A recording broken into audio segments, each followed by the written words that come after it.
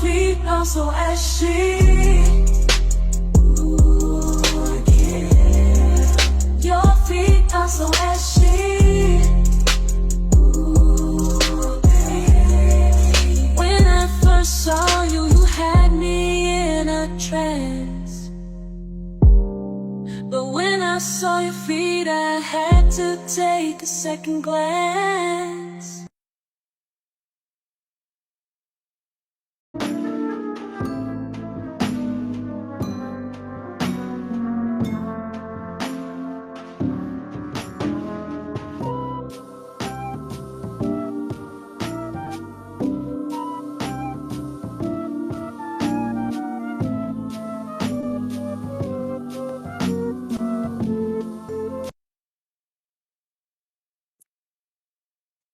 Oh, no, no, no, no.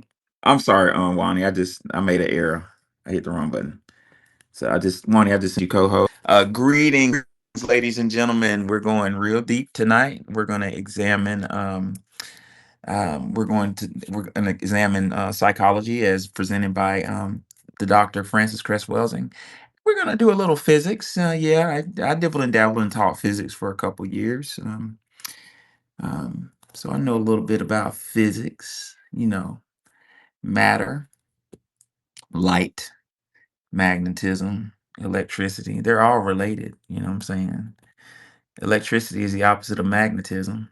You know what I'm saying? Is darkness the opposite of light? Hmm. I don't know if I'll say that, but I will say this. Light comes out of darkness. Light needs darkness. Darkness don't need light. But we're gonna get deep in a minute. So go ahead and share the room. Um I'm gonna wait till people kind of come up in the room, and I got a special treat for y'all while you wait. So sit back, relax, and enjoy. Your feet are so ashy. Your feet are so ashy. When I first saw you, you had me in a trance. But when I saw your feet, I had to take a second glance. I wanna be a lover. We're meant for each other. But before we go further, you need to cold color. Your feet are so ashy. Your feet are so ashy. I wanna be the one to give you loving. But your toes look like they've been making and loving. I wanna work it out, I'm not in here for nothing. Your feet look like to run top English muffin. Your feet look like to run top English muffin. Your feet are so ashy. Your feet are so ashy. When I first saw you, you had me in a trance. But when I saw your feet, I had to take a second glance. I wanna be a lover. We're meant for each other. But before we go further, you need some cold blood. Your feet are so ashy. Your feet are so ashy. Your feet are so ashy.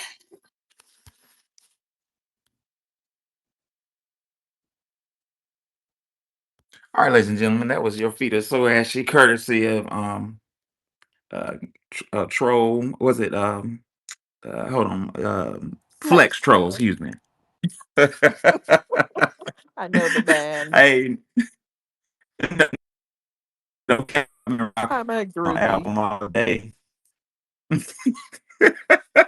Look, it's like it's hard. Like no shit. You forget the lyrics and be like rocking to that shit. Like man, there's a lot of potential in this, you know.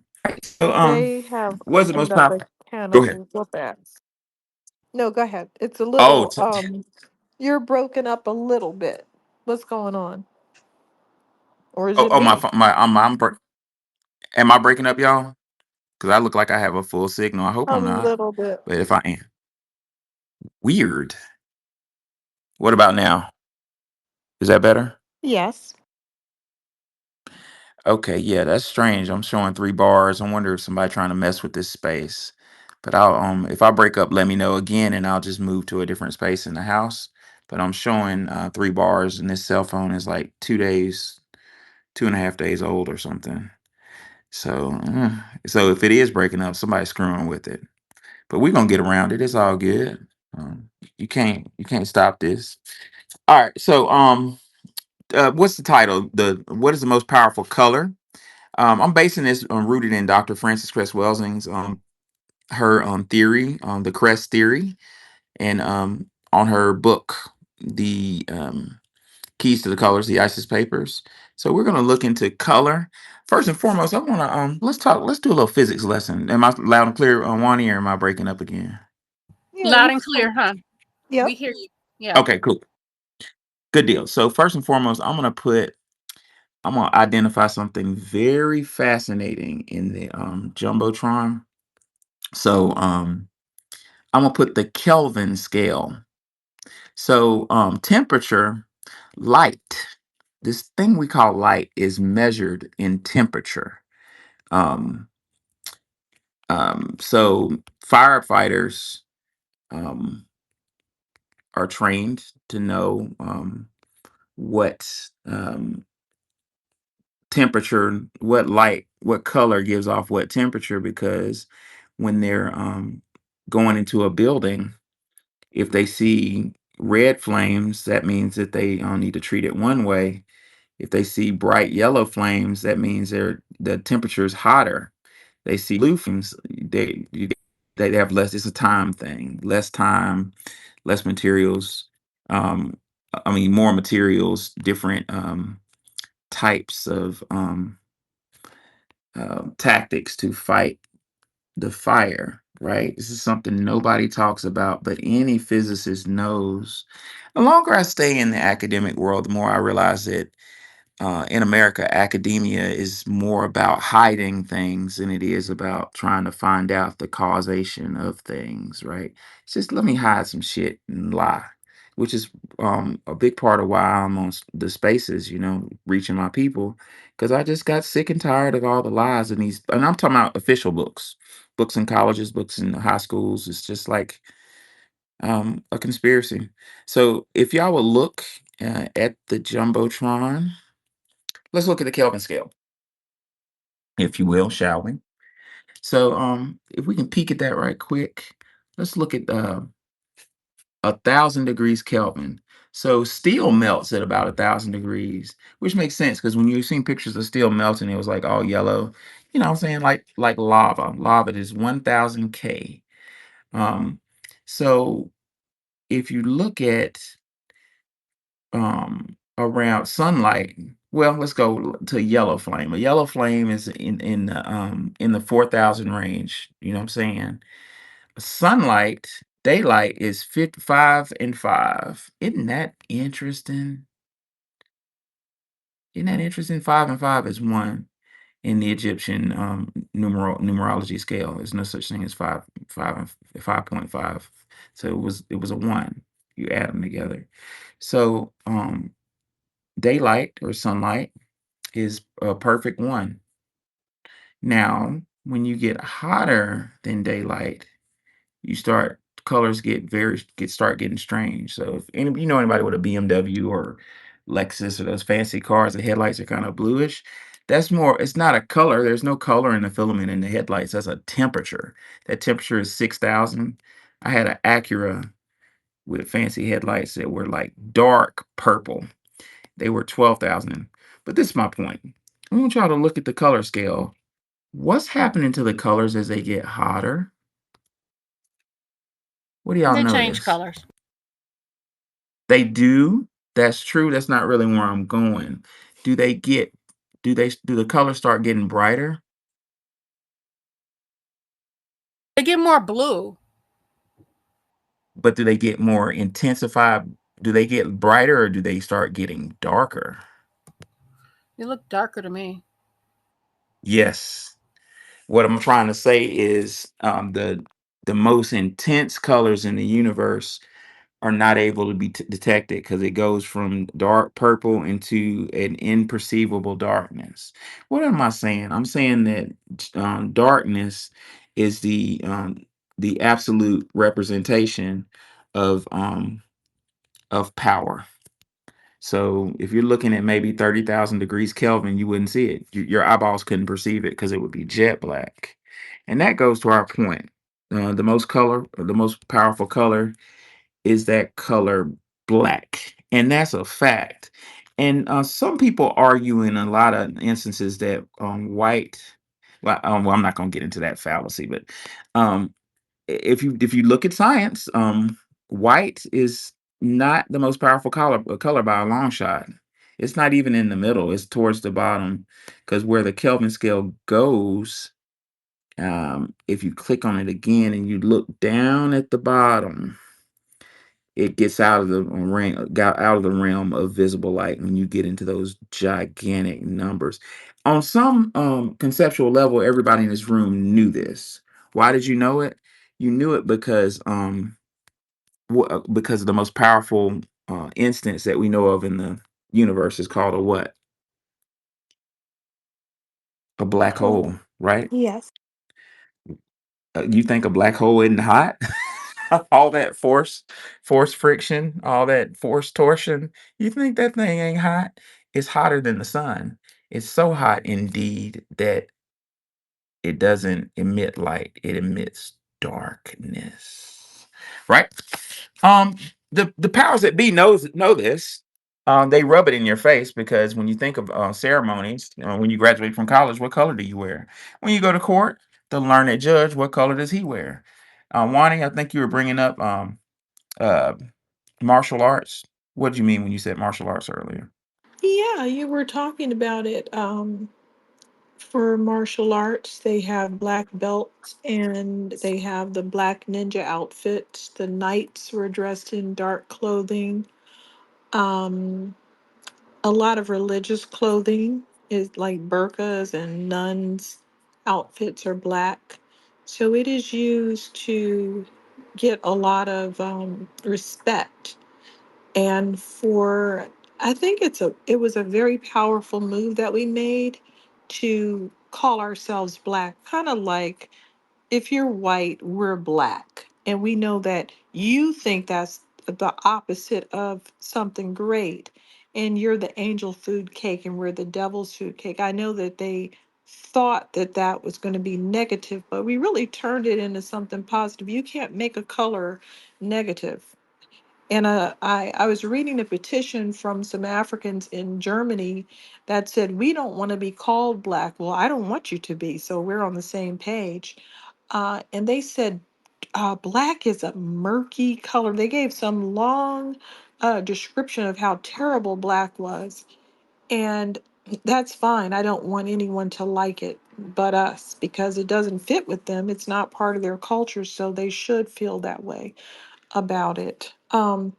All of the descriptions that you see in history calling people black, it's not negative. It's just a term generally used to describe a person that looks like they're of African descent that's not in Africa.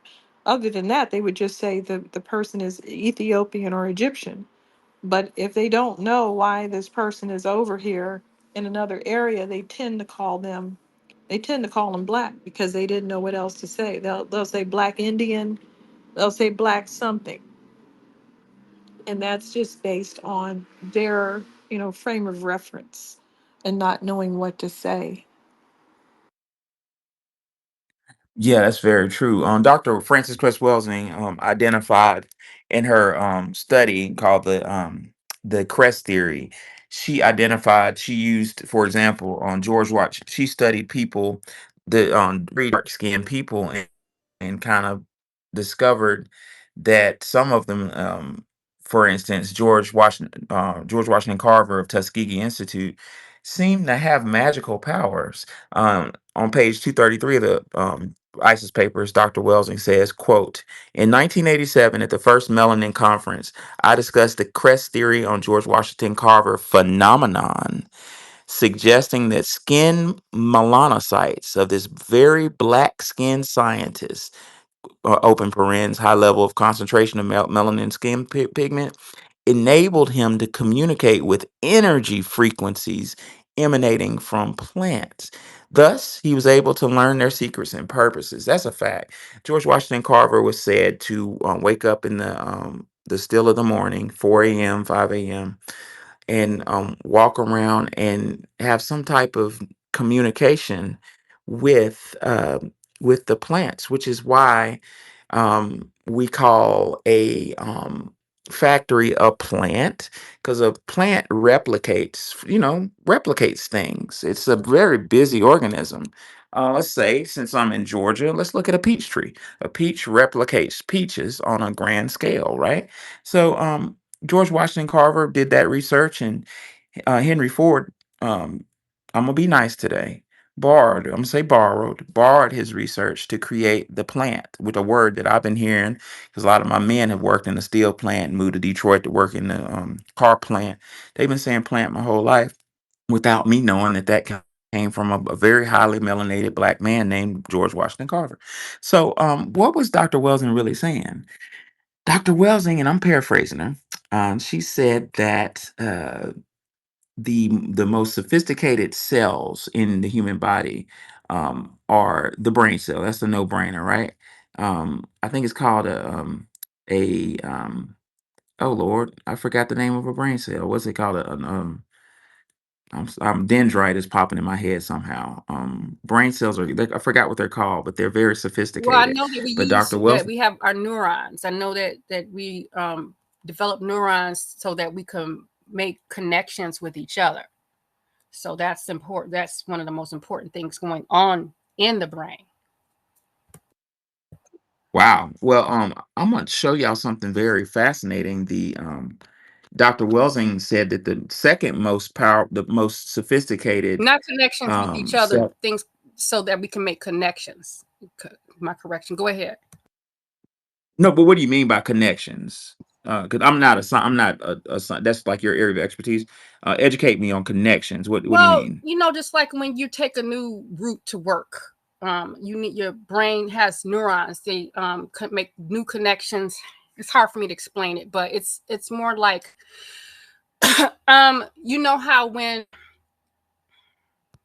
just go on. I'll explain it to you later. But No, the word is okay, neurons. okay, Yeah, the word is neurons. okay.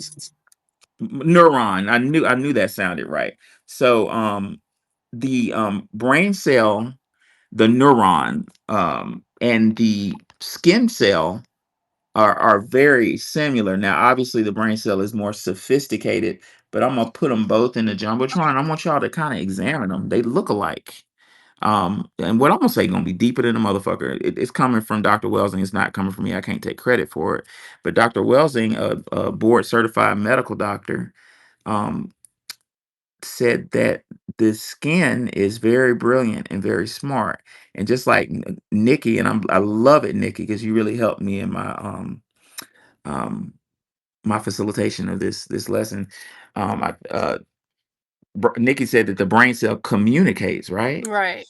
I'm assuming, right? So, Dr. Welsing posited that the skin cell communicates. So, Nikki, what does the brain cell communicate with? Other brain cells?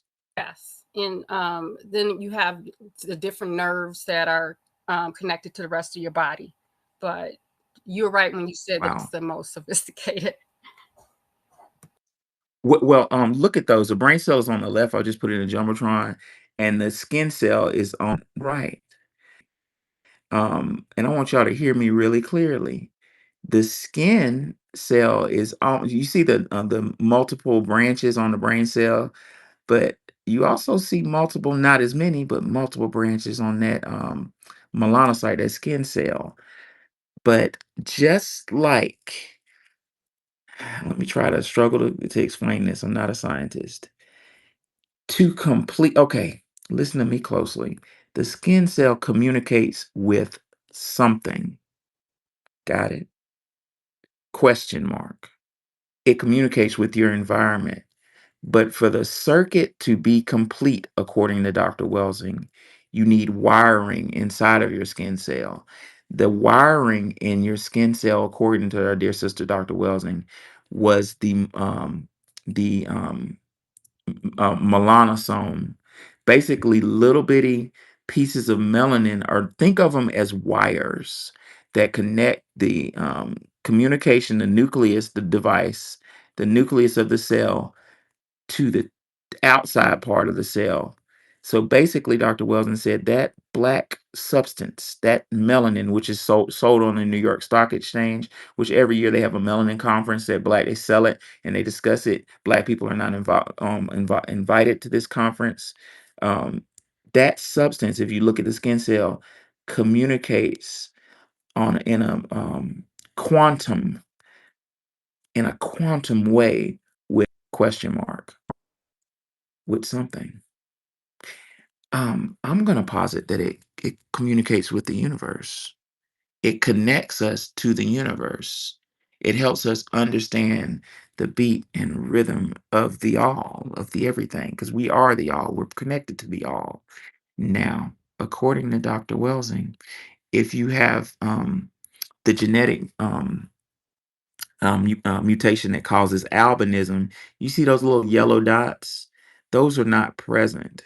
So you exist in space time and you walk around, you talk, you eat, you do stuff, but you're not connected, according to Dr. Welsing, to the universe. You don't hear, um, you don't feel the rhythmic celestial vibrations that the universe have to offer. I experienced this in Africa, um, in the jungles of Ghana and Togo, where there were no 5G towers and all this electronic interference. We'll get to that in a minute. Um, I could put a picture of me and my wife in a jumbotron. We were on these roads in this little rinky-dink bus that was hidden. I get motion sickness, something god awful. And we were in this little bitty bus, um, jam-packed full of people, and we were just on a dirt road with potholes big as a swimming pool. Like it was like I was like, okay, I just came to the point where I was like, you know what, you're gonna throw up, it's gonna be embarrassing, just get over it. You know what I'm saying? You don't really know half these people. It's you know how you talk to yourself. But I didn't throw What up. about regular And before cars? Is it just bumpy um buses? no, regular cars too, if I'm in the back seat. Yep, same here. Yep, same thing happened to me today. It happens all the time. I find ways to deal with it. Um, Somebody's requesting. I kind of want to spend. I'm gonna just be honest. I'm kind of. I find you to be brilliant, Professor. I want to spend like the first half hour just listening to you set up, really set up. So, but I'll let people up. It's your space, but I want to just hear your brilliance. I want to hear you that first half hour and what you have to share so that people can learn from you. But if you want to Oh, let right people have on. that first half hour, that's fine with me. That's fine. Because No, it's a somebody, force. It's a force of habit. It's all I'm yeah, not talking about no big Andy. I'm deal. I not talking just about Andy. I'm talking about just somebody else. But just so they know, like if I don't let them up or if Wani doesn't, it's because I'm just trying to listen to what you're saying because we are learning from you. oh, thank you. And yeah, I won't let anybody up for the next until I'm done concluding. It's just a force of habit. Um, yeah, we were in Africa and in the middle of those jungles, and I'm looking at the road because the whole road wasn't there, and Accra was like pretty well paved. And then, you know, what I'm saying an hour later, we're like, I'm looking, oh Lord, are we gonna drive on that? How long is that gonna be? Oh well, it's gonna be about 6 hours on this road, and I've just said I'm gonna throw up. It's cool. I'm gonna throw up. And when we got outside the city, this is gonna sound crazy as hell. Maybe Wani can back me up with this. Hopefully she can. but it was a rhythm to that place. Like it was some hidden vibration, some wave. I equate it to water. It was like woo, woo, woo, woo, and it rocked me and Lane, my wife, to sleep. Even though the bus was like hitting these deep ass potholes and bam, boom, shakalaka. It was something there, just like I think it was the pulse of Mother Earth itself, just rocking me to sleep. And I love Africa, but I don't think it's specific to Africa. I just think that in very advanced places like the United States, all these 5G towers and electric towers and all this radio waves, I think that interferes with it because I it's experienced it again, not as intense, but I experienced it again in Costa Rica. It was just woo, woo, almost just like your mama rocking you. Maybe it was Mother Earth, but back to the Milana site. Again, for those of you just coming in, we're doing a comparison contrast. We're analyzing the two most sophisticated cells in the body, the brain cell versus the melanocyte. Now, looking at the melanocyte, which is on the right, the pink one or the off opaque, kind of off white one. According to Dr. Welsing, you need melanin. Melanin is a substance that connects the circuit. So let's think of it as people. A light switch. When you flip a light switch on, that just means the circuit is closed. What does that mean? That means that two pieces of metal touch and electricity is allowed to flow from the source, got it, to the light. The light comes on. When you turn the switch off, you're opening the circuit, therefore breaking the connection from the source to the light bulb. Now, Dr. Wells blew my fucking mind. I think I was teaching physics when I read this book, or maybe I just left the physics classroom. She blew my mind because she said that the switch itself, the connection, is now the source. You equate. Wait, the connection is what? I'm cutting you off because it's glitching. It's glitching. So the source is what? Wow, melanin. Oh no. The source is Almighty. I don't know. God. I don't know. There's an energy in the universe that's unseen. I don't know what it's called. I just know that it is. Can you hear me, or they mess with me? No, I can hear you now. We can hear you. Yeah. I don't know what it is. We just know that it is. It's there. The physicists say they call it they say string theory. They're little strings that you know how the Europeans were ridiculous with this Yeah.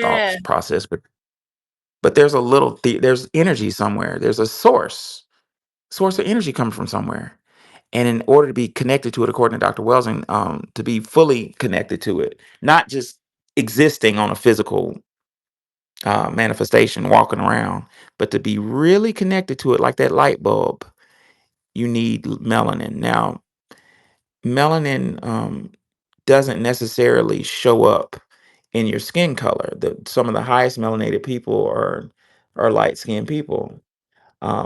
As Dr. Welsing proved, she said some actual, Semites of the Jewish faith, some of them that actually have Semitic, I'm not trying to be disrespectful. I'm just saying some of them that are actually mixed with, that have African lineage, like Albert Einstein, like Carl Jung. Um, they had really high melanin contents. I think my melanin content is outrageously high, but I'm pale for a black dude. You know what I'm saying? So, but back to Welsing, Dr. Welsing examined the group of people we refer to as Europeans, and she said they have the genetic deficiency called albinism, wherein albinism, if you look back at that melanocyte, that cell in the jumbotron, you see those little bitty gold bubbles, those dots of melanin. It's interesting that they're gold. That's interesting on a whole nother level. But um, Dr. Wilson said that they don't have those. So, according to Dr. Welsing, people with a genetic deficiency of albinism are not connected to the universe. And that makes sense to me because one of my favorite scholars, Dr. Sharshi McIntyre, somebody you never heard of that everybody should know, every foundational Black American should know. Dr. Sharshi spent her life examining European ideology, philosophy, and actions towards the world in direct contrast to foundational Black American, Native American, and melanated thought process. And to sum it up very simply, Sharshi McIntyre said, quote, the foundational Black American, she didn't say that, but she meant like us, walks up to a tree in antiquity and prays to a tree, says, brother tree, I have a new daughter and it's getting cold. I need you. I need you to keep my house warm so my daughter will survive. And he has a ceremony for the tree and he asked the tree for permission, like George Washington Carver, to cut it down. Once he receives permission, he cuts the tree down with respect and uses every piece of him to heat his household. Dr. McIntyre said the Indian, the Native American, walks up to the tree, has a grand ceremony to celebrating the tree's life.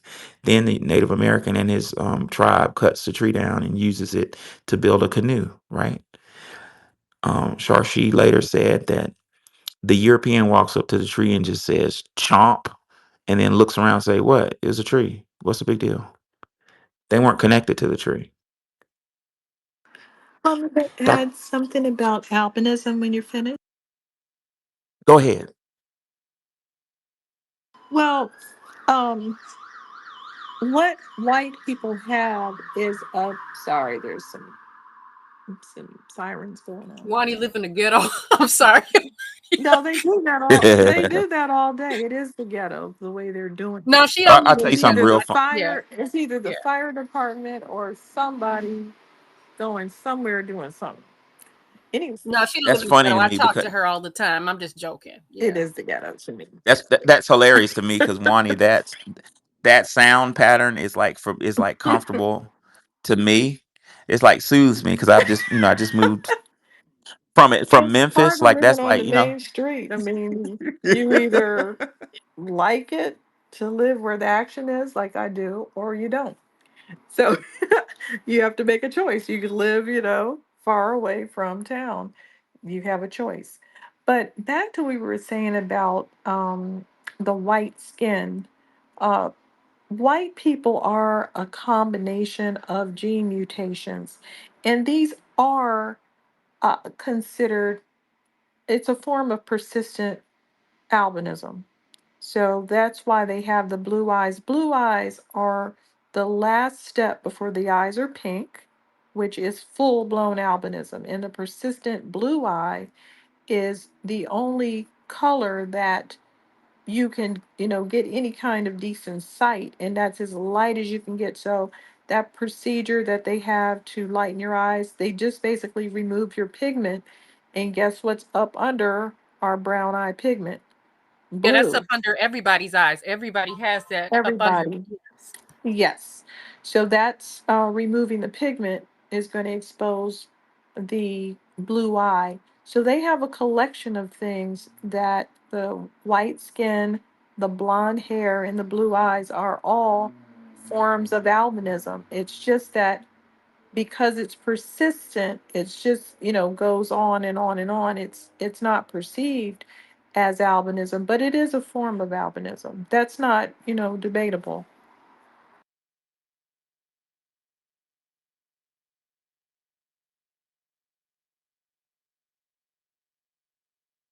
You were discussing academic fraud, and I have this problem all the time when you're trying to ask about a skull, because one of the issues that white people have is that they need to feel part of the fossil record, and they just are not part of the fossil record. So if somebody digs up a skull or the whole body from 20,000 years old, it's not them. It cannot be them, and they're mad about it. So if you say, like every day in law enforcement, they'll find a skull and they'll examine it and they'll say, oh, this is an Asian person, yada, yada, yada. This is a black person, yada, yada, yada.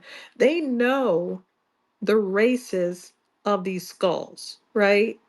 It's not, it's a no-brainer. And plus they'll reconstruct it and they'll do a lot of things and they'll say this is what the person looked like. Here's what they did with the Grimaldi skulls. They found those in everywhere from Russia to France. And the Grimaldi cave is in Monaco. It's near France. And so what they do is they'll just say, you say, you know, this person is tens of thousands of years old. So what they'll do is you'll say, well, what's the race of the person? You know, it's not them. They'll come out with a report and they'll say, this skull has Negroid features and blah, blah. They'll give the right report. And then people will start thinking and saying, whoa, whoa, whoa, whoa, whoa, we can't say that. That's erasing us out of the whole world. If we keep digging up things and it's not us and it's in Europe, that means that we're not original here. We don't have we're displaced. We who are we? Everything they dig up displaces them, and that is why we have to keep fighting their political issue that they have with archaeology and anthropology. That's why it's hard for me to work in that field because it's extremely corrupt. So they still do it. I mean, they have the skull, okay? This is science. You know the measurements and you know what those measurements suggest. You know what that person looks like and you know the skin was not white at that point. These are things they know. And yet they persist on saying, "Oh, well, when the skull gets back that far, we don't like to talk about race because race is just a concept." Okay, this is the academic fraud that I have to deal with all the time. But it's not going to stop me from what I'm doing.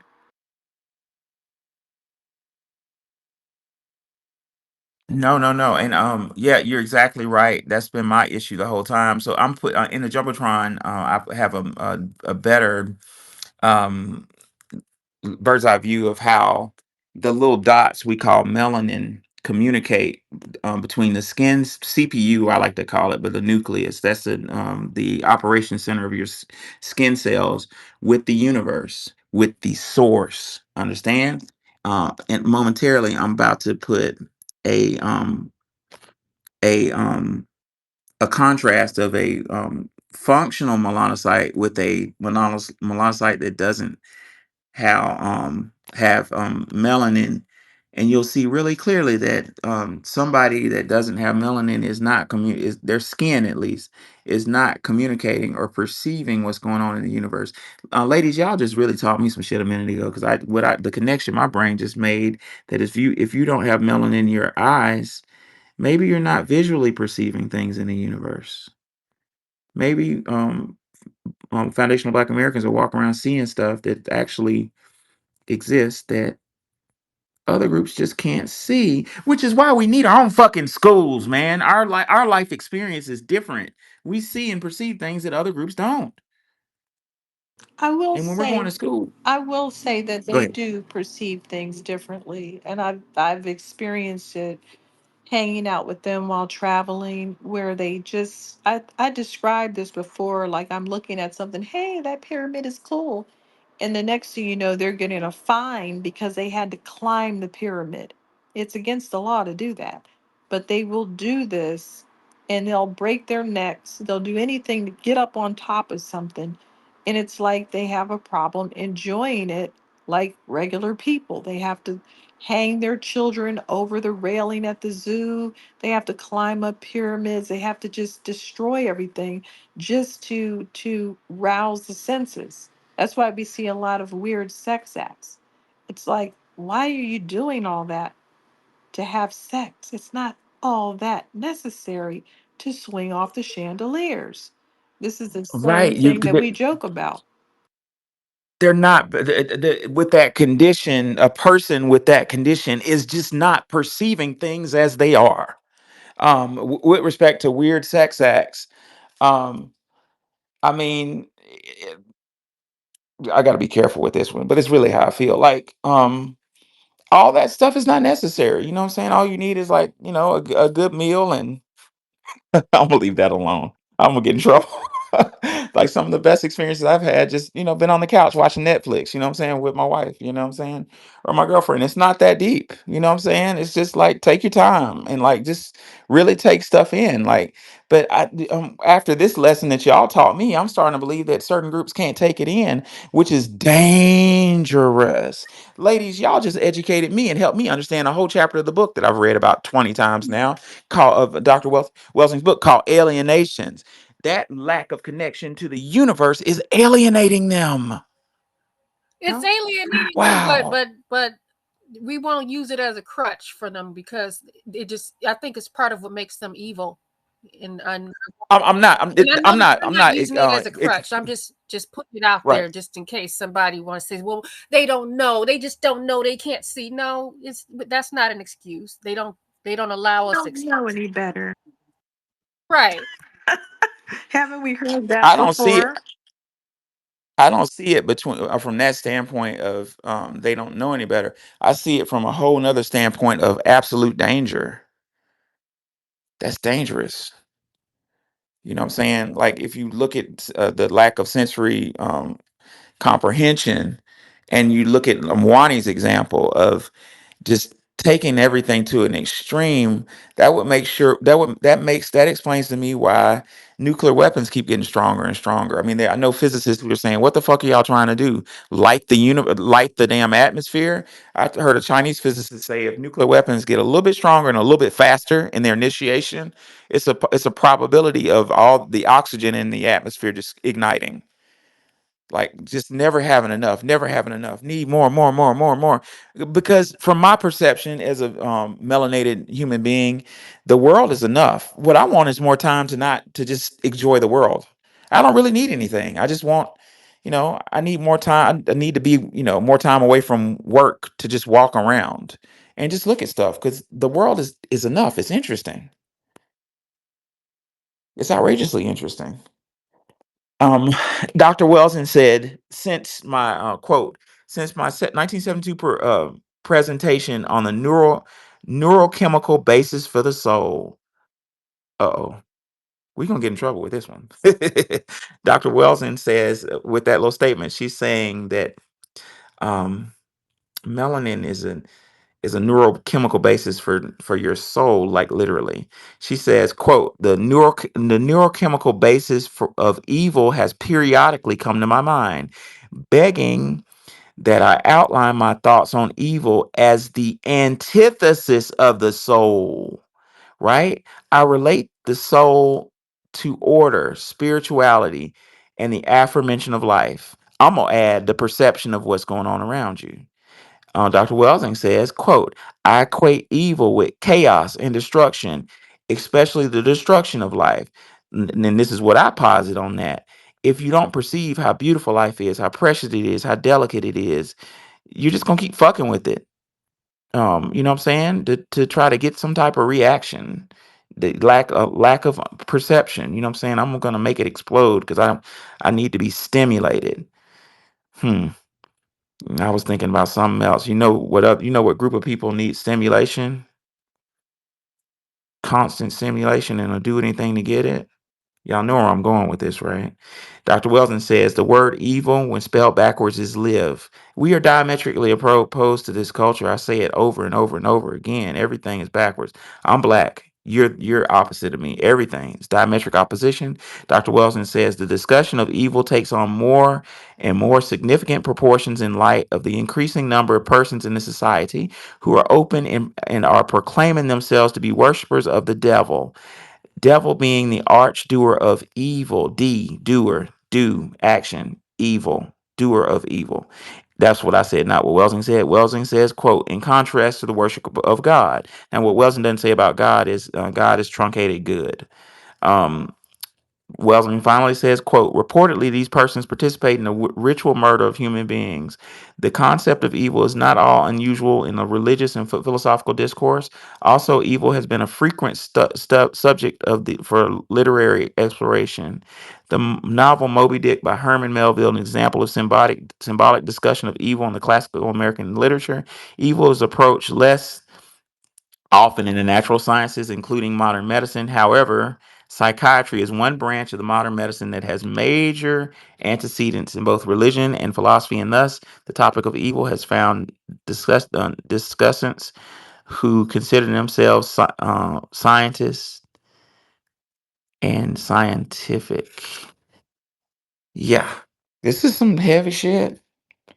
I want to touch on one more thing since y'all educated me on um the fact that blue eyes are just the lack.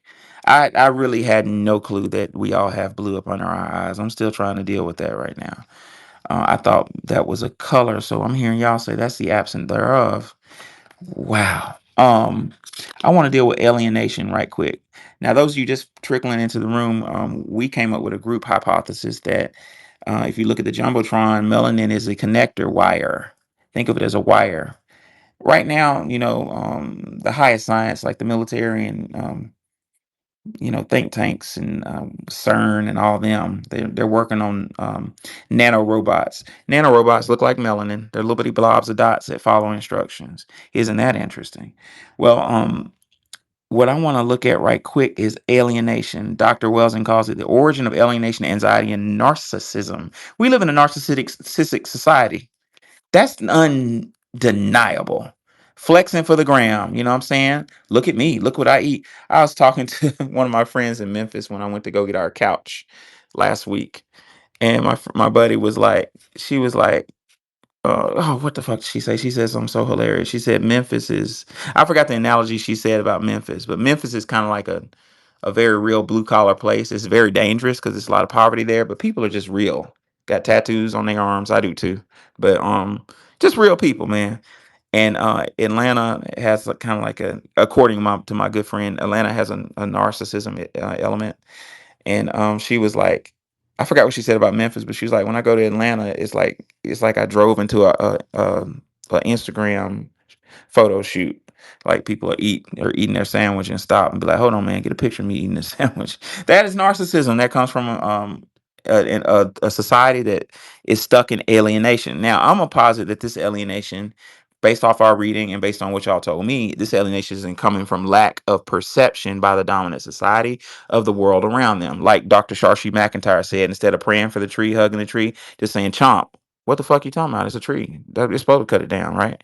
Dr. Wilson says, quote, alienation is the very same dynamic that pushes human beings away from respectful and harmonious relationships with the physical environment. Exactly. Quote, leading to the pollution and destruction of the planet. If you're not perceiving the world around you, why wouldn't you alienate it? What do y'all think about that? Makes sense. They do see things differently. One of the things that Yeah. shocks me is that they don't seem to want to know the truth. They like the narrative and they like the delusion.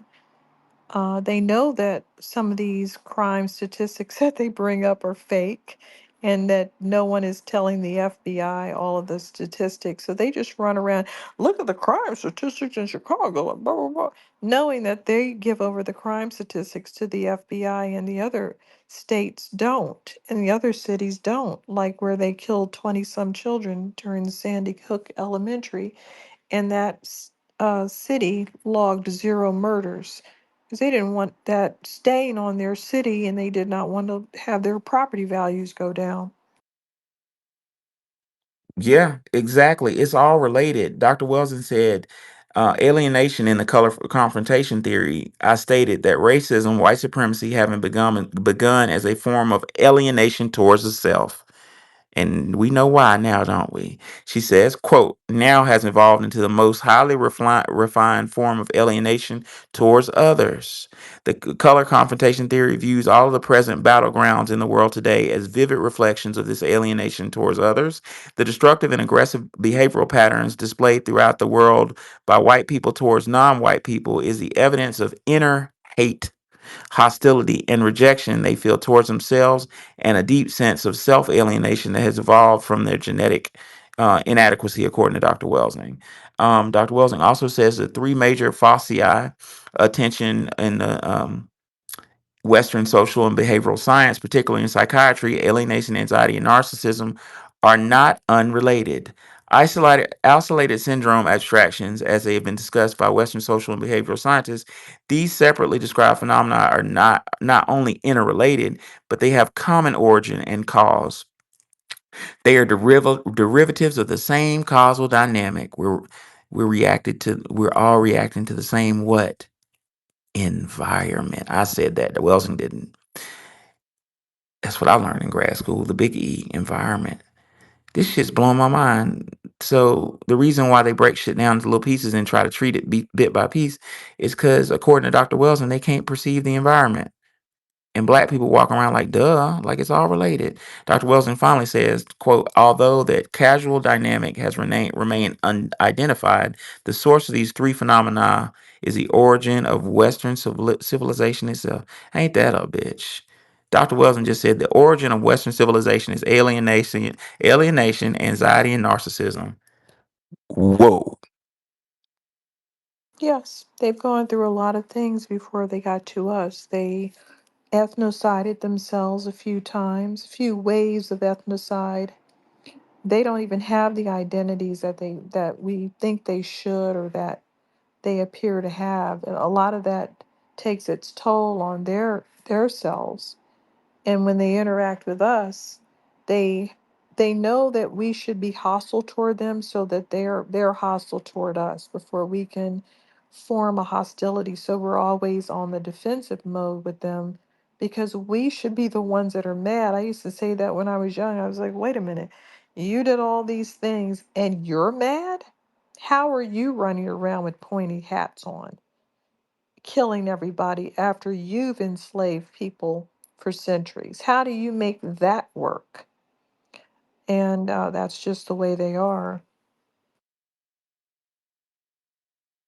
It's the way they are because they can't. And it sounds like I'm caping. I'm not caping. I'm just having a revelation of. I'm having a revelation of how dangerous as dangerous as I knew the situation we were in was. It just got a little bit more dangerous. Like if what Dr. Wilson says is true, which I believe it is, um, we're dealing with a group of people who are incapable of perceiving the environment. So that means what fucking Carl Jung said is correct. Carl Jung said the human being is the greatest evil. But Carl didn't mean like the human. He didn't, you know what Carl meant. You know what I'm saying? Basically, Carl Jung said that the human being is just going to keep going until he destroys himself. But it's only a certain group of human beings with a certain lack of connection with the environment around them. They can't perceive the warnings. That what's a good analogy? Like people with it's a I'll give you a really good analogy. There's a disease, I forgot, my wife told me about it, but I forgot what it's called, where you don't feel pain. That sounds wonderful, doesn't it? It's not, because you stay hurt. Yeah, Like you that like they what's that called, Nikki? They don't feel I I don't know, pain. but remember. I've heard of it. Yeah, but the pain receptors, It's got a funny, they're yeah, there to warn you that something's wrong. You feel pain, so you know that something's going on. So that's not a good thing. You're supposed to feel. right. They don't live long. Like, because you keep bumping into shit, and before you know it, you look up and you got like a staph infection. Like, why the fuck am I infected? Like Sister Nikki said, like you hit some shit out. Now you know, okay, well, I'm not gonna hit that arm again, and you got let me get that a minute, to get that like heartbeat in your thumb. You're like, okay, let me protect my thumb while it's throbbing. If you don't feel pain, like you're just gonna keep hitting your thumb until it gets get gangrene. Well, that's a good. I think that's a pretty good analogy to what Welsing said about a certain group of people that don't have that environmental connection. They're gonna keep going and keep doing what they're doing until this shit just falls to fucking pieces. You know what that makes me angry at? That makes me angry at melanated people who know better that follow them around. That makes me just more angry at Uncle Ruckus class. Like, how dare you? But I digress. I'm going to read some stuff about black. Blackety black. Black is the color of night, deep space, and the richest soil on earth. Um, it symbolizes power and protection and mystery actually in Eastern cultures. And white is symbolizes death. Don't know why, because I like black and white, but it does for them. There's a Japanese proverb that says, "For a samurai to be brave, he must have a bit of black blood." Now, a lot of, Japanese people will scream, "Oh, it doesn't mean that." And white people will say it doesn't mean that, but it actually does. And they actually have a founding population of guess who? Uh, Negritos and others over there. They know who they are. They even do ceremonies about these people in Taiwan. They have a ritual of the little black people. Now, what happened was these little black people were living in Taiwan, minding their own business, and these new types came along, and the they just discovered recently that these were negritos because they said all we know is that they were small and black, but we don't know what their ethnicity was, but they did find a cave with them in, and so they are in fact negritos. So they were teaching them medicine and everybody was getting along, but then they had a fight with them over some women. Now the winners of the massacre get to tell the story. They said some of these negritos were hitting on their women, but when they really tell the truth, the men were just jealous of those negritos, and they went over there and slaughtered everybody, and then they felt bad. I think this was a military arm of the general public. So now for the rest of time, for 1,000 years, they have been doing this ceremony called the ritual of the little black people in this particular group in Taiwan. Now Chinese historians described a race of black dwarfs. So they were in China. They populated Southeast Asia. That's not disputed. A lot of these things that we used to say are not disputed anymore. They have genetic proof that these groups did that. Uh, one of the people that mentioned blacks away from Africa was this man um, named Serrano. He said, "What astonished me was the Ethiopic type which it represents. I reflected that there had undoubtedly been blacks in this country." This is from Celtic literature. Um, this is about Sir Morian, who was a Moor. He was all black, even as I tell ye, his head, his body, and his hands were all black, saving only his teeth. Here's another description of Moors. Their faces were black as pitch. The handsomest amongst them was as black as a cooking pot.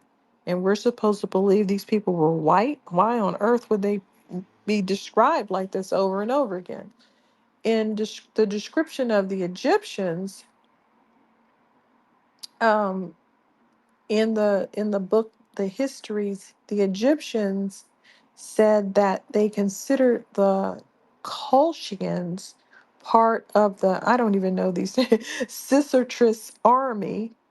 I myself guessed it partly because they are dark skinned and woolly haired, though that indeed counts for nothing since other people are too. But my better proof was that, oh no, that's going on to talk about circumcision. Sorry.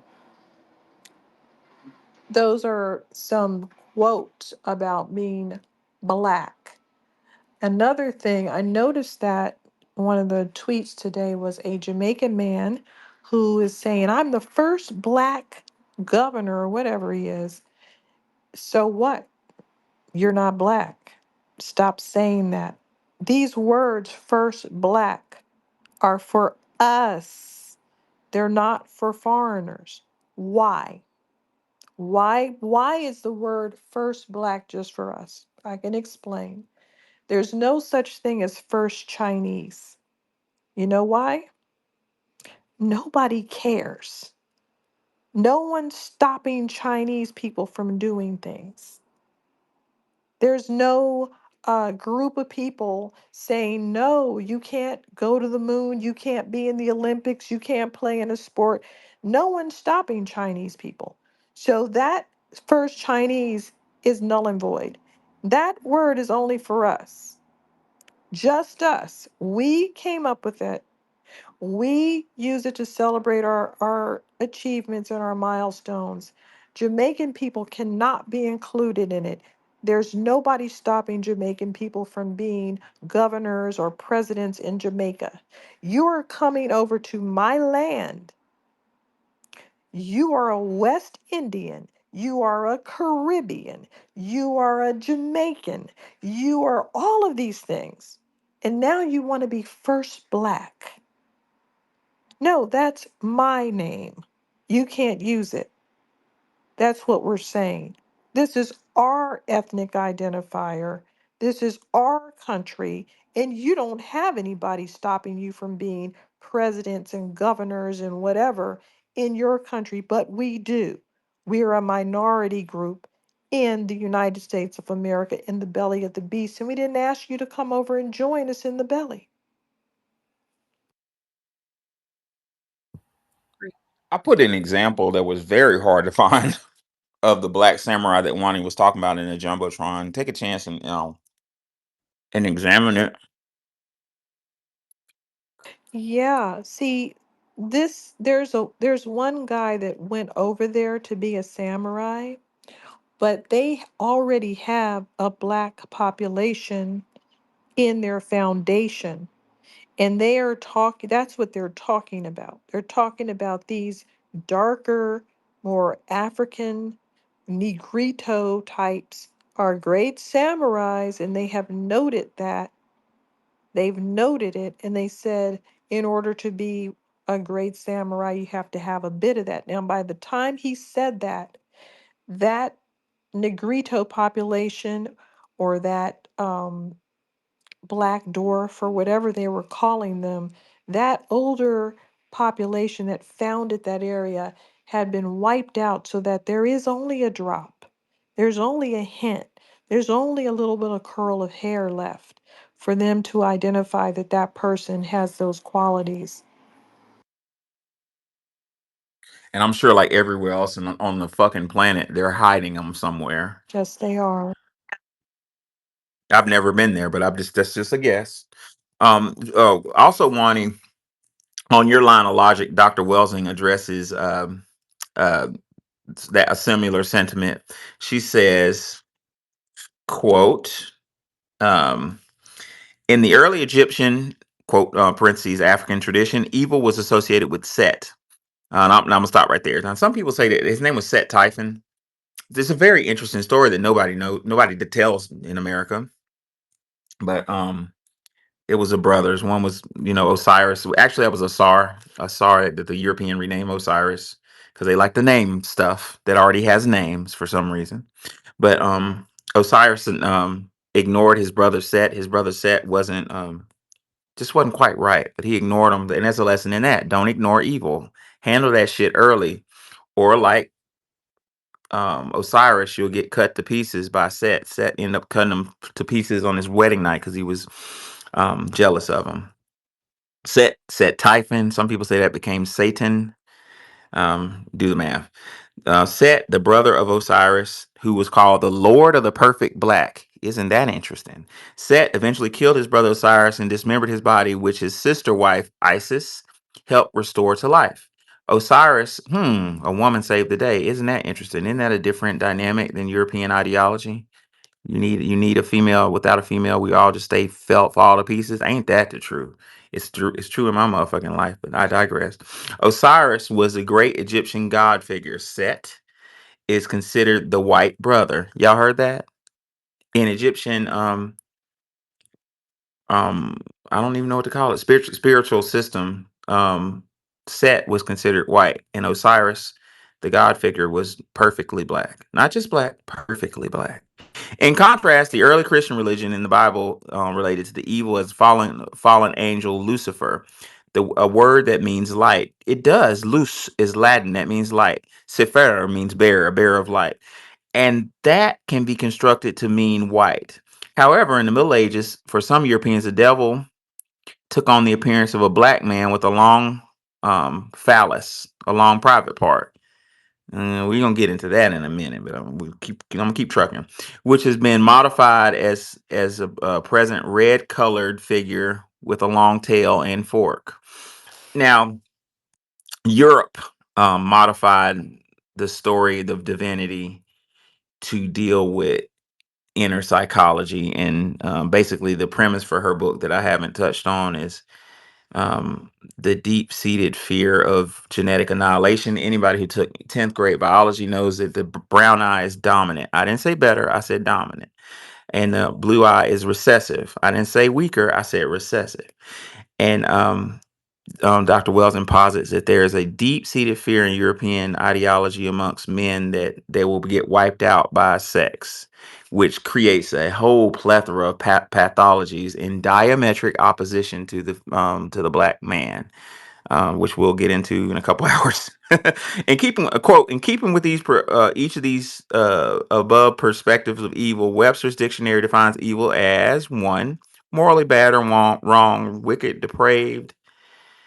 2, causing pain or trouble, harmful, injurious. 3, threatening or bringing misfortune, unlucky, disastrous, unfortunate, as evil hour. 4, resulting from based on conduct regarded as immoral, as an evil reputation. The quote, the Cress theory of color confrontation and racism, white supremacy, links whites unjust behavior towards people of color, black, brown, red, and yellow, to whites' inability to produce melanin skin pigment in the skin melanocyte. The whites' numerical minority status, according to Dr. Welson, in the world, and ultimately their fear of global genetic annihilation by genetically dominant skin melanin protecting non-white world majority are pointed out as additional reasons for white aggression towards people of color. This thesis helps explain the evil, kill or be killed behavior of the global white collective in relation to non-white people. I hope y'all heard me clearly, ladies and gentlemen, because that little paragraph I just read is the rock solid thesis for all the destruction in the world.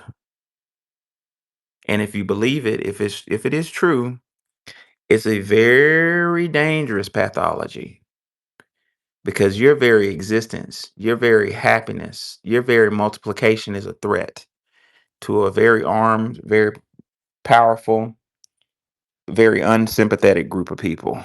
Ain't that a bitch? And it makes so much sense. I tied this shit into Diddy the other day. I was watching Tariq's show and he was talking about Diddy and he brought up Man Act, and I'm paraphrasing Brother Tariq, but Tariq was like, um, a black man, he's like black men, the idea, I'm paraphrasing him heavily, but he said something like black men's love for women is becoming a threat or something like that. And I thought about Francis Cress Wells and I was like, oh shit, this whole Diddy thing is to put a precedent on the books to further keep black men from having sex. I mean, it's bad enough now. I mean, do y'all know how many mechanisms exist in the United States to exclusively block black men from having sexual intercourse with females? I mean, you set up psychological standards where you need to be making $100,000, and what did Kevin Samuels call it, the high value man.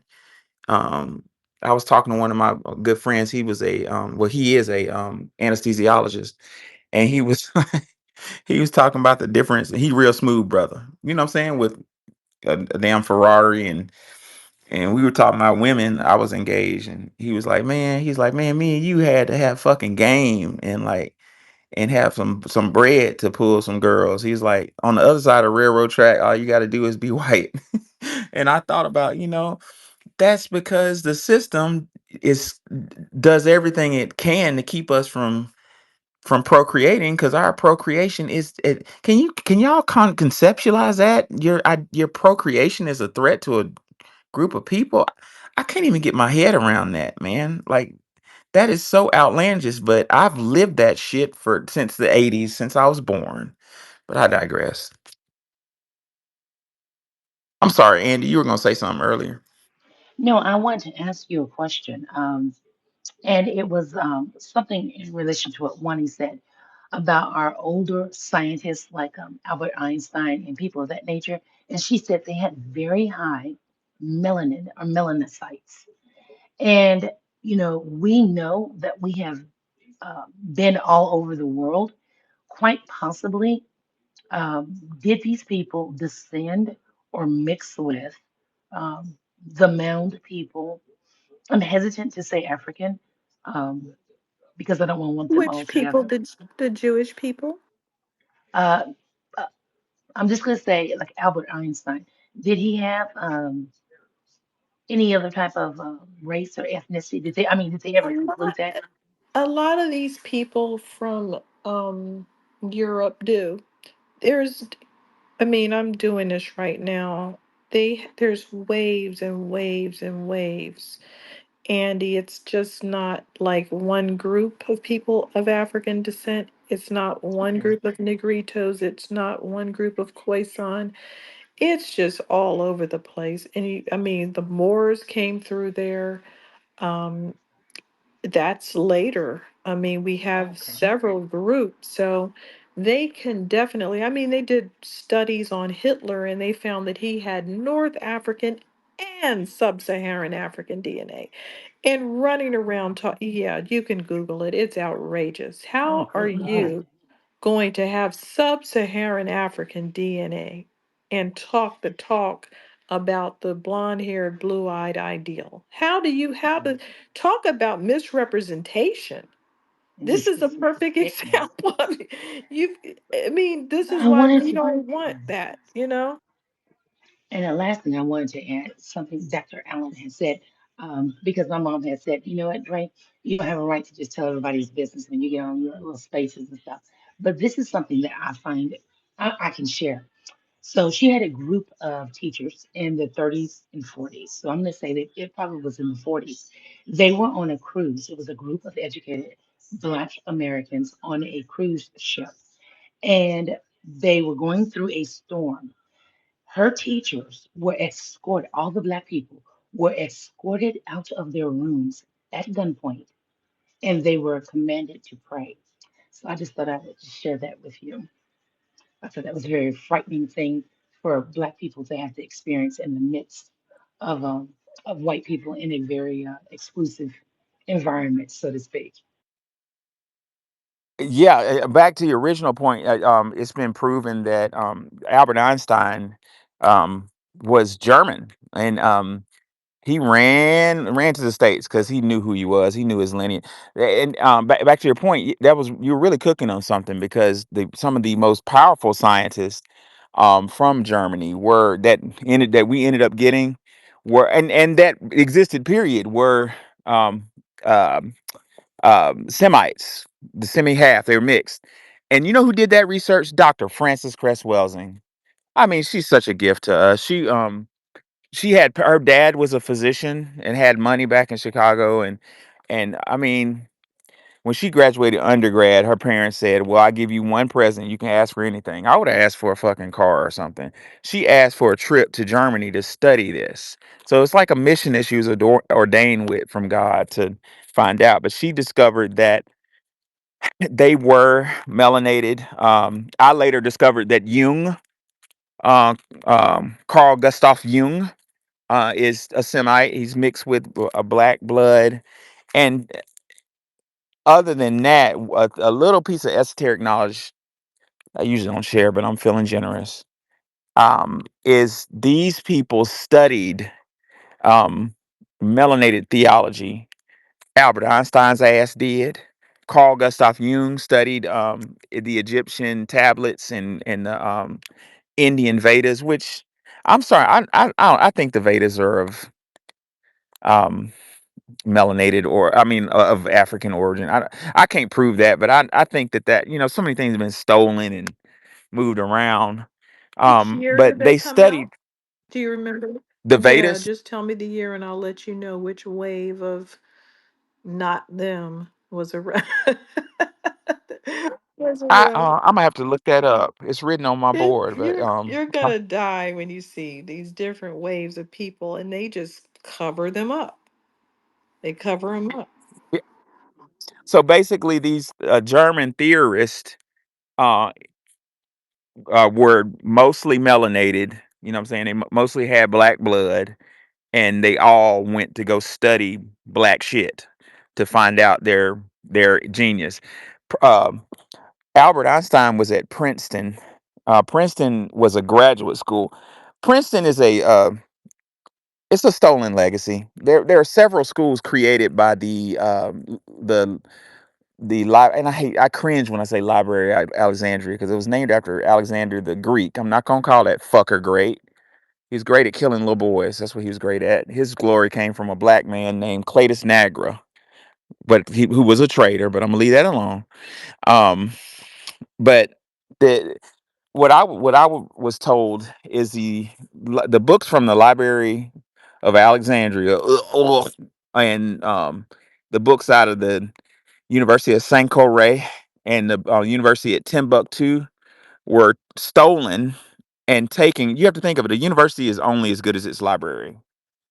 These books were taken and deposited elsewhere to form several well-known, renowned universities. One being Oxford in England, or either Oxford or Cambridge. I don't give a fuck enough to do the distinction. One of those. Um, University of Chicago, a powerhouse that nobody talks about. You know what I'm saying? I almost said Dr. Mark Carter. Mark Carter said that University of Chicago is elite, beyond elite. We all know about Harvard and Yale, but we don't know about University of Chicago because according to Mark Carter, that shit ain't for you. If you don't know, you don't need to know. They don't advertise. Uh, University of Chicago created the nuclear weapon, the atomic bomb. They called it the Manhattan Project to throw you off. It was being done in a Chicago basement um, with stolen literature. Did we have a nuclear bomb before? My students seem to think so. The Vedas talk about a nuclear weapon, and there are areas in India and in Pakistan with dead bodies that the animals didn't eat because they're fucking radioactive. Hello. And a big bomb crater in a radioactive circumference mile deep, mile radius. What was that? People died. People are dead. They were holding hands. They died instantaneously. You Um, and the Vedas talk about. can do. Go ahead. No, that's true. They're irradiated. So So what was that? they a bomb. They they used a nuclear weapon. Uh Who's huh. they? I don't know. But they so these people they said that the Indo-Aryans came along with the Vedas. When you say what is their race? Oh, we can't talk about race again. It's a language. Indo Indo-Aryan, that's a language and a culture. Whoa, lady, don't be saying race on here. See, this is what you're up against because um it says they're identified by their language, which is related to Indo-European languages such as Greek, Latin, and Persian. All of those people are heavily mixed. Anyway, they said they came to the area and mixed in with indigenous people. I have to go look at those guys, Dravidian and other peoples. So they're not going to tell you their race. Because this has been a gigantic finesse. It's been a takeover of world history. Dr. Henry Clark had said it right when he said that the European colonized history. They colonized history, and it's such an effective psychological attack of psychological warfare. because history is a predictor of the future. It tells you who you are and what you need to do, how far you've gone, and errors you made, things you need to correct. So when the foundational Black American looks through the history book, we do not fucking exist, which is why we can be used the way that we're used. I don't exist. I guess I'm here to help everybody else. It's the biggest trick ever, and it's bullshit. Because not only do we exist, we're the whole gang. We're the sauce. We are the everything about the whole American story. And prior to that, it's all about us. And I'm not saying that out of arrogance. I'm saying that out of historical truth. We created everything.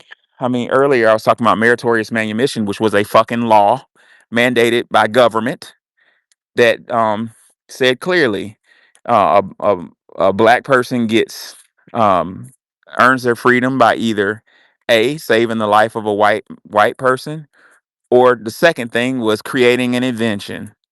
So you mean to tell me that a bunch of enslaved black people in America didn't create inventions to earn their freedom?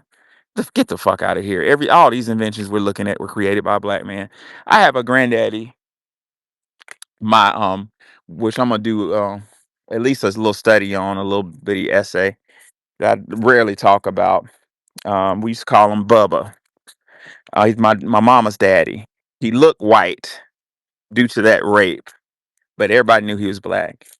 Bubba was genius, and Bubba worked at Addressograph Multigraph in a capacity of a supervisor making stuff for Addressograph Multigraph.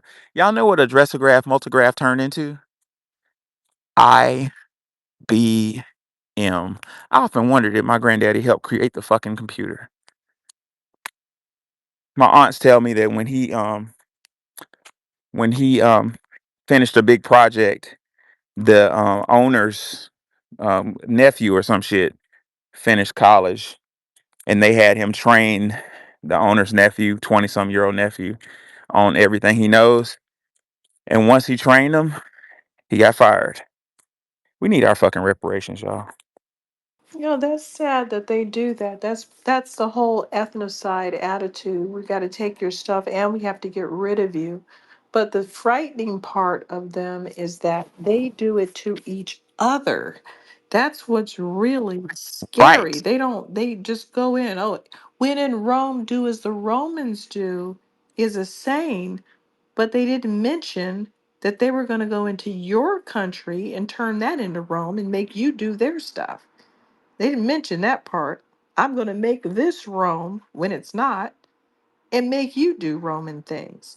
So they just have a complete, utter disrespect for other people's liberty and their culture and what they're doing. So this is why it's a fight because they don't have a culture now.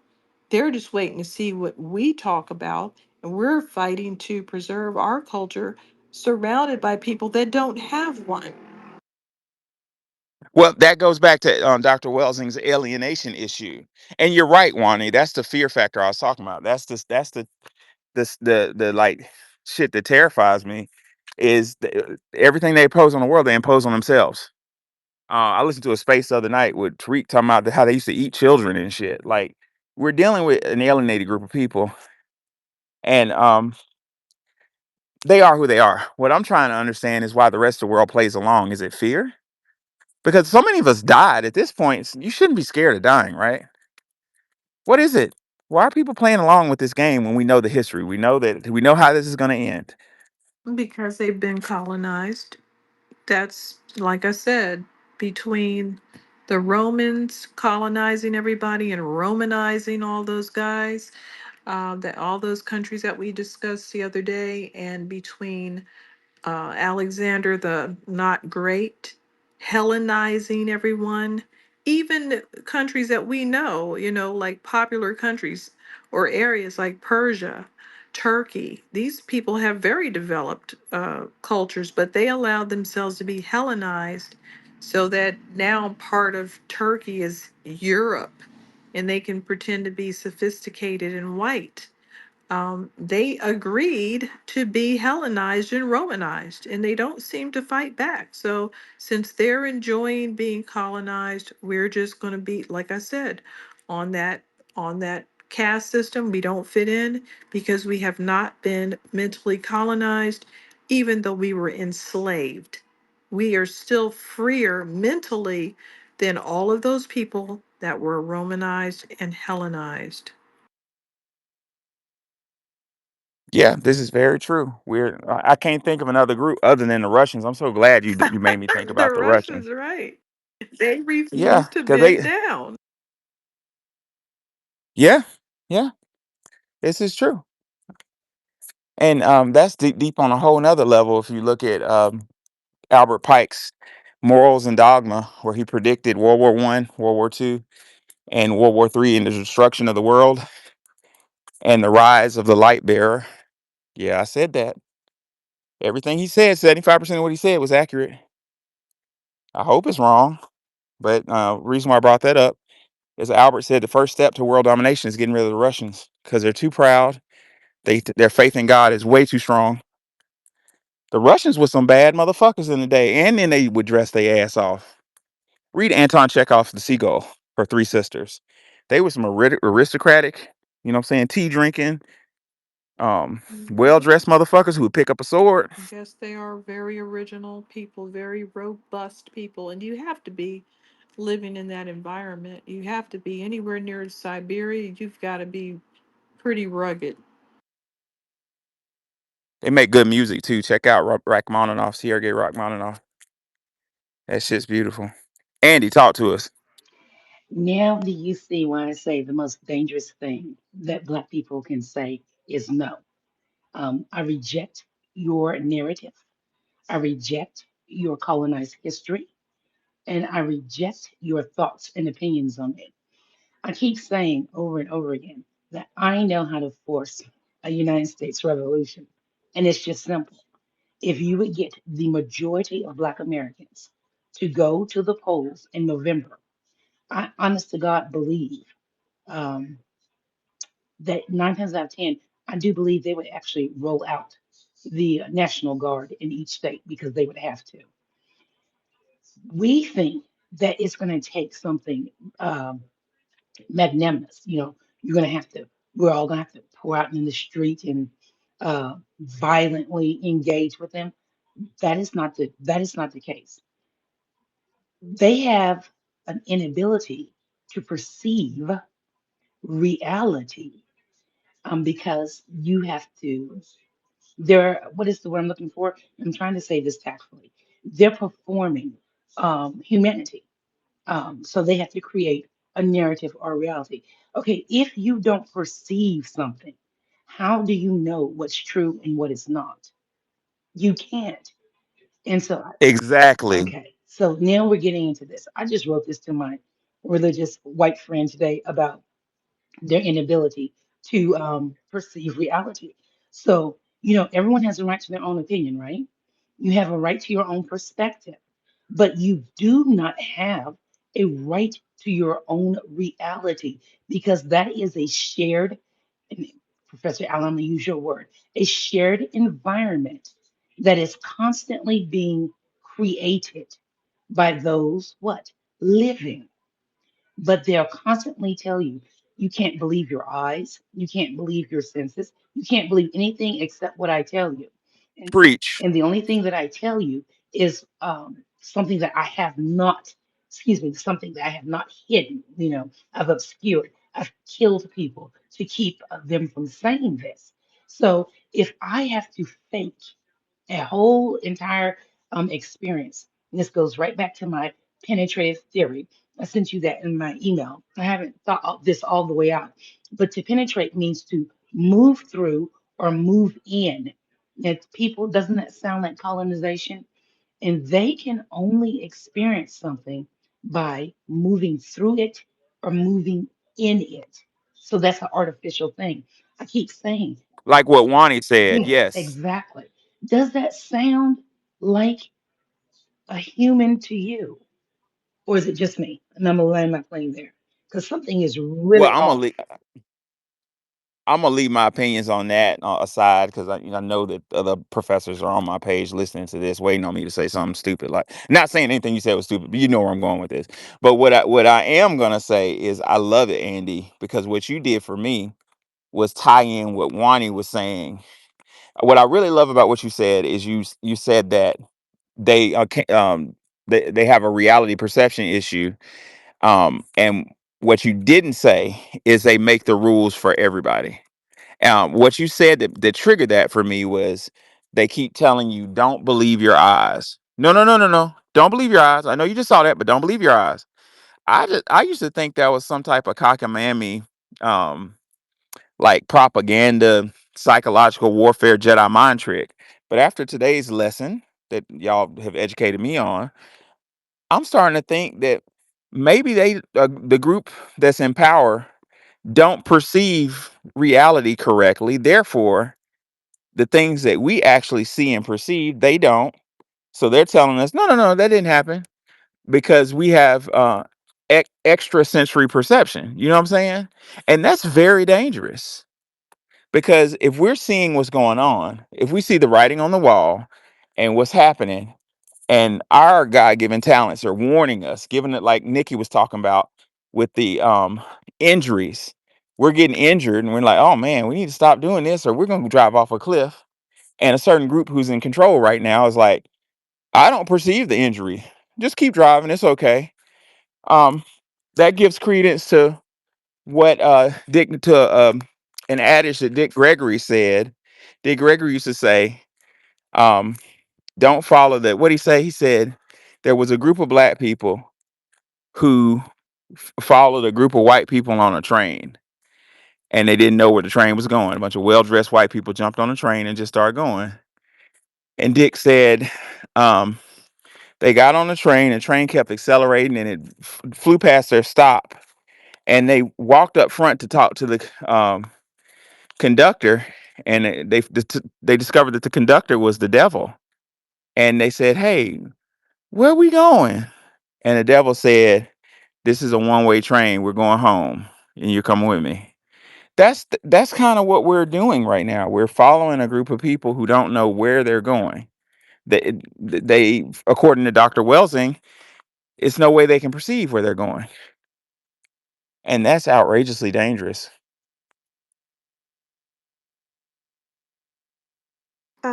Who's next? A AY. Hi, yes. Wani, you can hear me?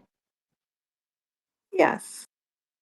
Hi. Shout out to the room, FBA, B1, everybody. I wanted to comment on what was just discussed when it came down to like the type of people that we're dealing with.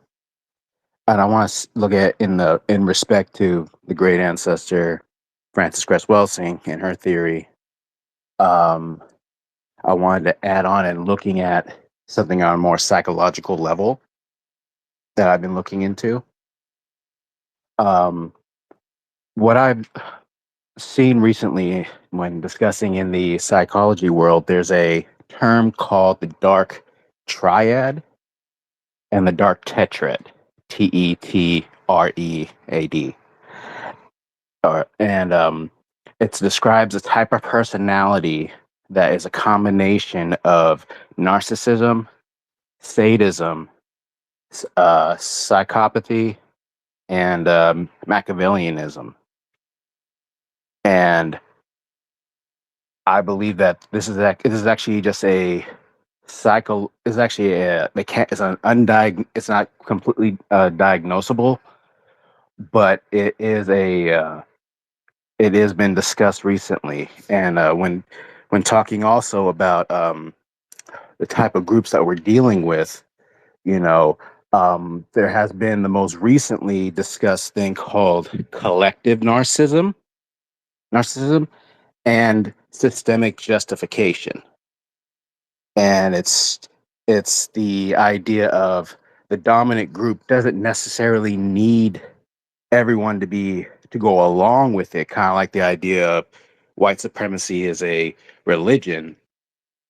They just need to be okay with allowing what's going on, So by creating a society, it's they're calling it collective narcissism. I call it tribalistic narcissism because I believe different tribes can have the ability to live amongst each other, but it's when a group becomes more aggressive. And so I'm looking at this particular group has actual psychological diagnosis, and they group together in order to take over different areas, which is why we've seen it with the Romans and the Spartans and the Greeks, and going all the way through to Catholicism, and now to just straight up white supremacy. I'll land my plane right there. Thank you. That's very interesting. I've noticed that collective narcissism where it's like everyone is agreeing to behave this way and acting like it's not a thing when it in fact is. Go ahead, Park Ranger. I remember when y'all was talking about Vladimir Putin and the pride they had and stuff like that. And I remember it was this year he was talking about if he had black Americans he would run the world. And I was just like, I don't know. I didn't know that other nations look at us as a ethnicity like I don't know, like we're gold, like you know what I'm saying, when it pertains to generating wealth and different stuff like that. And he specifically said us. And I'm like, I was just thinking about that. We have a lot in common, really. Resisting the power structure, not tucking under Englishness. The other people have just tucked under the Germanic tribes and making the English way of life the king of it, the top. Everyone is supposed to bend the knee. Even with royalty, you don't even know who. Do you know who the Swedish king and queen are? No. Do you know? You don't know anything about. They put that royal family in England on top. They all have one, but we only know about the other one. And remember, um, Tsar Nicholas, they got killed. They tried to raise their whole thing. They were getting popular with their little Fabergé eggs and dressing and having all those parties. And nobody wanted them around. The English royals didn't want them around, and their country didn't want them around because they were partying when everybody was starving to death. But what was getting me though, when he said that, like we'll run the world or whatever, like that, like us coming together, I just thought it was like, no, I just thought it was like really weird when he was saying that, because I'm just like, everybody, if you start reading into documentations, other countries say this specifically about us, and I'm just like, what the hell? It's something they know that we don't. So it's just, Yeah, we're the only group of people, I say this all the time, that don't know who we are. Everybody else knows who we are. I'm starting to figure out who we are. We're the leadership class of this world. That's who we've always been. We are related to the people who are referred to as Egyptian. And that don't mean we're from Africa, because Egypt, we don't know where the hell it. I get a Pan-Africanist in the room saying, "Oh, here we go again with that back to Africa stuff." I never said Egypt was in Africa. We don't know where Egypt was. Matter of fact, hold on, let's get something straight. Egypt is a European word. It was never called Egypt. We don't know what it was called or where it was. And there are plenty artifacts in the Grand Canyon. Last time I checked, the Grand Canyons in America that have Kemetic artifacts. In fact, Billy Carson, I just got to do running, jogging, so y'all forgive me. I'm not as good a shape as I used to be. But Carson knew about this, and given the fact he's a multimillionaire, he got real smart and said, "I'm gonna get around this." This being, there are certain parts of the Grand Canyon that are blocked with "Do Not Cross" federal signs. Like, what? This is the Grand Canyon. Why in the hell they got "Do Not Cross"? Well, Billy jumped in his private helicopter with his entourage and flew to a remote area where allegedly there's Egyptian artifacts. I mean, get on Google right now. There's a temple of what? Ra, temple of Isis or some shit in the Grand Canyon. Why is that there? You know what I'm saying? It's on Google, just looking at you in the face. Well, Billy flew a helicopter out there in a dark crevasse and walked out with his entourage of scholars and archaeologists and such. And he said he got about 100 yards before two military-aged armed guards with military M4s, body armor, and unmarked black uniforms stopped him and said, "You can't go any further." Like, we don't know who we are. I think we're leadership We're class. learning. I- I'm going to give an example of the differences. Now, this man, Marcellus Williams, was killed, and there was evidence that he did not commit the crime. We're talking about that. We value his life. When we see a man have a knee on his neck, we make a stink about it. We don't like that because we're humanitarians, right? On the flip side, what does it take for white people to get off the couch and march in the streets? We've had multiple sympathetic characters killed by immigrants. Several white women who were not doing anything wrong, just going to college and minding their own white woman business, were murdered by a serial killer, by an illegal Venezuelan. A couple of these guys, not one, a couple different incidences. Other immigrants have murdered sympathetic characters, little boys. What does it take? They don't value them. They don't say his name. They don't say rest in peace. They don't say anything. It's just a passing news story. There is a stark difference in the way that we Yes, relate. ma'am. which goes back to our original thesis. The dominant society suffers from alienism vis-a-vis lack of connection to the environment. We can feel it. I mean, hell, in Birmingham, in Alabama, brothers used to say that shit when you had a bad day, or you lost a brother in the streets to gun violence. They say, "Man, I feel you. Man, I feel you. I feel your pain. I feel." I've never heard a member from the dominant society say that, although they copy everything we say. I went to get my Apple AirPods died, and by the way, Apple AirPods have a lifetime warranty. So if they die, I took mine back to the Apple store and got two brand new ones free of charge.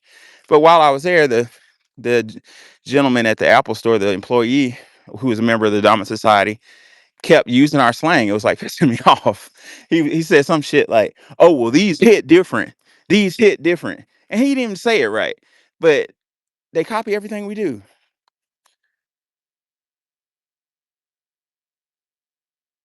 Let me give another example. I remember when Casey Anthony killed her daughter and didn't want to talk about it to the police. And you know who was outside screaming in the front of the courthouse mostly? A bunch of black women.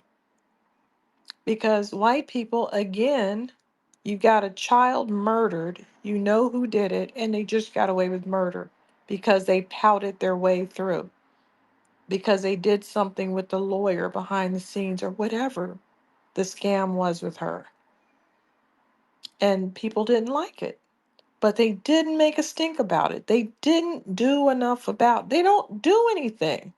They just let people get murdered and they just keep right on trucking. And we're the only ones that make a stink. Well, the thing that bothers me about your statement that I wholeheartedly agree with, Wani, is they do mobilize. They do get hyper motivated when in relation to our upward mobility. When we start getting our shit together, even though we're not bothering them, we're minding our own business in Tulsa. You know what I'm saying? We're not even going to their side of town. Word gets around that the Negroes are organizing and driving fancy cars and got pretty houses with pretty yards. Then they activate, like the fucking National Guard. They activate to come do something about it. I've seen teachers at a school I was at, which was a foundational Black American school, but 50% of the staff was somehow dominant society. I've seen them mobilize over people like me who are changing test scores. They got all motivated to find out how's he doing it. Is he cheating? He's cheating. Like, how about you take that same motivation and put it into your fucking job?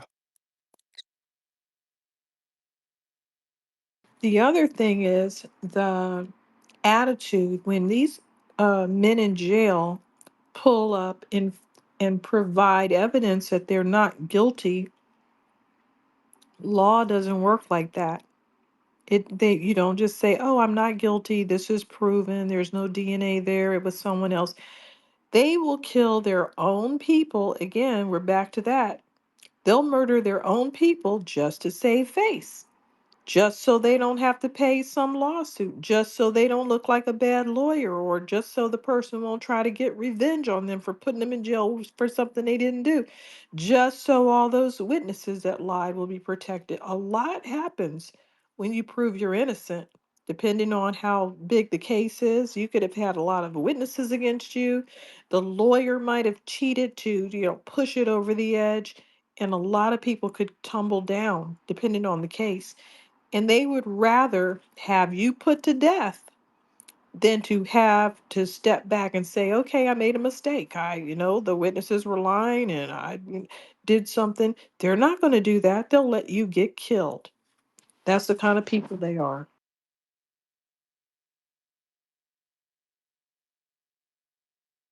That's a fact.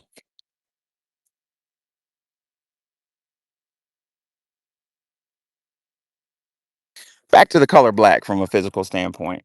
Black absorb is a supreme absorber of energy. Anybody who's worn a black t-shirt in the summer in Florida knows what I'm talking about. White is a supreme reflector of energy. Now, scholars, let's really examine that statement. The statement being black is an absorber of energy and white is a reflector of energy. Reflect is a really nice word in those physics books. I'm going to say white, the color white, is not a reflector of energy. It's a repeller of energy. It says, energy, get the fuck away from me. Go away. Go away. The Arabs know this because they wear what color in the desert? White. They're sending that white is sending the sun's rays back off into space, right? Um, that's why certain places keep their ice, because ice is white. Ice reflects that sun energy back into space. Well, if you look at that from a metaphysical standpoint, um, earlier I was reading that what Dr. Welsing said about George Washington Carver. He was able to go out in the wee mornings of the hour and absorb information from them plants, right? So imagine if Dr. George Washington Carver was the opposite complexion. His melanocyte system broke down, therefore he was not producing melanin, and had the condition that Dr. Francis Cress Welsing, MD, called albinism. Not only would Dr.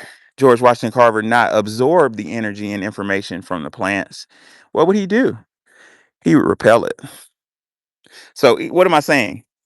On a scientific level, even if the plant was trying to talk to him, the message would have no chance of receiving him. So that right there makes sense to the statement that Dr. Sharshi McIntyre said about plants. Those of you who weren't here earlier, Dr. Sharshi McIntyre, PhD, said that the black man walks up to a tree to cut it down to make firewood for his daughter, and he prays for the tree, and he begs forgiveness of the tree. He has a ceremony for the tree, then he cuts it down. He uses every little bit of the tree to do what he said he was going to do, keep his daughter warm. The Native American Indian man has a ceremony for the tree, prays for the tree, pours libation, and him and his colleagues cut the tree down and make a really nice canoe out of every part of it. No part is lost, right? Dr. Mark McIntyre further posited that the European man walks up on a tree, takes out an axe, and says, "Chomp." What? It was just a tree. What's the problem? That's a dangerous pathology, ladies and gentlemen. Where's the world going to be under that pathology in 100 years? Where are we going to be? Dead. Simply put. Now, should we discuss more about the word black in history Yes, please. connected to the word Niger? Oh, Nigger. I'm not going to. Yes, please. So, around 800 BCE, in the poem Odyssey by Horace, the line Niger rutendis Eurus in verso Marti translates to let the black eastern wind turn the sea upside down. That's the earliest connection to the word Niger and the color black. The next time it pops up is in the 1500s, where an English word Neger originated from from a Middle French word nigre, Negre, which translates to black person. The Spanish word negro translates to black, as we know. The term Negro appeared in 1555 in a book called Decades of the New World by Richard Eden. Edward Hellos translated Los Negros in Ethiopia to the niggers of Antioch. The king and the people of, now at this point, this isn't a derogatory term. The king and the people of Sierra Leone, but they spelled it differently. It says, the king and the people of Sierra Leone, inward, simple and harmless. Now it's starting to sound like an insult, isn't it? Simple, harmless, inwards. Um, the next time it shows up is in an English letter written in 1608, and Africans were referred to as the N word in private correspondence, but not, to their face. They would just refer to them like that. But in 1775, the American Revolution ballad, Adam's Fall, had the lyrics, the trip to the Cambridge 1775 referred to a diverse army unit. Now, this army unit was apparently some black people and some white people. And the lyric says, the rebel clowns, oh, what a sight, too awkward was their figure. 'Twas yonder stood a pious wight, and here and there a N-word. So that's an insult. Those are insults, making fun of poor white people. Of course, we won all those wars for those people and threw it over the edge for them to win, and definitely we're credited with winning the Civil War. So they can call us the N word all they want while they use us to fight their battles. The word has turned negative, but of course, we took it and shoved it down their throat, and now they have to beg us for permission to sound cool, which is weird. We do this with everything. They called us a cowboy while they were cattlemen, and now everybody wants to be a cowboy, and no one wants to be a cattleman.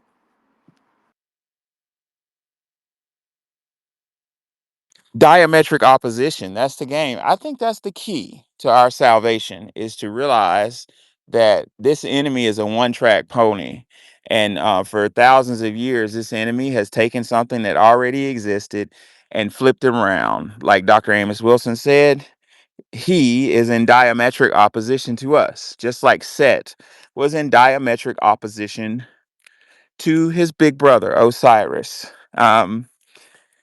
What mistake did Asar, I'm gonna stop using your European words. What big mistake did Asar make?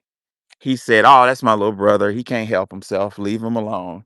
He didn't take action, early action, and his little brother ended up cutting him into pieces. I think that's fair to say, well, that's what happened to us. If you look back to antiquity, um we used to train them in Kemet or wherever to marry. There's another word for it. Kemet to marry Atlantis. Um, I forgot the word that Mikhail said the other night on Keftu. I had Keftui. Like, we trained them. We allowed them to come to the pyramids. Another European word. It's called Mir. The pyramids were called Mir, Mir. M-E-R, Mir. M-E-R. Now let's Ronnie, I'm about to get deep as hell right quick. You remember what I said about the Army intelligence officer who did that? What do you call it? Remote viewing. Yes. Um, just okay. So those of you who don't know, there was an Army intelligence officer who has a used to have an interview on YouTube. Maybe you can find it, maybe you can't.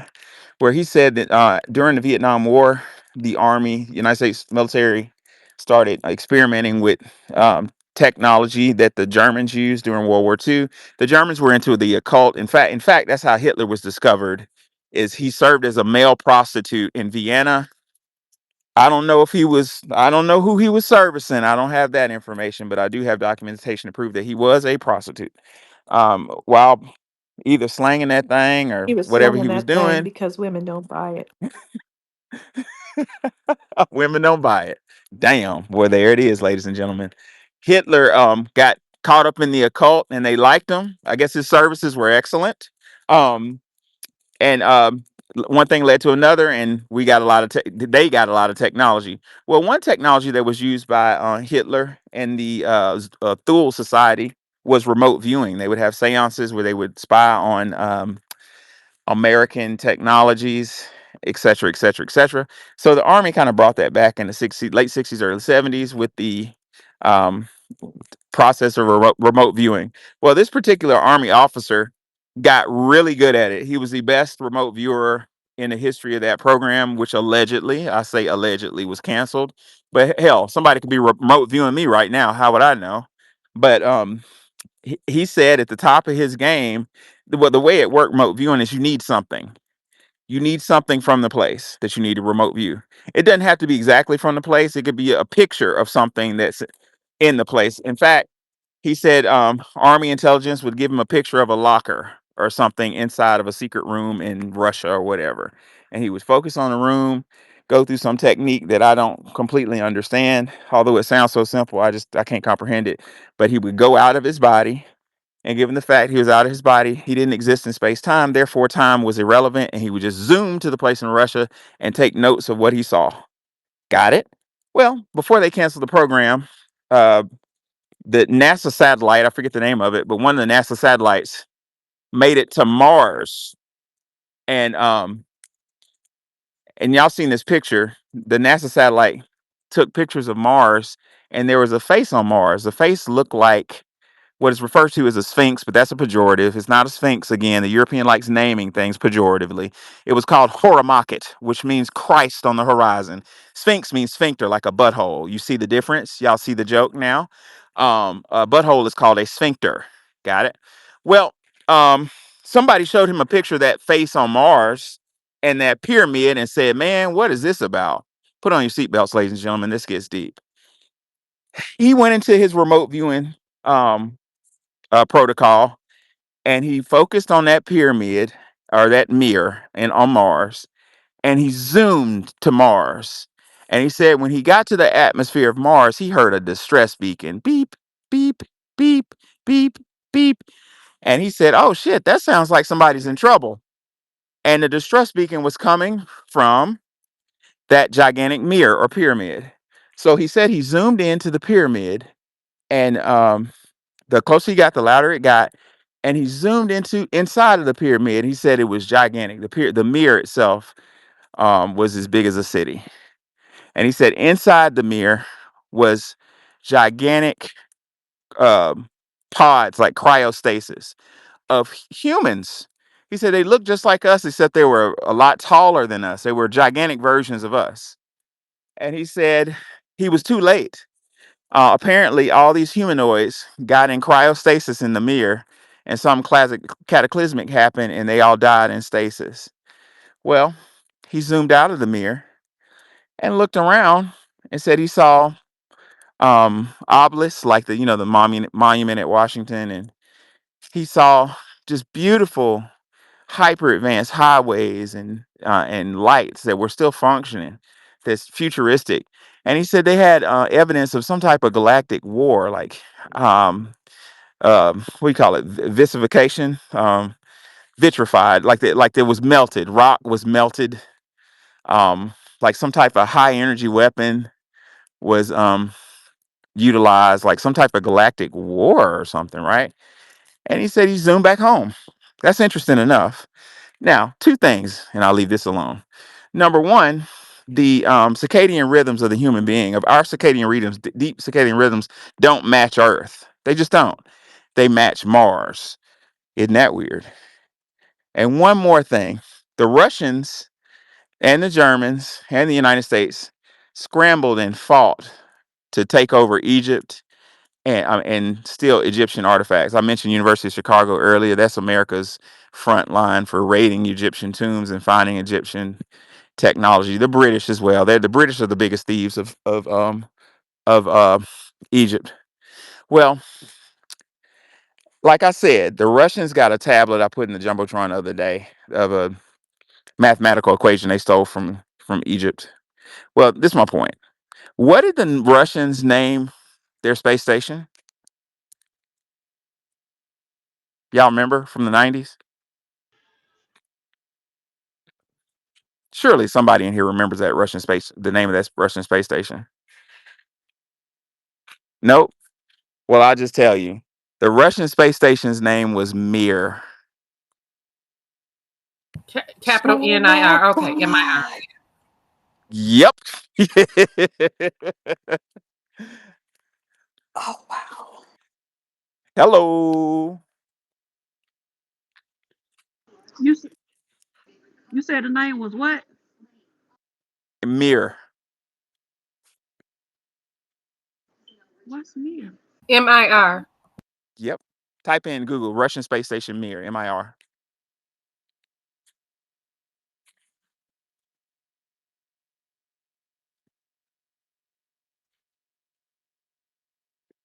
So for those of you that went over your head, if you connect A plus B to get C, there's a possibility that you and I are actually from Mars, and our ancient ancestors came to Earth during a galactic war in a mirror, a pyramid, um, like an escape pod.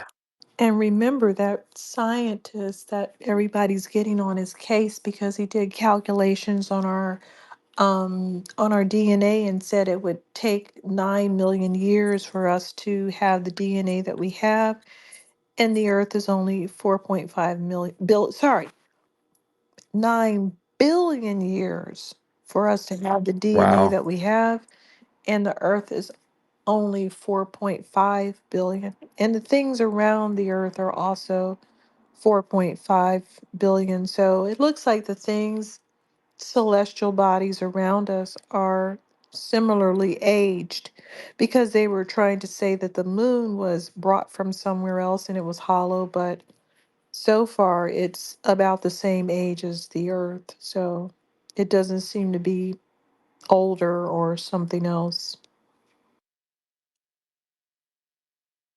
Yep. And also, Venus used to have a luscious, tropical, um, environment, gigantic tropical environment full of water. Venus is a boiling pool of hell right now because of runaway greenhouse effect. Could that be from a galactic war? What concerns me about all this is Bobby Hemmett touched on this shit, and I cannot find the source, but Bobby was like, um, he was like, somebody did remote viewing and went into space and found a whole destroyed civilization and like bodies that floating through space, like a planets has been destroyed and whatnot. And they all noticed that every living thing had like a chip, like some type of, some cyborg shit. It had some type of Neuralink thing. And Bobby was positing that what if that's the destruction cycle? Intelligent beings turn into AI, which by the way is a Babylonian god. Sin AI is a Babylonian god. And the Tower of Babel, the technology that they communicated, that God was like, hell no, I'm blowing this place up. Bye Babylonia. You know. So is there a possibility that if we get too technologically advanced, we're going to tap into something that wants us destroyed? Again, that group of people that are alienated, that don't have sensory perception of reality, are leading us right into it. You know, I get in trouble because I want my students to write actual papers. Now, I'm certified and licensed to teach computer science. I know more about computer than anybody on my campus, but I refuse to make everything virtual. I want the kids to know how to write a paper on paper. Why do I do that? That's Well, right. if we are any military people in here, where are we now on nuclear clock? What are we, a minute from midnight? If there's a nuclear war or some type of EMP attack from China or Russia, our cell phones and our computers are done. Gonna need to how to write stuff, but I get in trouble for that. Why don't you use Why don't you use Canvas? Why don't you Canvas. use Google? Oh, you mean It's a I got Canvas that is like one. an online Got it. for if you go to college online. Right. Yeah. I Yeah, forgot. or Google Classroom. I'm like, because I don't You want know, to. They can write I a don't paper. know how to write anymore. Do you know that? Somebody asked, Do you use I a? Oh, somebody go ahead. asked me to, sign my name and write out some stuff on a form. I'm like, I forgot how to write. It looked terrible. It was awful. And I'm so used to filling out all the PDF forms online that I have lost the ability to write. Come on, they forgot how to write. That's funny. I've got to learn how to tie my shoes all over. I mean, this computer has completely trashed me. The new Gen Z don't know how to tell time. We mess with them from time to time and show them a clock and say, what time is it? They get It's so like confused. it's like you got to be prepared for war. I see what you mean, professors. We just like they prepare, we have to make sure that our students are prepared as well. Yeah, we're a minute from midnight. Midnight is a term that the military uses to say nuclear war. I think somebody said Panther or somebody said we were less than a minute from midnight. Like, we got Vladimir Putin threatening to use Mhm. nuclear weapons, and he's being backed into a corner. And But then again, his ego is very large too, so we could definitely do it. and then those people who run those dominant society, people with lack of sensory awareness, what my grandmama would call common sense, just say, "Oh, he's kidding. He's not going to do it," and they keep encroaching on Ukraine. You heard about the I Israel thing mean, though with Lebanon?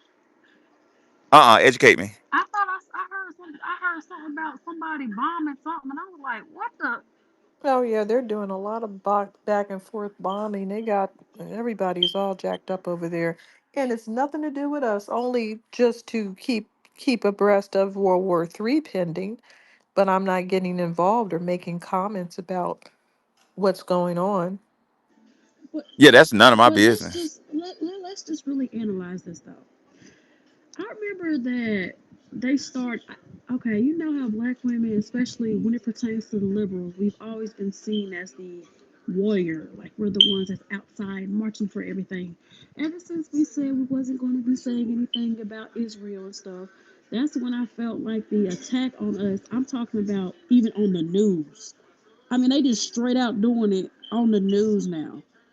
And Give us I an was example. okay. I know what So you're saying, but give me the one that stands out if you can. okay, so you know that girl Meatball, right? She from Philly. You know her. She's like a she. If you ever watch Baddies or whatever like that, she be you know do you know she's kind of on the bigger side and she be looking a hot mess. Well, anyways, she was like the person that was I think they broke the window out of a door, like this food place, and then she said everybody gotta eat. So they put it on. So basically, they put it on TV, and the man was like, "Oh, she's fat and this, that, and the third." And I'm just like, all these damn fat ass white women and you talking shit about her. It was just certain stuff I started seeing, particularly of us being attacked. And I'm talking about like they just straight up talking shit. And I'm like, are you motherfuckers mad that we didn't want to march for that that Palestine shit? Is that what it is? Because ever since then, that's when the rhetoric has it's done got like really high up when it pertains to us. Like I mean I can keep going. Like they just keep talking shit. I'm talking about I get the dudes talking shit online, but they done took it offline. Like, okay, the simple fact that they put Tommy Sotomayor, a dude that bashes black women, and he's been doing it for years on the damn Fox News network.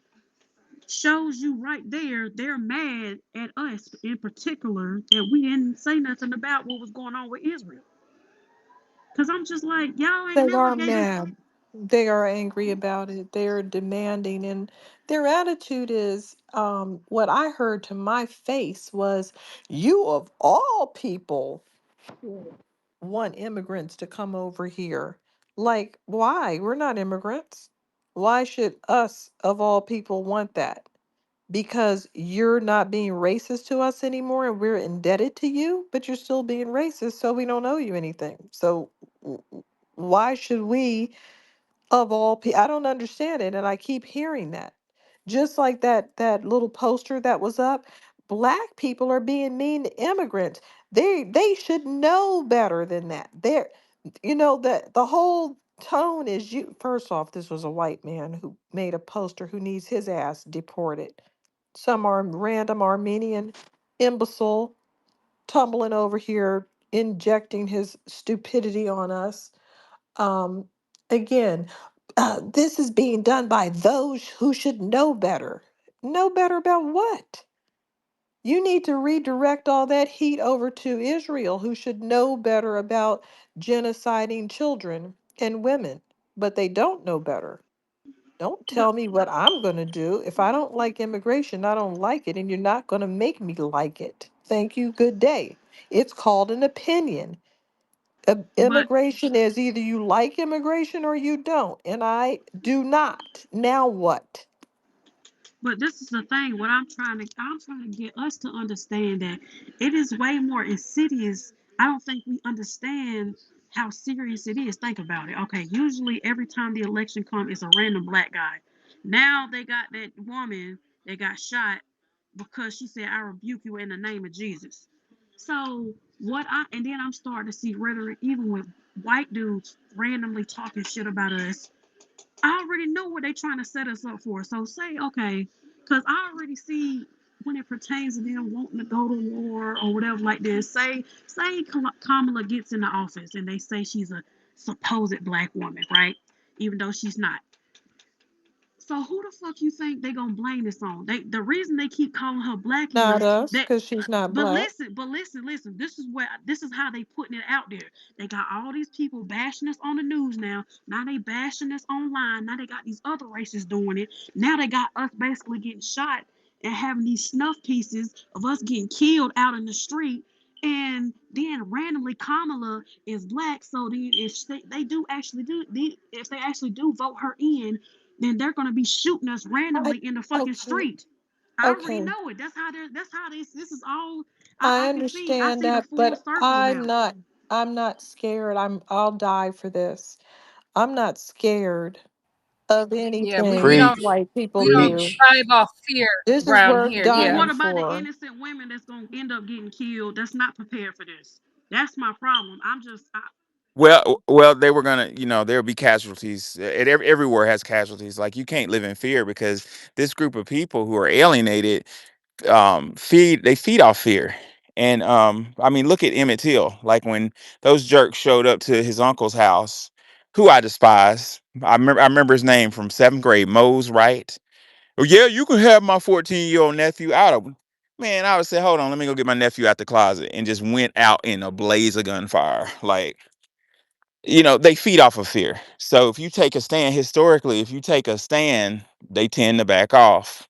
You know what I'm saying? So fear and just saying, "Oh Lord, they're gonna get us," is the wrong That's the wrong move. energy. The other thing is, what if we go along with you saying that they're going to get us, they're going to blame us because Kamala's going to say, "Yeah, I don't give a fuck what white people are going to do." That's the difference. I don't care. I hear this all from the immigrants. They all think we're black. I don't care what they all think. I'm still an individual ethnicity that you ain't. Doesn't matter what white people think. They might think we're all Mexican. They don't care. They just go around naming things. They name four different people Indians. You think I'm going to lose sleep over what they might think? West Indians. These are Indians. These are upper Indians. These are lower Indians. They don't even know what they're talking about. Okay? They don't even know what they are.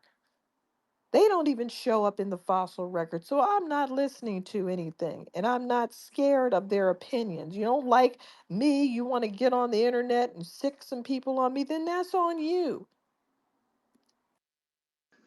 I think we done Preach, I think Wani. we done picked up, especially us as black women, that we've been used for a bigger plot within this country. I've opened my eyes and realized how we were accepting of the LGBTQ community. And then I noticed, remember black women back in the day when it pertained to the singers and stuff, they were the ones that was dressing the women and the men. And Well, now it's all the gays. I hear where you're going, but you know, and I'm gonna move on to another speaker. But my thing is, okay, it happened. Now what? You know what I'm saying? Like like my wife says, what are you gonna do about it? You know what I'm saying? G- General, talk to me. Hey, good evening. What's up, Wani? Hey, Hey. what's up, bro? Good to see Nikki in here. Hey, you talking about Israel, right? That's always going to be a footprint over the Middle East for the United States. We're always going to have their interests. So, I mean, that right there, when we control Israel, we control the Middle East. It's just that we got a flunky, a puppet in office right now, and Kamala's going to be a puppet. I think that's more like on a global scale, right? She's not looking to do nothing for black people. It's just like we're being used as lab rats. They put all these immigrants in our communities and expect us to breed and come up with a better slave. That's all they're fucking doing. And we need to push back on that. Push these motherfuckers out. But yeah, World War III, which you should be watching right now, is how the Western allies are giving Ukraine these weapons as far as long range missiles, which is going to change the dynamics of the war, right? Mm-hmm. And Russia is really fucking pissed. Yes, they Um, are. and if they go ahead and lose their damn mind and fire on a NATO country, that's what we got to worry about. I think it was one of the countries over there in UK or one of them voted to go ahead and give them the long range. So Mm-hmm. it's a wait and see right now because we don't have nobody in control of our country right now. Biden, he's not in control. Kamala's on the trail. So we have to ask ourselves what in the fuck is really happening up there, right? Waltz, he was in there seeing Soros' son who took over. He was in a private meeting with him. So, it's other interests is controlling the United States and the Democrat Party. Um, is Trump the answer? It's the only thing we have right now to push back on this shit. We as a people don't have the power to push back the way we need to. Does that make sense? It Yep. does, and I'm gonna say, when we're talking about warfare, I really want you to listen to General. He's ODA. That's the Operational Detachment Alpha. That's Green Beret. They are specialists in psychological warfare Psyop. and some of the best at it. So, like this, you're dealing with an expert on warfare. General, what concerns me on a tactical level, sir, is about 6 months ago. Did you catch that the Swiss um, joined NATO? The Swiss have been a neutral for forever, and they joined. They picked a side. That got my full attention. Um, one more thing I want to ask you, General, is what's our status right now with respect to the doomsday clock? How close are we to midnight? Well, it depends how far along Iran is on nuclear weapons. Um, Israel has nuclear weapons of their own. I don't think we're going to be that close because China's going to tell them to fucking back down. They're going to control Russia because if there's a war like that, China loses as far as their power in the Pacific. You know what I'm saying? You're going to see all of our warships out, our killer submarines, uh, killer attack subs. We have nuclear subs out there. You combine the arsenal of NATO, it's bigger than what Russia and China has together. Um, North Korea is not really a non-factor. It's a little fat man running around. A lot of this shit don't work either. We saw this in Ukraine, right? Um, Russia's infrastructure, they don't have bearings and shit like that. A lot of the artillery is useless, right? Because the tubes heat up because they used them so much, and they don't have the barrels to replace them. And a lot of the tanks didn't even fucking work. They were trash. That's what hurt them. The president of Ukraine made a statement. I like the statement. I don't like the man, but I like the statement he made. As far as Russia's attack on them is like swallowing a porcupine. You know what I'm saying? And this is what Russia got. But like I said, a lot of Russian generals sell off or pocket the money and don't do what they should with the money as far as their infrastructure, as far as I've supplying, noticed that. yeah, as far as supplying, The replacing, same thing with the uh, having Ukrainians. The parts in same it. thing with them. They pocketing the money as well. Well, I have a different outlook on that. The some at the top that's pocketing it, but I think a lot of that money is coming back here to the U.S. in the pockets of politicians on the Democratic Party side. Why do you think that uh, Kamala was able to raise so much money? Think about that. Hello. That money was already here. That means there's no way you're gonna raise that much money, especially on a poor ass leader such as her. Remember, she fell out against Biden, right? She dropped out the presidential race early. She's one of the first ones. She got her ass handed to her. So how overnight, all of a sudden, she's this spectacular one when, as vice president, she didn't do shit. She was giving all billions for that internet, right? Where did the money go? Not one person got internet. Not one fucking person. I think it was 42 billion, and look all the money's going to Ukraine. Where did that money go? See, there's no accountability with the Democrats as far as when money's handed out. No accountability whatsoever. Nobody's tracking where the money goes. Nobody's tracking where the weapons go. And all them damn arms they left over there in Afghanistan. That was what 80 something billion or something like that worth of weapons and vehicles, helicopters. Um, I mean, wow. That money has to be fucking coming back in here. So I'll land with that. Love it. Appreciate your point, General.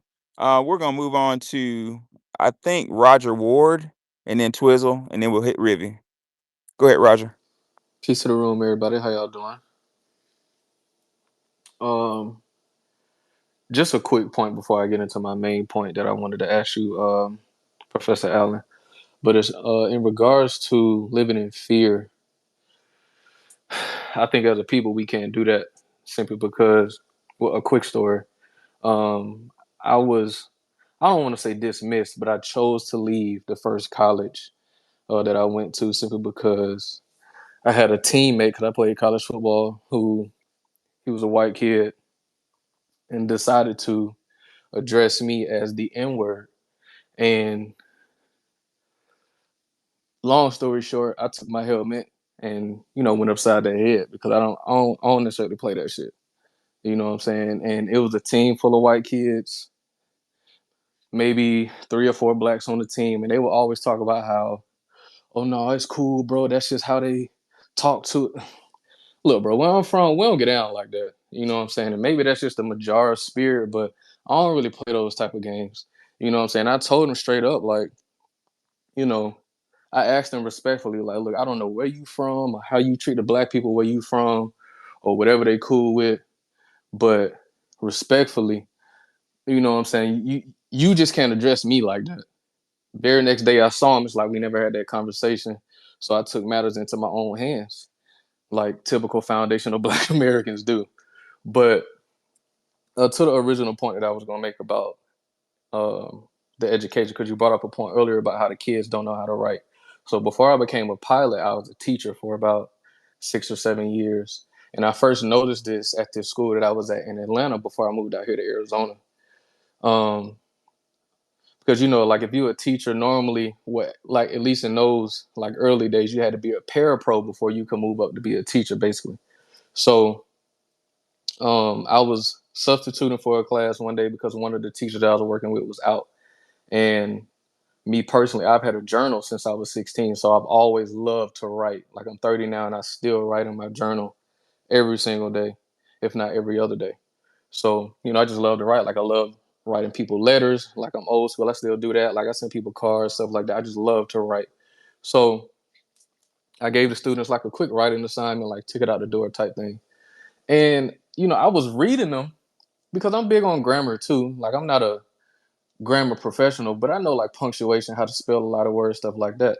So like I'm reading, they took it out of the door, and I'm like, why are you like misspelling simple like 4 letter, 5 letter words? You know what I'm saying? And that was maybe right after COVID, so I could give them that, but just last school year, right before I decided to quit, I would always give students like writing assignments, and I would notice it didn't even matter the grade level, whether it was fifth grade, sixth grade, seventh grade, eighth grade, didn't matter. None of them could write efficiently. They didn't know how to punctuate, didn't know how to spell words, you know, things like that. And I think that because I also made a conscious effort to text people the same way I write. You know what I'm saying? Because I didn't want to practice bad habits. So instead of putting WTH, I would put what the hell, or I would use commas and stuff like that, like whatever the case may be. But I think the reason why a lot of kids can't write and stuff like that now because one, writing isn't practiced like you were talking about at your school, and also, you know, like these kids see a lot of these abbreviations and they use them in their texting and, you know, whatever the case may be, like whether it's social media, however they communicate, that's how they talk to each other. Like they even say it out loud, oh, WTF are you doing and stuff like that. So my question is, what do you think is the reason for that? And how do you think that we could fix that? Because they do need those type of skills just in case things go left and we can't rely on technology. Well, the reason for that is there was an attack on education. Really, it was an attack on education in the 1920s. I talked about that today in lecture by Rockefeller, the Rockefeller Foundation. John D. Rockefeller was quoted as saying, "I want to make a nation of workers, not a nation of thinkers." And he infiltrated with curriculum in schools of education and schools of medicine. So medicine went from herbal remedies, which some people say cure everything, to medicine based off of fucking petroleum, like and plastic. Does that make sense? Like we're gonna take something to heal it. Like you went from a system of that God created to a system of like, let me force this disease to go away. Oh, by the way, I'm forcing that disease to get better or go away, but I'm creating a whole nother disease. Just madness. Well, that plus in the early 2000s when I was in high school, um, a bill passed called No Child Left Behind, which a lot of teachers call No Teacher Left Yep, Standing. I remember. That and yeah, and a lot of people, a lot of our best and brightest say, "Fuck that! I'm not going to be a teacher. I'm going to be the go-to is an attorney." I went to law school, you know. Now that shit's oversaturated, you know. But what I'm trying to say is, if you have the emotional, I mean, the intelligent, the intellectual capacity to be a teacher, it makes sense to go to nursing school or law school or medical school because you'll make more money and probably get a little bit more respect. So that just attracts people to the classroom who can't find a job. And that is a tragedy because the profession of education is prescriptive, it's as sophisticated and complicated as being a surgeon. And I'm dead serious. I'm a professor of education. I teach this stuff. If you're doing this right, you're prescriptive. Like just like when you go to the doctor, the nurse comes out, gets your blood pressure, gets some blood work to find out your levels. Then the nurse gives that to the doctor. The doctor looks at your levels, asks you another set of questions to diagnose you. Once you're diagnosed, then you can work on the problem with a strategy. Education's the same fucking way. Instead of blood work, I want test scores. I want to know where you stand. What's your Lexile? Like it's complicated. Teachers should make about $120,000 a year, entry level pay. But they don't. So you get I have a theory on that. I think it's intentional. I think the system wants unqualified teachers to keep everybody kind of dumb. Um, because education, as I was telling several of my colleagues the other day, when it's done right, is outrageously dangerous. In fact, the Federal Bureau of Investigation for the last several years, instead of recruiting out the schools of law and schools of accounting, which they traditionally do, they recruiting out of schools of education because educators are leaders. They can formulate thoughts. They can come up with strategies. It's a very sophisticated profession. It's a beautiful profession, but it's full of people that just got a degree and need a job. Full of people who um, wants the summer off, and just the motivations now are outrageous. Now you tie that into the test that's required to be an educator now. Like I said, I went to law school, and those tests at the in my when my grad program to become an educator, where I mean that shit may be harder than passing the bar, because the bar is like two tests. The bar is a you got what's called the MBE three, maybe the MBA, like MBE, like the multi bar, like the test questions is for all the states. Then you have an ethics section, and then you may have a state section, whatever the state law is to get that license in the state. But to become an educator, man, you got to take praxis one. With, let's say you're becoming an art teacher, don't matter. You still got to take praxis one, which make sure you can do advanced mathematics like algebra 3, algebra 2, algebra 3. That weeds people out. You got to make sure that you can write on a college level. That weeds some people out. And then and here goes the kickers. Is a science section on praxis one. Why is science on there if you're going to be an art teacher? So you got praxis one. That's the finite. If you can do math, you can write, science. Then after you pass that, you got praxis two, which is it's as hard as bar exam. Now, depending what subject you teach, it's even harder. So I got licensed in history, and that was ridiculous. But I taught physics for a couple years because I'm pretty good at physics. I learned that in the total force community. And I said, you know what? I like physics. And I went to take the physics praxis. I failed the fuck out of that test. I mean, I don't even know. I love physics, and I don't even know what that praxis was talking about. It was a bunch of abbreviations, like it was a whole nother language. Like, so you make it through praxis two, your subject matter. Now, guess what? You got to take PLT. That's a psychology test to make sure you understand psychological theories. It's the same shit that people take to get licensed to be, psychologists who prescribe medicine and shit. And is that it? No. The last step you got to do to get licensed as an educator is take something called EdTPA. And EdTPA is a dissertation. It was one of the hardest tests I've ever taken. It was a dissertation.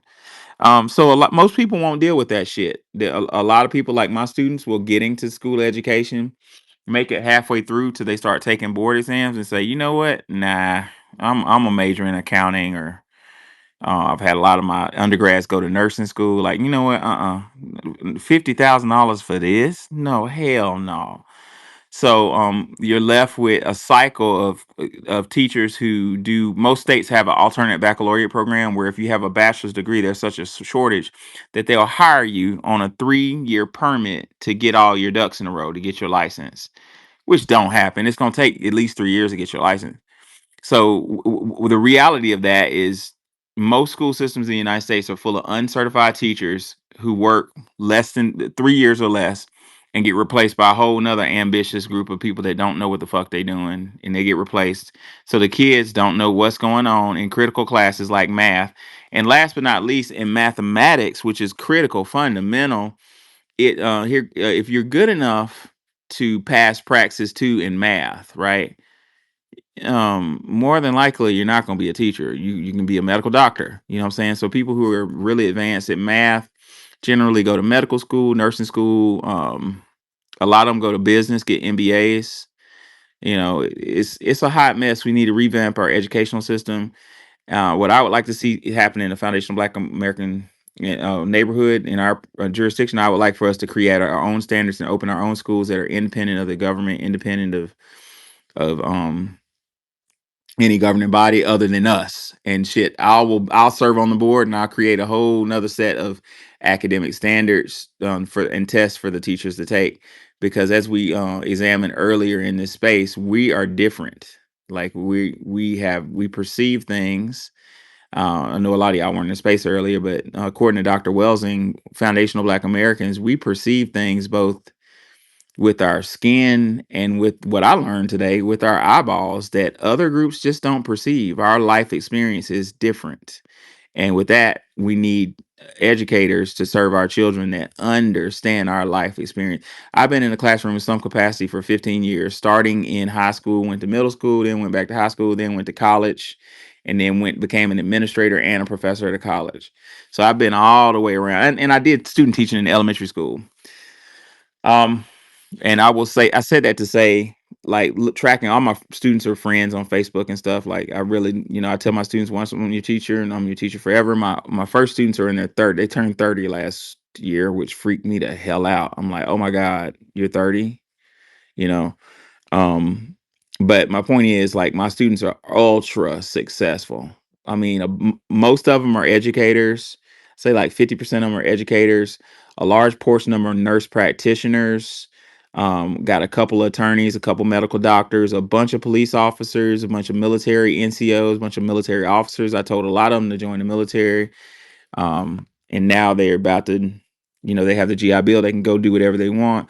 But it was having a black man in their classroom who dressed his ass off every day.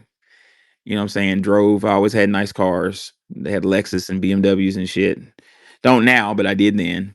And they looked up to me and they said, well, if his dumb ass can do it, I know I can do it. And that alone was a confidence booster, having a black male around that was real about, hey, I'm not the smartest guy on the planet. All you got to do is do this. Teachers from my anecdotal experience in the past, I'm not talking about now, but in Alabama, I noticed that teachers from the dominant society tended to make the classroom about them. You know what I'm saying? Like, you can't pass my test. My test is going to be some ego thing, which discourages foundational Black American kids. Are like, well, shit. They either say, well, I'm stupid, shit, I'm not going to pass a test. I'm dumb. Or they rebel and say, man, school is stupid. And they're right. School is stupid to a certain extent based on the curriculum, because it's not based on us. It's based on a group of people who don't have our perception. Riviera, talk to me, Marine. Yep. All right. Oh boy. What are we talking about? What I guess Hey, I what's your came. favorite? Hey, Andy, did you ever hear the favorite color crayon? What's your favorite flavor crayon? What's Ooh, that orange cherry color? It flavor. looks like sherbet. It's definitely orange crayon. So Oh it Lord. tastes like oranges. I came Yeah. out of a completely filled white supremacy space about 30 minutes ago, and when they were letting blacks on stage. So I got on, and that's not neither here nor there. I probably said some crazy shit that it is Is what it that the is. one where's At the the end of the white, day, what was it, that space called White Tower? H, yeah, 18 Mm-hmm, something, and 1408. they had the Yeah. 1888, yeah, Now, why 1488. did you get They, angry? did I get angry? No, No, I I think I said, scared the shit out of them. oh, okay, so they're just still weak men. Yeah, well, I said some things. We're not going to repeat those things on this stage. I made Can sure and you made very clear if you, can you tell me huh? what they were talking about? Because they really need. Jews. Oh It's always God, Jews. what It's is 100. wrong with these goofballs? They're wasting their energy on this particular. Oh, you know what? I'm really losing faith in them. So one of the interesting things, and I'm pretty sure I kind of drag shit along when I step in mud, if you will. So they're probably in here listening, and I hope they are. One of the interesting things that I heard that they made a very big mistake on was as a gentleman that went into the room, and they were harping on two of these guys that came into their room, total Nazis, Wignots, whatever they want to describe themselves as. I don't know what the terminologies mean, but there were two guys that had their PFPs or profile pictures or whatever were of anime girls or whatever. So they called them the F word, if you will. The It ends with a G, not the K. And one of the guys, it was an older guy because the guy before was a younger guy and they gave him a bunch of crap. But the guy after that, he was kind of older and he had the same kind of profile anime picture. And I started putting two and two together about the 4chan thing. And he was explaining that the reason why you guys' stuff is growing or your kind of following is growing, you got to give these guys a little bit of slack. You got to cut these younger guys slack because these guys come from 4chan or they come from like the NFT um, Bitcoin community that we see on here, which is a huge, if you ever go into these Bitcoin rooms or the Bitcoin spaces, enormous spaces every day. I'm talking about 6 in the morning, 6,000 people in a space, right? And these aren't famous people. These are just random folks with large followings. And you can get in the little Spaces app thing and search all these NFT kind of rooms, and it's just a bunch of people, just random guys talking just weird shit, but it's filled with people. So he was explaining that these anime pictures of these girls are NFTs and they're worth money. It's not just some homosexual thing that because you don't like the picture of the girl or whatever.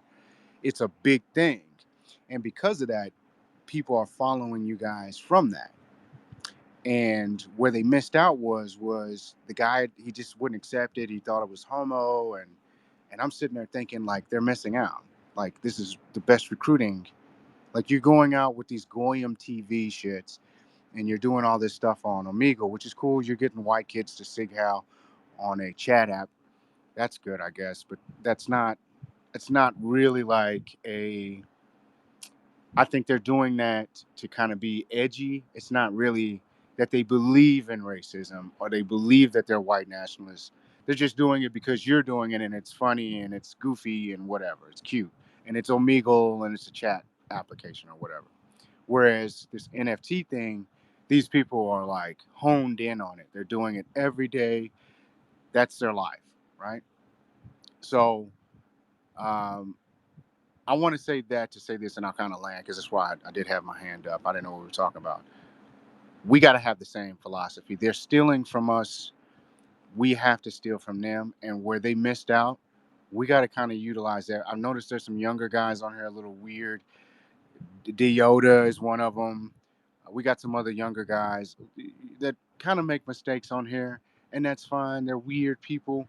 I think that we can utilize a younger audience, and I've been preaching that for the past like 6 months. Is kind of like this, and you guys are gonna kill me for this.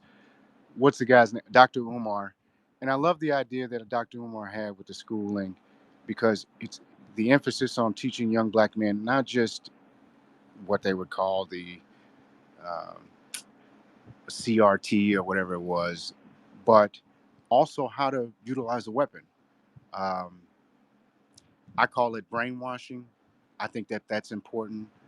If you've got younger guys, NFTs, weird kids looking at anime or whatever, who are wanting to be white nationalists, but you're turning them away because they look at fucking anime, you missed the ball. That's not how you recruit.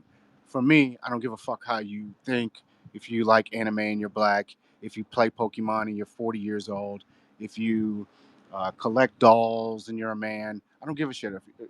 These weird things, you're a straight man who collects dolls, as long as you're not doing illegal shit, I honestly think that we need to hone in on these people. I've noticed that the same talking points that they had, where the guy was like, you guys should stop pushing these people away and start really kind of just like kind of befriending them because they're white, they're Anglo. It doesn't matter that they're weird. These are heads on the playing field. They still can play ball. They can still fight. They're still in the fight. It doesn't matter how strange you think they are. These are still people that can still function. Um, I mean, if the guy uses the word military, function on a military playing, not a playing field, but a military kind of aspect, where you got your intelligence division, you have a robotics division. They're not necessarily shooting weapons and blowing shit up and killing people, but they do their part. They do an individual function that is a part of one branch of the military, and even if it's still separate branches, they still function as one whole unit, and they all work on one division or as one division. Excuse me. We got to have that philosophy. I don't want to drop the ball on that because I was listening to a lot of stuff, and I can go on and on to what I thought I took away from what I was hearing. But I've noticed that they've been taking our talking points, and this is where I'll land. We need to start doing the fucking same thing with them. I like going into their rooms and listening Which one? anonymously. That's one of the things they kind of got mad about. Sorry, Wani, was that I've been in there for 2 hours listening, and they didn't know I was in there, and then I had to jump off and undo the anonymous to get on stage. But I sit in their rooms and listen anonymously and just gather intel. People get Which on to me talking about doing points? that. Which talking points do Oh, you feel they took? God. Do you really want me to go on and on? Well, I want you to Um, tell me if they're speaking about immigration or if they're just sitting up there like douchebags. I have to use their words to describe them. Sorry, were they talking about immigration? they're No, the douchebags. focal point that they had mostly was about Jews, Jewish Ugh, subversion. what is that gonna Um, do? well, their main talking points was, the reason why kids are homos now and why they're focused on anime and why That kids might are be what true, but that's not gonna. from Ugh. 19 well from 18 to like whatever age. The reason why we have they are their community has so many incels is because of Jewish subvergence and because Jews are pushing anime on them. It's just ridiculous.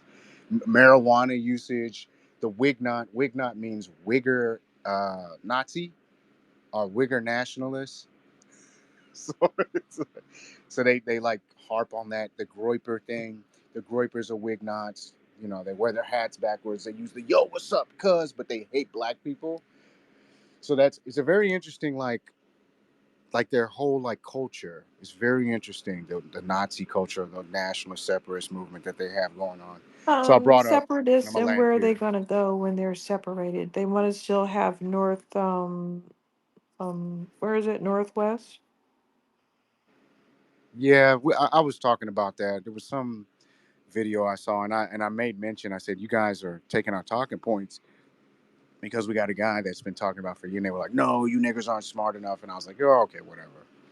I didn't mention the guy's name, but I just was like, "Yeah, there's a guy that we have that talks about separating uh, the states. You guys have your side of the country, the immigrants have theirs, and we have ours." And they were like, "Well, what states?" I was like, "Pretty much predominantly black states. We take those over, and we basically run them like the Native Americans run theirs. We're just not asking to be a sovereign nation." Now, I don't know the logistics of that. And they were like, "Oh, black people aren't intelligent enough to run a state and all this other stuff." And I said, "Yeah, no, that's fine. You know, uh, I didn't get into the whole. I don't do the whole arguing thing. I just kind of, oh yeah, we're dumb, kind of play stupid, and then I started talking crazy. Like I won't mention what I said in here because I don't want the room to get shut down. But the Jewish talk, that's what I was talking about. And I said, if you guys hate Jews so much, what are you doing about it? You guys, I said, well, why would I tell an N word what we're going to do is what the answer was. And I said, well, for the past 40 to 50 years, and I've seen David Duke, and they made sure to make a separation of the KKK and the National Socialist Movement as two separate movements. I said, oh, okay, well, fine. But for me, even with the National Socialist Movement, and I don't know who runs that organization, or you guys have a leader, but you guys have been around since, to what I know, the 1980s. The neo Nazis we've seen literally late 70s and 1980s. I'm 40 years old. I wasn't around at that time, but I listen to certain music, and I know the punk music and some rock music. And I know that you guys have been around since the 70s. The hardcore Nazis have been around since the 70s. And still Jews run the country. Yeah, so what's the big problem? Why haven't you guys gotten any further than what you are at now? And I had made some other comments. We're not once again going to mention that, and that's when they kicked me off the stage because they said that I was a federal agent and I was trying to provoke one of their individuals. It was a room full of like 1,000 people to do something heinous. So with that said, outside of the crazy talk, the talking points that I heard, one of them being uh, one of the guys, well, one individual, what he said was, "You guys can't knock these younger guys. They're set in their ways. They're gonna be a little weird. They're gonna be a little slow. Maybe they're autistic. Maybe they have some sort of mental health problem or trauma going on. But you can't kick these guys away because they're still us. They're still Anglos. They're still white guys." So I'm just saying maybe we should have a little more leniency. Obviously, if Who did people are we get doing rid of? things, Diota is my stage son, so I don't know. yeah, Deoda's a good guy. I'm just saying outside of there, like What other Cosmic, geeks are or around besides me? you know what I mean, like Me, Cosmic. Oh, yeah. Who's me? We're Ribby, all Ribby, geeks. I love. I will like praise your force recon on X. I love it. I think we need more brothers and sisters to pull the reconnaissance game because that's part of it, and that's a part of the game across the board that looking at history, foundational Black Americans didn't have. It's a puzzle piece we are missing. The spook who sat by the door. So I Well, appreciate your force recon, brother. Keep doing it let me and land keep. here. Let me Go land here. ahead. The Black Authority, maybe a year ago, had a great video. There's a book, so I'll just leave with this. There's a book called Gideon Spies on how Mossad was created. And I just bought this book maybe 2 or 3 months ago, and I'm in the middle of it. It's really interesting because Mossad, if you guys know, Jews obviously, that's their CIA, and they were created a little after World War II, I believe. Interesting stuff on how they operate, and I would say that the Black Authority is correct. I don't know if people like Jason Black, but I know he kind of gets under people's skin or whatever he's done. I don't give a shit. I think that that's important information to know. So if you guys get on Amazon, or if you got whatever the book thing is, reading the computer books or whatever, Gideon Spies, go read that for real. We need that right now. And that's it. Thank you. Appreciate you, bro. We're gonna go with China, Danzyland, and then Captain. Hey everyone. Um, hey Professor. Hey Wani. Hey Nikki. Hey Hey. everyone to the room.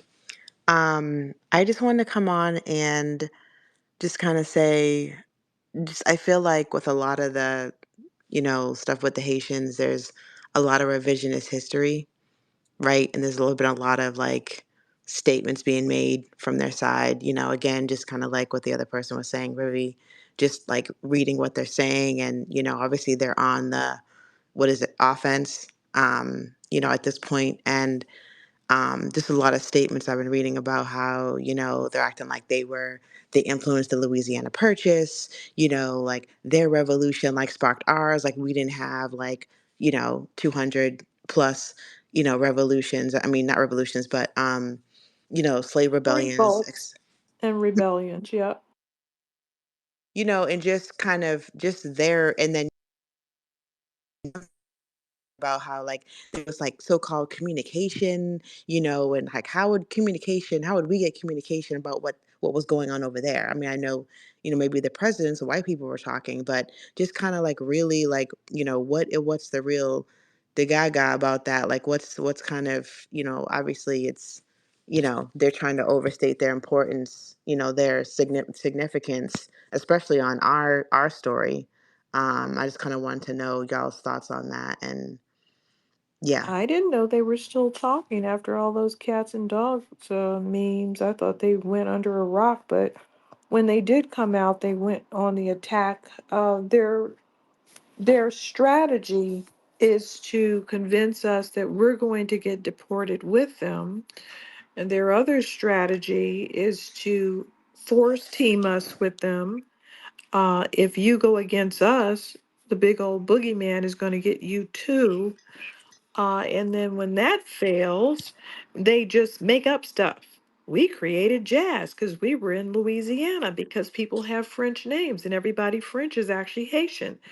They start losing their minds, okay? Then they put up a bunch of pictures saying that we eat cats and we've always eaten them, and it's in our cookbooks from 1850. So I'm tired of them. Don't want to hear anything else they're talking about. We don't eat cats. We freed ourselves. We don't need them. They just can't stop flying over here on those rafts. They just cannot stop it. None of those island people can stop focusing on what's going on the big land and coming up here to get around us. Yeah. I mean, I remember seeing some videos just of them bum rushing the border trying to get into Dominican Republic. Like just just have to get in. That they just want to get out. They can't get out fast enough, you know? So I just to me I just don't really see where all this pride is, there's not, to me there's no action behind it. It's like a person from, junior high that like they were popular for 1 year and you get to high school. It's like, what have you done since then? You're still right. You have a 200-year high, but you know, and just to bounce on what River was saying, just about kind of like lurking, and like sometimes I'll read what white people say, but it's just so dark. It's just so dark. I try not to even listen to what they say, or even because I don't even want it in my psyche. It's just way off. And my thing is, if you don't like black people, then just build your own communities. Just y'all get together and buy a plane together. Get it. You know what I'm saying? Like, Have you noticed th- that people that say they don't like us talk about us all the time? Like those Can't divester stop. those Yes. they're divester like women obsessed. all day long All talking day about black long. men. Like, If you don't like black men, go get a white one and shut the hell up. yeah, it's like, it's just kind of disturbing a little bit. Yeah. That's why I said there needs to be different factions, because even the doctors and nurses have jokes that they tell after someone dies, right? Or after they see some traumatic stuff kind of happen, just to kind of deal with the craziness of the day. So we need that. We need individuals who have soft hearts, but we also need individuals mentally might be a little out there. I just think a lot of them, they're very unstable mentally. You can tell they some of the stuff they say. To kind of Um, to, ki- Well, I'm unstable mentally, so I'm in. So. to kind of piggyback off what China was talking about. Yeah, we were talking about in another space about a week ago that we were analyzing the Haitian Revolution and discovered a fucking bombshell. What I'm talking about specifically is you were referring to the Haitian Revolution. Like that's how many years ago? Um, 220. find something else to brag on. Yeah, and what we discovered. Well, I'm gonna read it from Dr. Jacob Carruthers' masterpiece, The Irritated Genie. He says, quote, a second effect of the revolution was the decision by Britain to end the slave trade and the eventual dismantling of chattel slave system entirely. So basically, that movement in Haiti, there were several movements going on, but that was a big one. They beat the best army on the planet, and the Europeans had a regroup. They said, "Uh-oh, this physical shit ain't working. Let's go to the mind," and that's where we are right now. The Carruthers also said, "quote Actually, the abolition was part of a larger plan designed to prevent the black takeover of the rest of the West Indies and portions of Central and South America. Britain, the United States, and perhaps other European powers began to covertly support white Creole revolutions to offset the possibility of a repetition of Haiti. Indeed, in less than 20 years after the black nation gained its independence, all of South America and Mexico became independent under white Creole leadership." So why did I read that? I read that because number one, what was discovered is that reason it was a psyop by Britain and the United States government to install these half-white looking leaders all across the world, even in Mexico. I went to started my college journey at Harvard and met some dignitaries, a senior at Harvard who was from Mexico City, and I was like, "You look kind of white." But that was a plan by Britain and the United States to install like puppet leadership, half white mulatto people with an agenda all across the world. But one of the reasons why I brought that up is what happened to the Haitian Revolution is that same type of leadership in Haiti who Dessalines and Touvent L'Ouverture spared, which was a mistake. Um, they turned on them and they basically said, "Okay, we beat the shit out of the French, but we want the French to come back. Please come back, oppressor. We want you back. We want you back so bad." And they gave them Haiti traded turned on itself and delivered Toussaint Louverture and on Jean-Jacques Dessalines on a fucking after all they did for Haiti, the Haitian Uncle Ruckus class delivered them on a silver platter to France. And how did France pay them back? They fucked up Haiti from then until now. They're still fucking Haiti up. You know what I'm saying? So I'm saying that to say it may be in their best interest to try to fix their problems at home before they come over here and try to tell us how to do any damn thing. You know what I'm saying? Yeah, Man, that's fuck great. It's a all them lot. I motherfuckers. don't really They know what didn't to have to think bring that about shit that. up here. Like I said, like you said, we have our own problems. So I mean, that's for them to work through. But I don't know. I just don't get why they all want to come here. I mean, I get it, but you know, one thing that I do think is good about this whole migrant crisis is that it's all about narratives, right? And for so long, it's been like, I'm just here for a better life. And, they've had that narrative and, oh, nation of immigrants, which is BS. And, and so they've just, in each group, as we get more and more aware, they just keep riding off that, and then they get to like reinvent themselves, and I think that whole storyline, now people are starting to say, well, wait a minute, how come you couldn't do that there?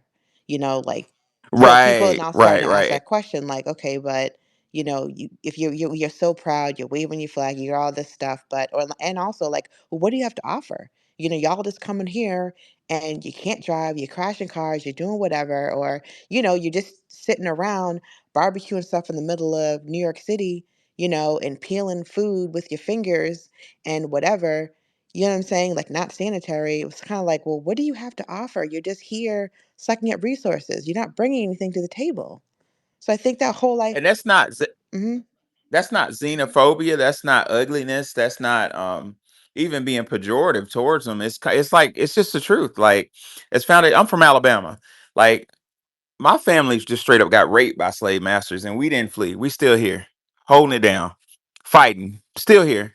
You know what I'm saying? And that's the foundational Black American story. We're here. We're in our homeland. We're fighting. We're barely standing, but we're standing tall. You know what I'm saying? And to meet other people from the diaspora, I got in an argument with somebody from what's the name of that place? Doggone it, I want to know the name of the little Fasimil town, the Gambia. Yeah, this dude from the Gambia was in Re-Up's room trying to tell us who the fuck we are. You are African. I had to tell that motherfucker that Gambia. My mama's older than the Gambia. You don't know who the fuck you are. The Gambia was created in 1960 some shit. You know what I'm saying? My mama's a 50 baby. Like these people have a whole lot of fucking nerve to try to tell us who the fuck we are when A, their countries are brand new, created by a European. Nigeria was created by a white woman. And I'm not gonna tell you what I think Nigeria means. I'm gonna leave that alone. Um, I have theories. um, but You could tell us. You could tell us what you think it means. Go I, ahead. Talk your shit, I don't Kyle. want to say something. No, Juane's I heard. laughing. I can't verify it, but I think I heard somebody say. Let's put it that way. I heard somebody say it means Negroes by the river or Well, something. yeah, But didn't I'm she being say, oh, nice. it's by the river. We should call it Nigeria, right? Yeah, like That's how much respect they don't have for those Yeah. people. They right. just about it went by the river. Wow. And they come over here telling us what we're supposed to do, and we're calling out. It's disrespectful. Now I love everybody, but the truth is the truth. You don't get to run away from your homeland and come over here running away and tell me what I need to be doing, how I'm doing things wrong, how I'm lazy. You know what I'm saying? You don't get to do that. And furthermore, you do not get to tell me who the fuck I am. I know who I am. I've been all across West Africa, and a lot of them don't know who they are because the British rearranged them, remixed them like a damn Lil Kim album. Well, look at what they're running Man, yo, from. act crazy here, fool. Ask them what they're running from. What are they running from? They're running from Each other. their own people, not the country. The country's not doing anything. It's just grass and trees like all the rest of them. Grass, trees, a couple of waterfalls here and there. They're running from themselves because they keep killing themselves and murdering themselves and cheating themselves and lying to themselves. They keep doing these things to each other, and then they come over here and do it to us and then wonder why things are going bad. Everyone is looking like, why is my country jacked up? Well, the same people that can't stand themselves are now in your country hating each other and hating you because they don't know any better but to hate everybody. That's what they do in their countries. Yeah, we're Yeah. low, we're on the totem pole. They already know the history, so they have a vested interest in, continuing that. I feel like they're the ones that perpetrate that the most, that really um and like I know how they feel. I've read things they say, and we've already been through this, that we were always welcoming things like that, and they just spit in our face. So it's just kind of like there is no camaraderie, there is no support. Like this one lady had a video, she was, Haitian, but it's like they've been here for decades now. They've never partnered with us on anything. Wanda, you already said with the nursing thing, they have their own scholarships, and they want to be them, but they want to be us at the same time. I just don't see a Uh, path did forward. you did you see this? These Chinese people, the same ones that sued so that we wouldn't be able to go to school. They're still suing apparently, and I'm looking at them.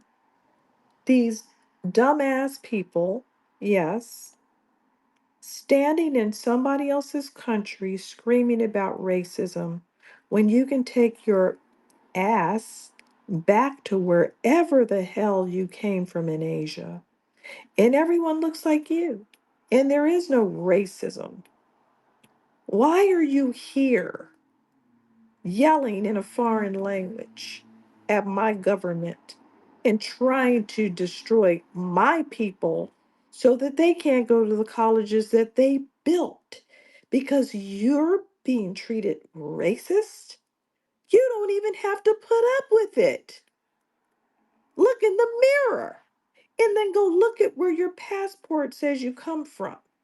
You can go right back over there and be boring like you were when you left. No one will miss you. I can't believe you would immigrate somewhere and then complain about racism when you don't have to experience it. I refuse to listen to foreigners complain about racism. That is off the table. It's not being feel. No, you're not ever saying it again to my face. Preach. Danziland, what you got? Oh no, I was just gonna. Oh, good evening, good morning, everybody. How y'all doing? I was just gonna speak on the when you said education. I know in Florida, I posted in the comments. If you start an institution and all your buckets and I's are dotted and T's are crossed, it's like a $250,000 grant. I just want to throw that out there. All right, y'all have a good one. Oh yeah, I'm gonna look that up. That's because I mean it may be time to starting some institutions because we're back to our earlier speech in the on the space, like the curriculum is designed by people who don't have our same sensory perception.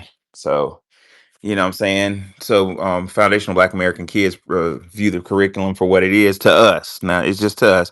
It's boring to us. It's one dimensional. You got 5-dimensional people doing 2-dimensional curriculum. It becomes boring and frustrating and silly. You know what I'm saying? Captain, what you got? Yeah, man. I was just thinking, man. They come out here with that bullshit if they want to, man. You know, I'm ready to cause some ruckus, man. I'm just prepared. But I want to touch on something that you said. I heard that you said somebody was saying cuz and all this, man. I know it ain't got nothing to do with this, but man, if they saying cuz and all this shit, man, they need to go and cut that, cause I'm real crippin' over here.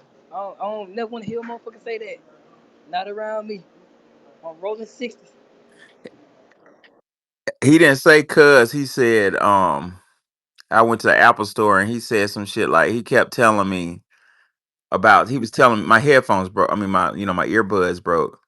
And he was like, dude, these new earphones, they hit different. He kept saying they hit different. I was like, man, just talk your language, man. Stop trying to use our lingo. Like in Memphis, brothers say, man, that new Chipotle, it hit different, man. Like it's a Memphis like a slang. I guess it's all across the country now, but He was trying to relate to me by using my words. It was offending Yeah, me. but man, you know, there's some culture vultures that hate us because they ain't us.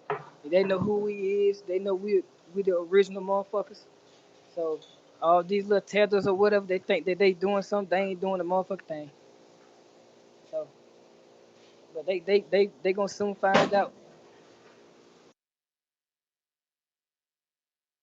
Coach, what's going on? I'm not sure how much longer I'll be able to be on the stage. I get kicked out of this app all day. But opposition is good. So I appreciate the space. Most of our people are getting this information, y'all. Like we have a before cell phones, before telephones, before telegrams. Our cultural practice of communication has always been word of mouth. Like that's in our epigenetics. Whether we have family functions, on the job, at the grocery store, beauty salon, barber shop, spiritual institutions, or the street corner, we share information. It's moving fast, y'all. A lot of our people ain't on social media, but those of us that have been on social media and are off social media at times and back on, our people can't unhear what they heard like the first time, and I'm overjoyed, and I have I'm glad I did it. I don't know what made me do it, but I'm glad I did.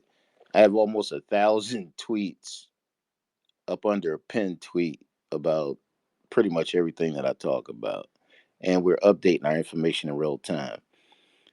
These foreigners have the behavioral practice of the cuckoo bird. If you ever get a chance, there's a short documentary and there's YouTube. When you see how diabolical this cuckoo bird is, you match it up with their, they not like us. Like nobody's like us. And we have to choose our words because our words are spiritually powerful. I'm not loving nobody that don't love us. like, do your thing. And the thing is, masses.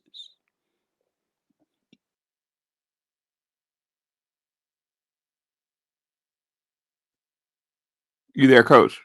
Did he get kicked off?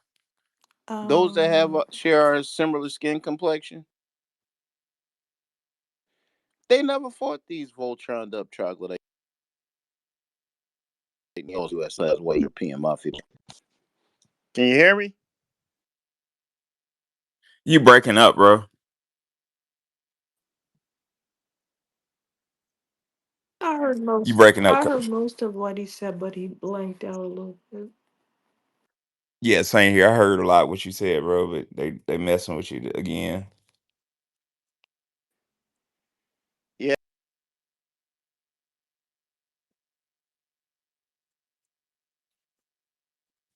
Yeah, he dropped. All right, ladies and gentlemen, did anybody want to have any final remarks, questions, concerns? Can y'all hear me? I can hear you. It just takes me a Yes, while to press the button. Yeah. the Oh, okay. voice. I mean, yeah, we have to do this more. Have this conversation more. This conversation can't just be 3 hours. I mean, it has to have like a part two and a part three.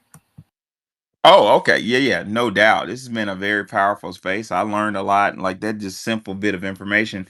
I studied Dr. Welsing's theory heavily, and as a former physics educator, she really resonated me with the skin essentially being a communication device with with the energies of the universe around us, the universal set. Like every matter is energy. That's just a fact. It's a state of energy. Physicists have proved that energy is a wave. That all matter is a wave. Like it has a wavelength, right? Basically energy is a speed. So like we're on a state of energy that's slowed down, way down. That's why we're solid. If you accelerate it, it turns into light. A nuclear weapon. When that nuclear weapon goes off and you see that bright flash, that is a certain portion of uranium 235 or plutonium turning into light. So that is a block of metal turning into pure energy. So um why did I say that? I said that because there's energy all around us, and the creator, it was in the creator's intention to make our skin almost as smart as our brain. So our skin perceives the energy. That's why brothers in the hood be talking about, man, you fucking up my vibe. You know what I'm saying? Like you don't have to say nothing. You can mess up somebody's vibe. Like, man, oh man, here he come. You know what I'm saying? Everything changes. That's energy. Um, and I knew that according to Dr. Welsing, the melanin is a receptor in your skin that binds a connection, just like a light switch. It turns on the switch with respect to you feeling what the universe, the energy that the universe has to put out, right? My grandmama used to say she could feel it when a tornado was coming. Everything get quiet and things just didn't feel right, right? Well, what I learned from y'all today is I didn't know that up under the melanin and on our beautiful brown eyes is blue. I didn't know that. So what I learned today is um that certain members of the dominant society cannot even visually perceive the same things we perceive. I wonder how many people are in the crazy house right now that are just perceiving stuff that the dominant society cannot perceive. You know, it's very interesting discussion, and this will not be the last one. There will be another one. I'm gonna have to go back to Dr. Welsing's book. I tell you, go get the ISIS papers by Dr. Francis Cress Welsing before they make it illegal. Because I every Yes, time I exactly. every have too time many copies to. I have too many copies. You have to buy multiple copies of it. right. Did you know that Sir Mix-a-Lot and Charles Darwin had a lot in common? Like,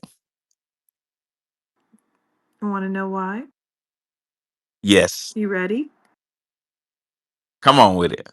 They like big butts. Want to see? This is Yes. this is a quote from Charles Darwin I thought you was about to sing the song or something. from The Descent of Man, page 660.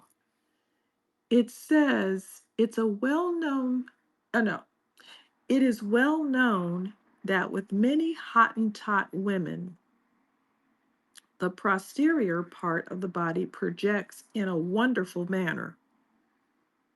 Okay. Uh, they are statogethious. That's a specific, I guess, disorder that like 1 in 1,000 get. And it makes them look just like that Venus statue carving that's found all over Europe, that those Grimaldi people keep carving because they're actually Khoisan people in Europe. But the white man doesn't want you to know that. They tell you, but then they don't want to say that skulls have races. But those innocent people in South Africa called the Khoisan were all over Europe, and they made these Venus carvings that look like Hottentot's body. It goes on to say, after he said that their butt projects in a wonderful manner, goes on to say, and Sir Andrew Smith is certain that this peculiarity is greatly admired by the men. Um, I'm going to skip down to another part. It says some of the women in various Negro tribes have the same peculiarity. And according to Burton, the Samo men, now I have to figure out who these men are because this seems like a tribe name that they're not using now, but they used it during Darwin's time. The Samo men are said to choose their wives by arranging them in a line and picking them out by whose projects the furthest. Oh, wow. And then it ends this by saying nothing can be more hateful to a Negro than the opposite form. So, flat butts are extremely hateful to Black men, is what I'm getting. And I'm also getting that these two white men were looking at people's butts and drooling. I got a book. It's by Tom Wolfe called Back to Blood, and in Back to Blood, this book was came out in like 2012, while Tom Wolfe was still alive. I think it may be his last book before he died. But in that book he had a thesis that mankind was going to go back to bloodline, which is what's going on right now, going back to What? lineage. Yeah, that's it's back to blood. Oh, I read that I read that shit in 2012, and I was like, "That's the silliest thing I ever heard." That was his thesis: is there mankind's going back to bloodline, whatever. And that's it. What are we talking about? Delineating. He knew he had it, but in Back to Blood, I'm thinking of the wrong book. But that is Back to Blood. I'm thinking of Kingdom of Speech by Tom Wolfe. Um, Kingdom of Speeches was a nonfiction where he talked about Charles. Tom Wolfe laid Charles Darwin's ass out. Charles Darwin was a thief. It was another guy that had that whole theory of mm-hmm.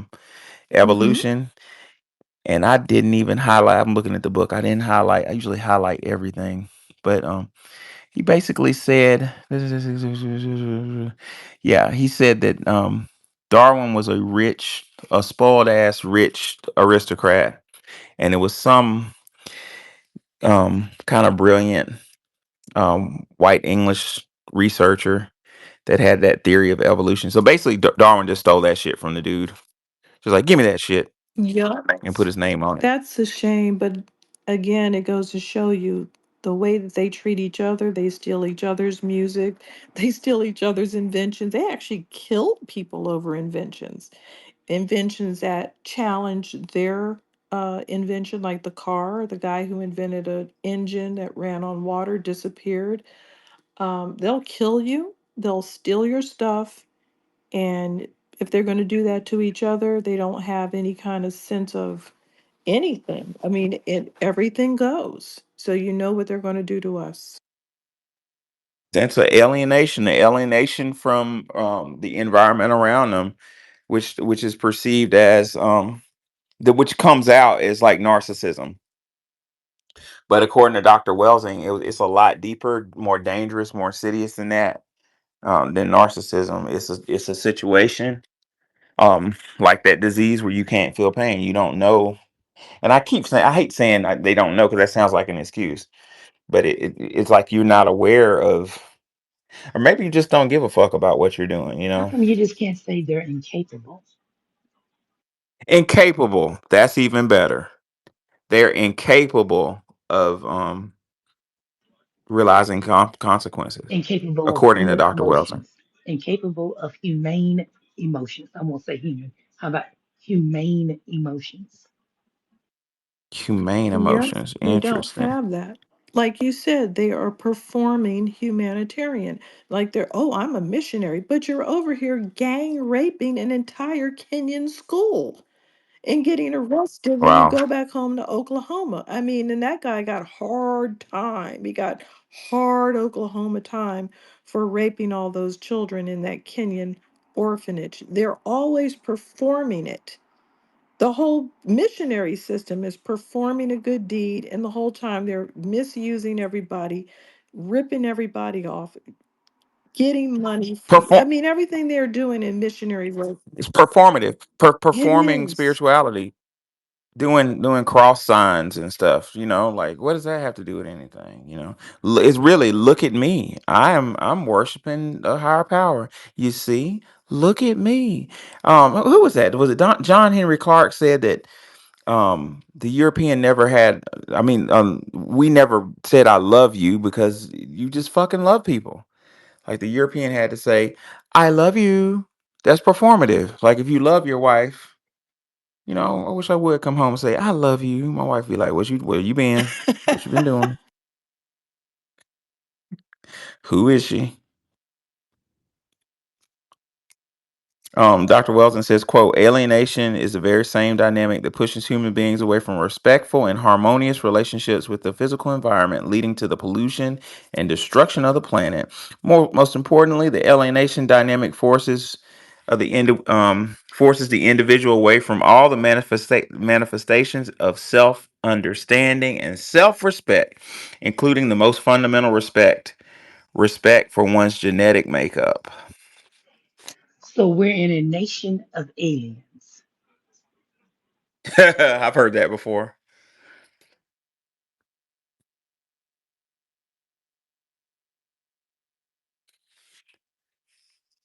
Any closing marks? I think we might have to do another Welsing Space tomorrow.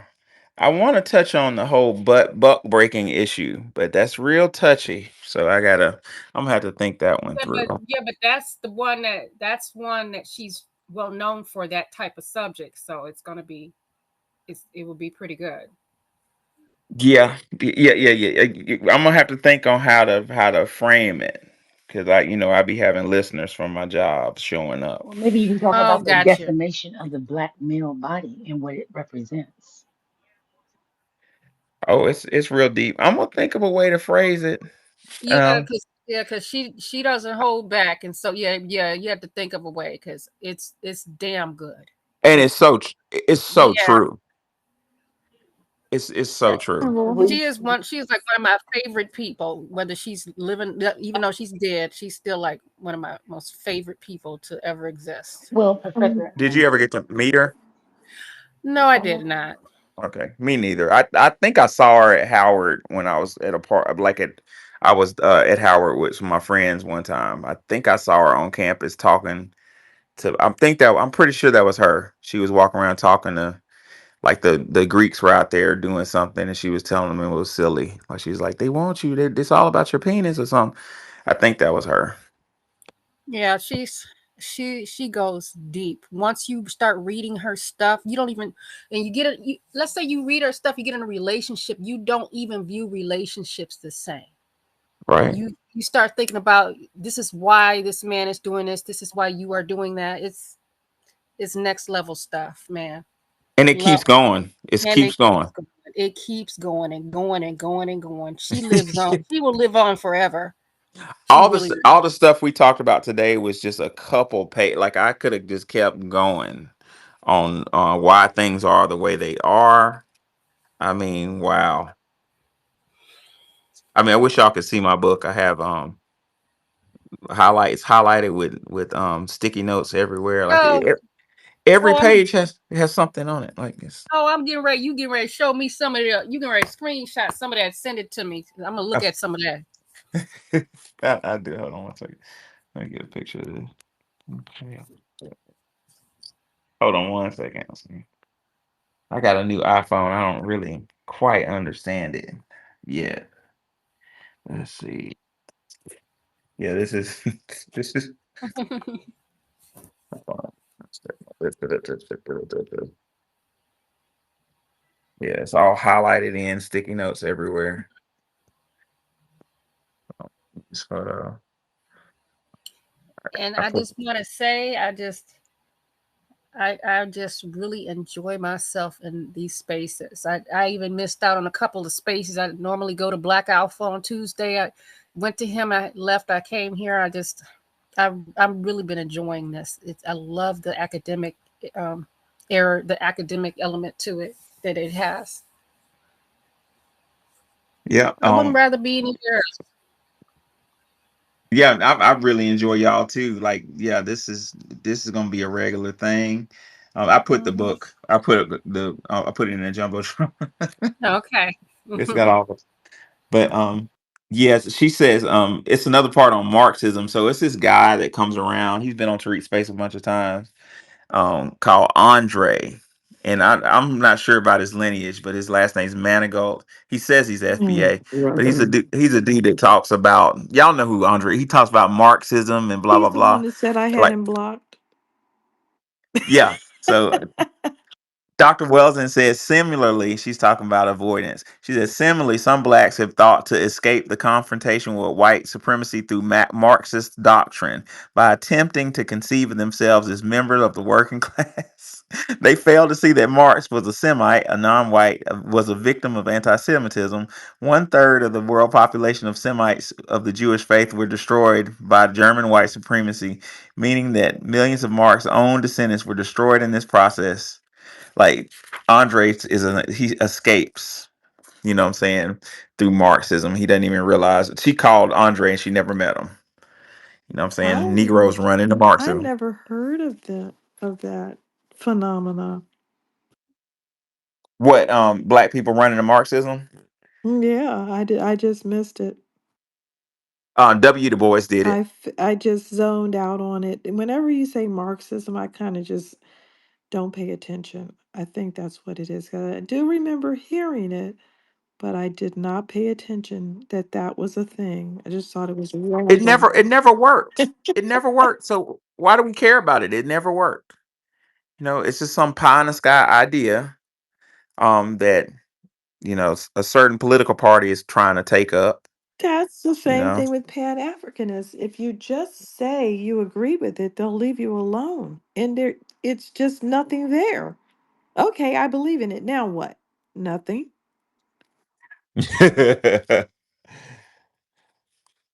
She's infected, leave her alone. Hey, Welsing. Yeah, hi, how are you? She still got that chair. You still got that chair as your profile picture. I just crack up Uh-huh. every time I see I, it. I had a chair, I did buy a white chair at Home Depot. The year it happened was last year, and I dressed it up and put it in front of my house. Uh it's never grow old, but I wanted to say I missed all of your all of today. Unfortunately, I had to be in Seattle for a meeting, but I got back. But I wanted to just share that, of course, you know, I'm a, uh, you know, she changed my life. Her readings, her teachings changed my life. I never got a chance to meet her, but it would be interesting for you to talk about this buck breaking because he did do a lot of lectures in the island of Jamaica, particularly because Jamaica has always been um, demonized around the world for being homophobic. And, that's a very lazy accusation. What people don't seem to realize is that of all the islands in Jamaica during slavery, Jamaica was the buck breaking island for the other slaves around the other islands during that time. And it's like trauma legacy. Um, when you see men being raped, into submission, being castrated, and humiliated when they were used as, sexual objects for white women who owned plantations on that island as well. And in America, I think Dr. Stephanie Jones Rogers wrote that book. They were her property. You understand that this buck breaking was very serious. What has happened to the island of Jamaica is that the IMF withheld money from Jamaica still to this day because they want the island of Jamaica to create and enforce LGBTQ laws, and they refuse to do it. And it goes back to slavery on that island with the buck breaking, the raping. They say buck breaking. I like to just be very clear, the raping of um enslaved men. um uh they don't acknowledge it. It's not natural to them. They do exist on that island, but it's subdued. It is a religious belief. They do not believe in same-sex relationships, and it comes from trauma legacy. Not that they woke up in the morning and started to hate homosexuals. It came from slavery, where they saw how men were raped and castrated, and it's been a trauma legacy to this day. So Dr. Frances Cress Welsing, in her effort to really uh, teach and speak to the Black diaspora, she was a guest on that island multiple times to talk about many things, including buck breaking.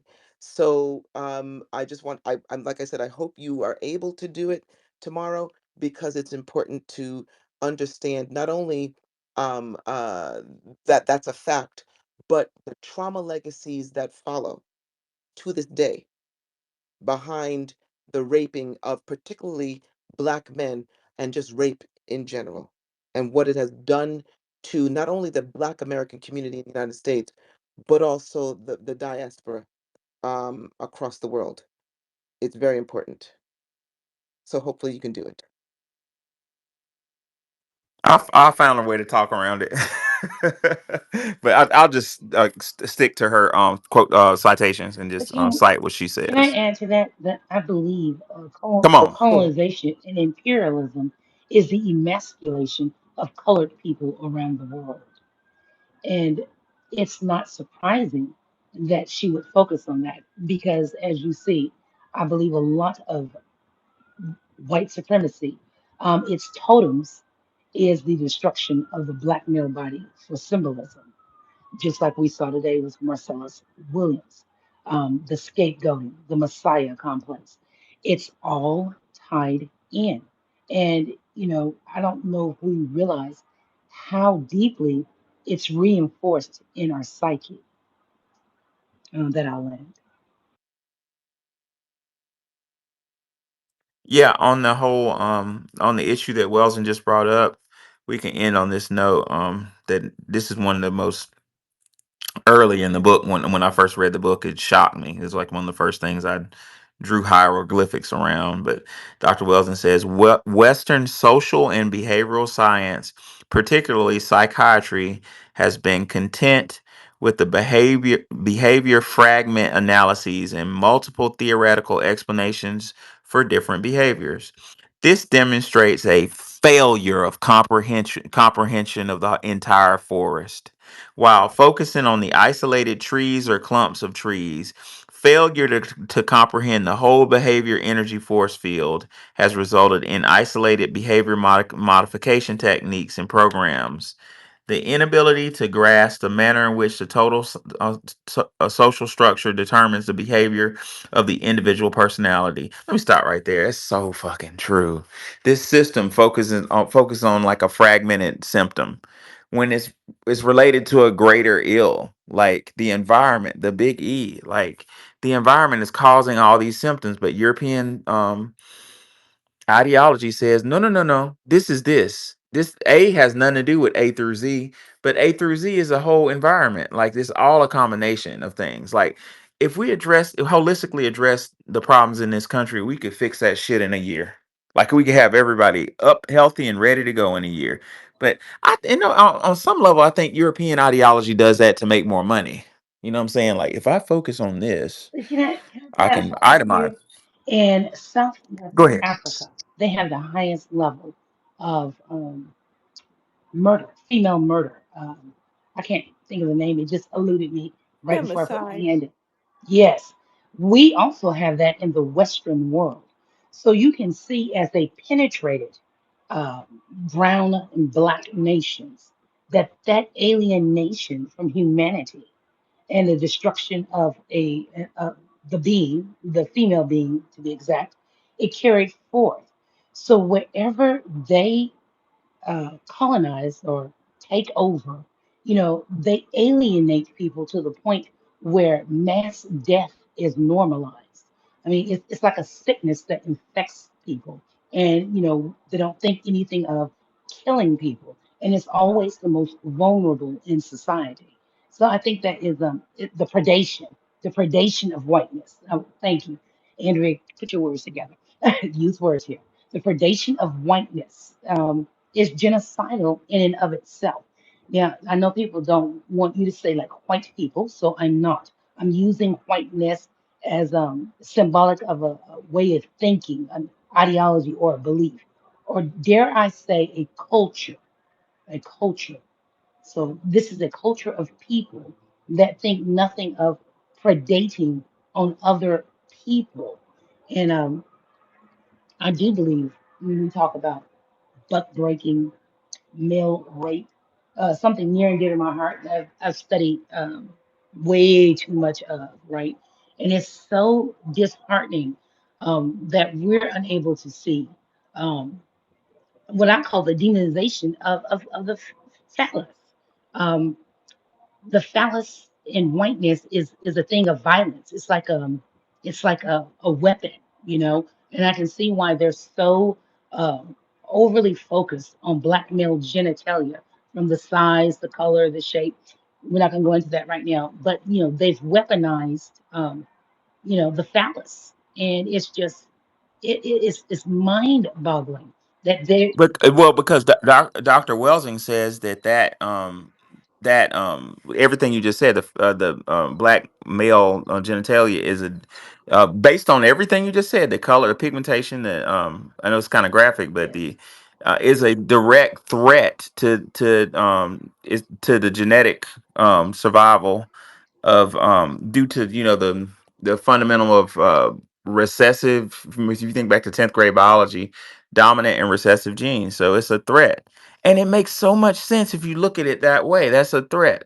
And I was saying earlier in the space a couple hours ago, that is, in my opinion, why Diddy is under attack, because they're looking for some grand example to make with black men, to say basically the black letter law is black men stop making children, stop engaging in the act that's going to make children. That's really what's being said here. But did you know? And it's not fair, because that's my god-given right. That's what I'm here to do, is to create to create offspring. That's why God put me here. I love and want to And say. how dare you tell me that I'm not supposed to do what God told me to do?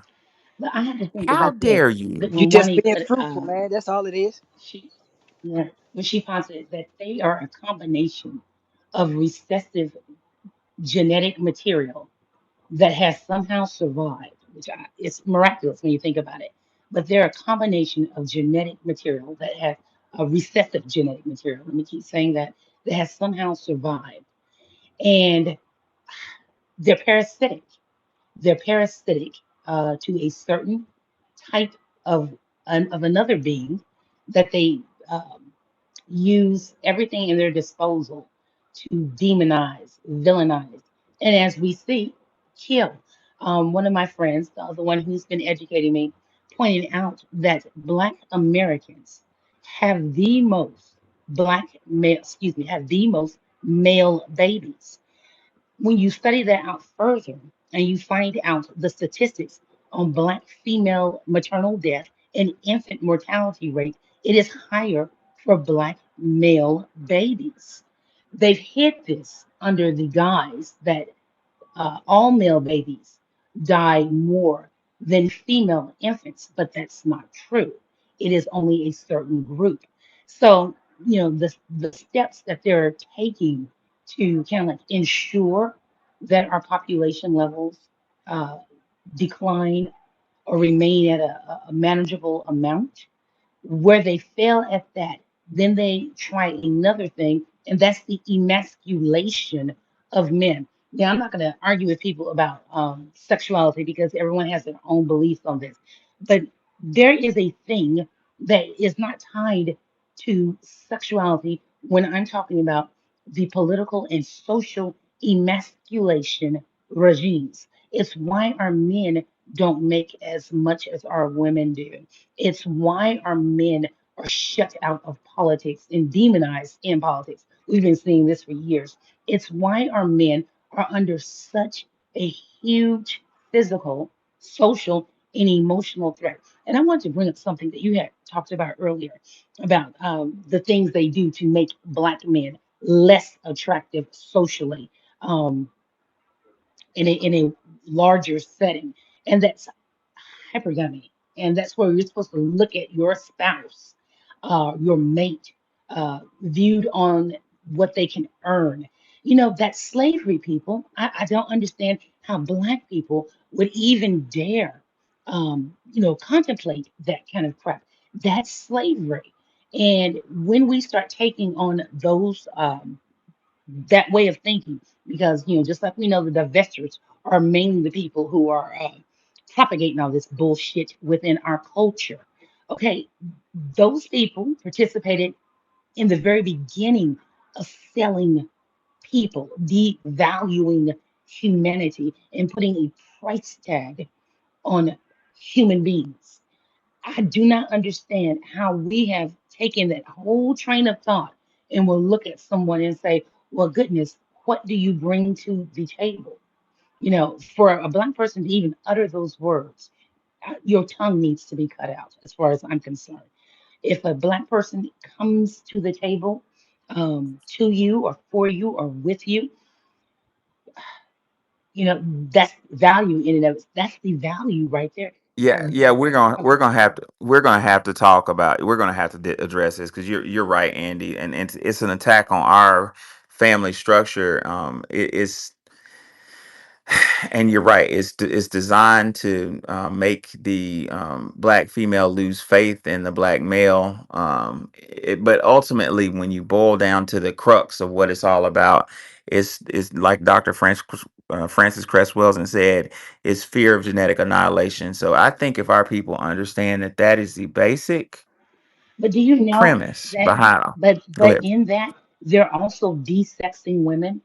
And this is the thing that I learned about Are you calling feminist. me? I'm not sure because I can't hear you. I'm sorry. Okay, you know, when Oh, no, no, no. Okay, I'm just One gonna love. No, I talk was because I talking. can't hear you. oh, I'm But sorry, I'm love. gonna say if you can hear Can me, can one love hear me? Andy definitely was spot on. But I also want to point out that they started out, I think earlier. Nikki, can you hear Can me? you hear me? I can hear you, Professor. Yeah, I can hear you. I'm I gonna can hear you one love. drop the woman I down I who's talking, dropped- and she can come right I back don't think up. she can Okay, hear. Who is that? That was I can. Yeah, one love can't I hear me. can I, hear I you thought mine now. was messing It up. was messing up. okay. Okay. Shout out to you guys. That's why I was like, I don't even know if you hear me. Yeah, but Andy was Yeah, talking, so you Oh, should drop sorry. down and let us. yeah. Andy was talking. Yeah, just drop down. We'll bring you right back Okay. up. What we saying, Andy? Go ahead and conclude.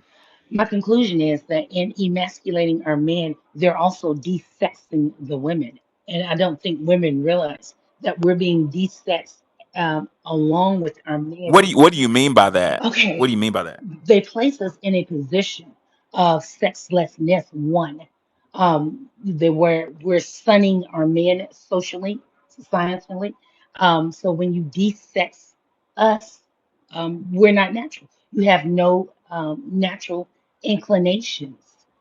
You're attached, disattached from your femininity, your womanhood.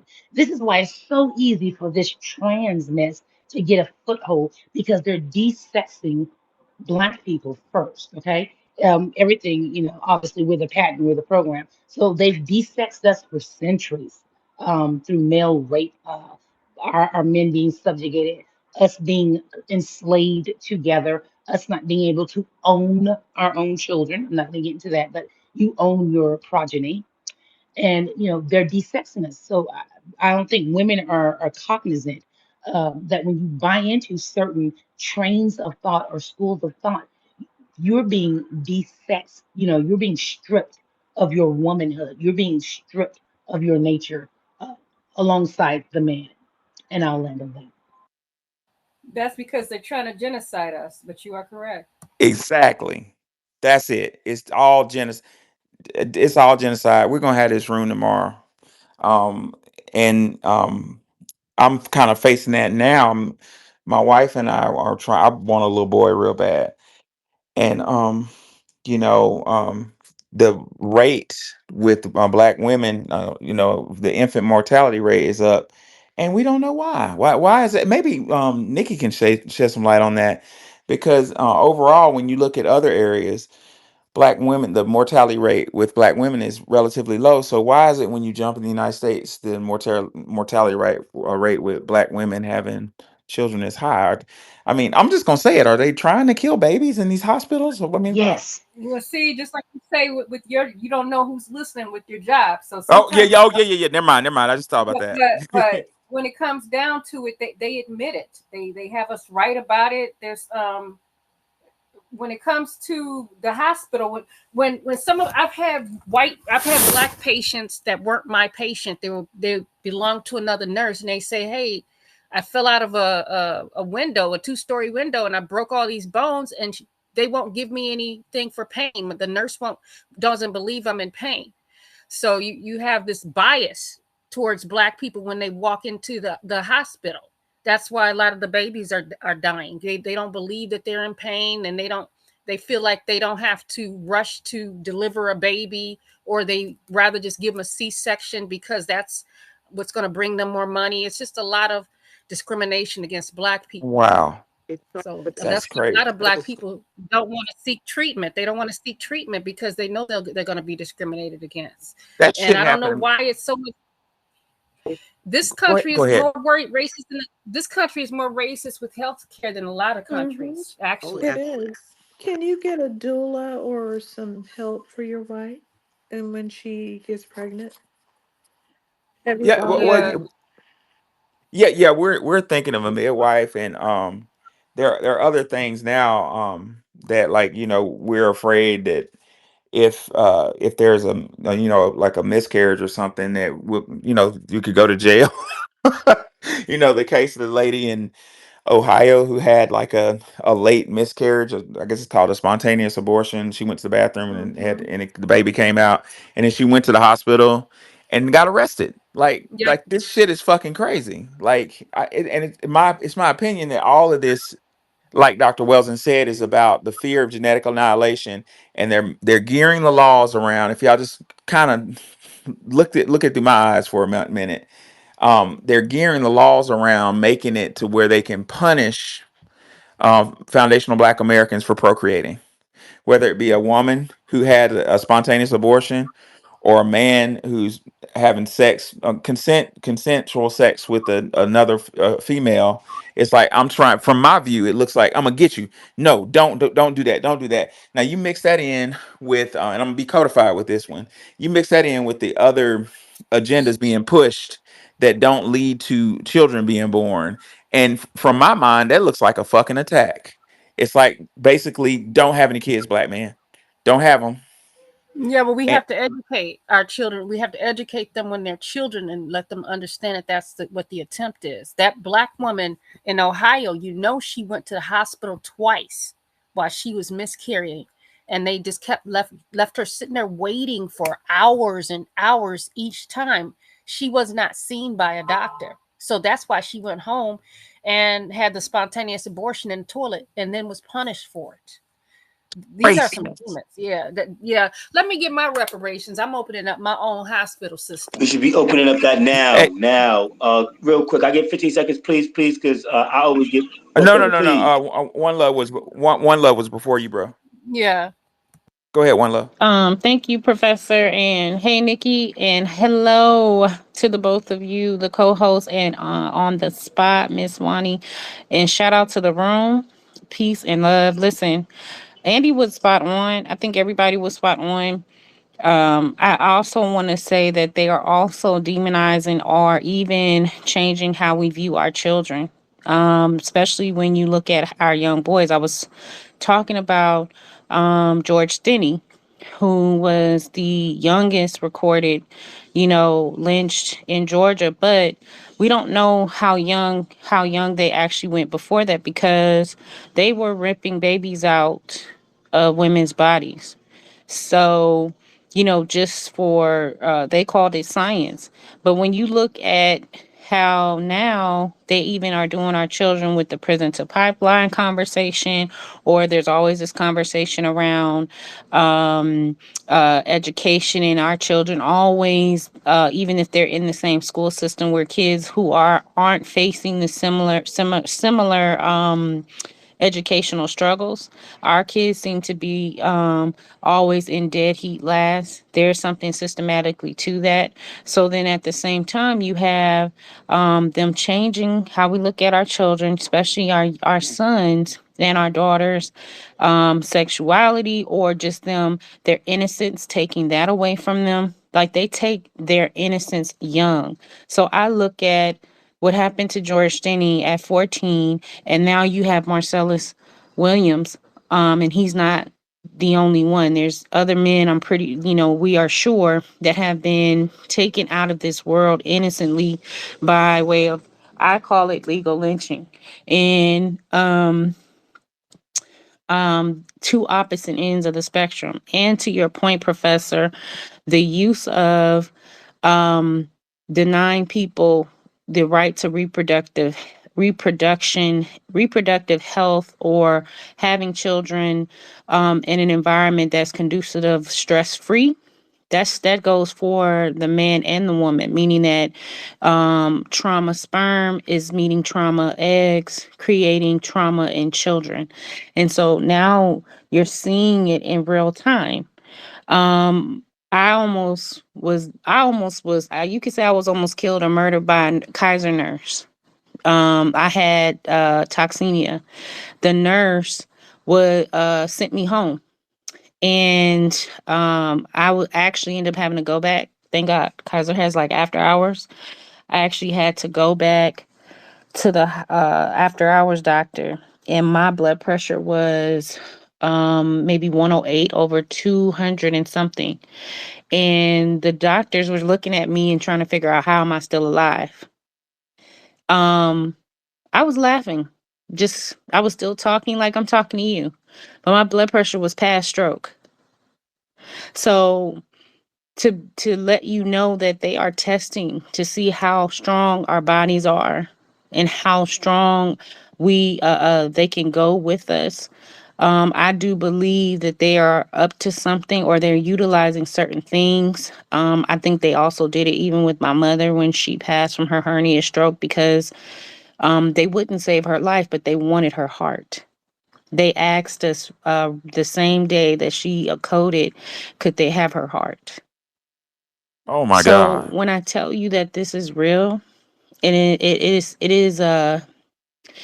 Francis Cress Welsing was right. A lot of people were right. The genetic annihilation is true. Science in cosmetology teaches there are three primary colors: red, blue, and yellow. White cannot reproduce anything. Red, blue, and yellow make tertiary colors, and so forth and so on. Black, of course, covers everything. White does not produce anything, no pigment. So at the end of the day, when you look at other countries that are asking black men or black women, bring your wombs so that you can birth our children, because by way of just mating with a black woman, the incubation in the blood, black man, give us your seed, because we have now put ourselves in eradication because we killed off all of our women or beat them into oblivion. So now we need to reproduce. There is something to the point of when they tell you a high value person is based on their economics, and I agree with Andy. They're trying to tell you not to be with one another to work on growing and building, but be with others so that you can help preserve our nations. It is something to the fact of when they're attaching themselves to athletes who make millions of dollars in the transfer of wealth. I can't wait for you to have this conversation tomorrow, because it is so many different micro and macro areas that we can pinpoint genetic annihilation, but also their ability to want to preserve themselves to stay around in this world. They cannot do it solely by themselves. They can't replicate themselves. That's why they're having a problem. So What what you said sounded like it sounded like, what I learned in biology about viruses. Viruses need a host to replicate. I don't know if you realize yes, that. That's, exactly. Well, and I wasn't white trying to be supremacy mean. is I'm just nothing that's if what I not heard. parasitic. It is nothing if not parasitic. It will consume everything in its path, all resources, humanity, land, our environment. Our water is polluted, our air is polluted, our our soil is polluted, our people are polluted. Um, I don't know how they cannot see the insanity of their own actions as well.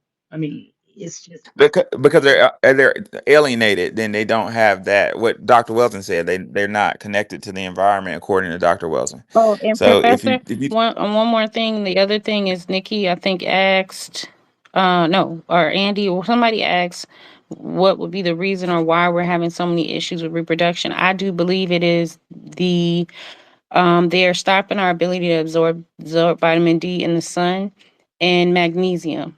If you notice, they started having this conversation around people being magnesium deficient. Well, magnesium brings what? Oxygen to the blood. You don't have enough oxygen in the body, in the woman's body, and what you need to actually have a baby. That could cause so many issues. So if you're talking about people who are deficient in minerals, and we're not eating the right foods, or the foods have no nutritional value high enough for us to get the proper minerals, which is why the conversation around sea moss and taking Shilajit and all these different things are really speaking to our bodies being plant like, then that lets me know they are working on annihilating us, because we are kind of like weeds. That's why I always call us sunflowers, because sunflowers literally grow like weeds. So if you really, really pay attention to what is happening around you, your environments, why it is the climate change is hitting us in different ways. I don't know if people notice when you walk outside, the sun doesn't feel the same. Why is that? So I'm gonna just not trying to be a conspiracy theorist, but just experience, like, Changed over just walk time. outside. It has changed over Yes, time, definitely. yes. Mm-hmm. Remember, well, I used to play in the sun all the time, like every day. we No did in the sunscreen. '90s. Even white people they didn't have sunscreen. And white people did not die and explode. Yes, they had sunburns. Yes, they still turned into lobsters, but they did not get skin cancer to the degree that they do. They can't even attempt to do that now, can they? They have to put on sunscreen just to go outside. So something did happen. I heard that they destroyed the one of the layers. What is it? The ozone layer when they were doing um an explosion. I forget the details, but they did some explosion. I forget the name of that operation. Right. But they were testing high altitude nuclear. See, that's that what Welsing has like an everything theory. It applies to everything. What Welsing said about alienation and not being able to respect the environment. These fucking imbeciles, exploded nuclear weapons in the ionosphere, Right. like the top. And what Wani's talking about is they were trying to test the effects of when a nuclear weapon goes off, it releases EMP, electromagnetic pulse, which shuts down everything electric. Which is why I'm teaching my kids how to write on paper, because I mean I'm not trusting the electronic devices.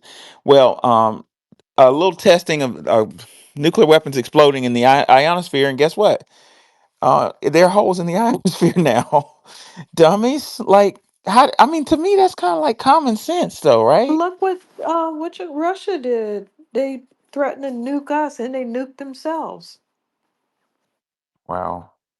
You Chernobyl. wanted to add that what concerns me about this world right now is the continent of Africa. And in this conversation, we have to take a look at Africa and see what the Chinese are doing. They're very methodical. The African women, and I'm not saying, I'm just trying to generalize, but they're easily pliable. Their legs are wide open for anybody but their own men. And they have no problems breeding.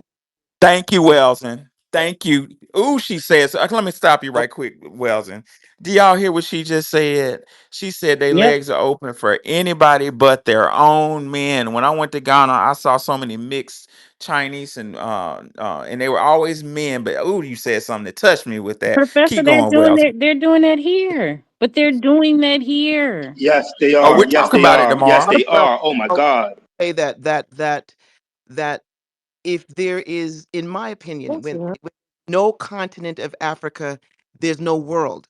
Africa is where the riches, the natural riches are. It is that the soil there is unlike anything. And these Chinese people have taken over countries in Africa, but they know good and damn well that they have to, they read history. They're doing a little bit of what white colonialism has done to Africa. They're doing what King Leopold had done to Africa. They're That's what doing they King Leopold did. What? what the Chinese are mimicking what some of King what. Leopold did what though? Oh, he maimed people, enslaved. No, he didn't. He never went there. No, then who was it then that I'm talking about from The Belgium? Congolese people Congolese. got in Belgian armies Right, and were all African men that were cutting each other's arms off and maiming each other.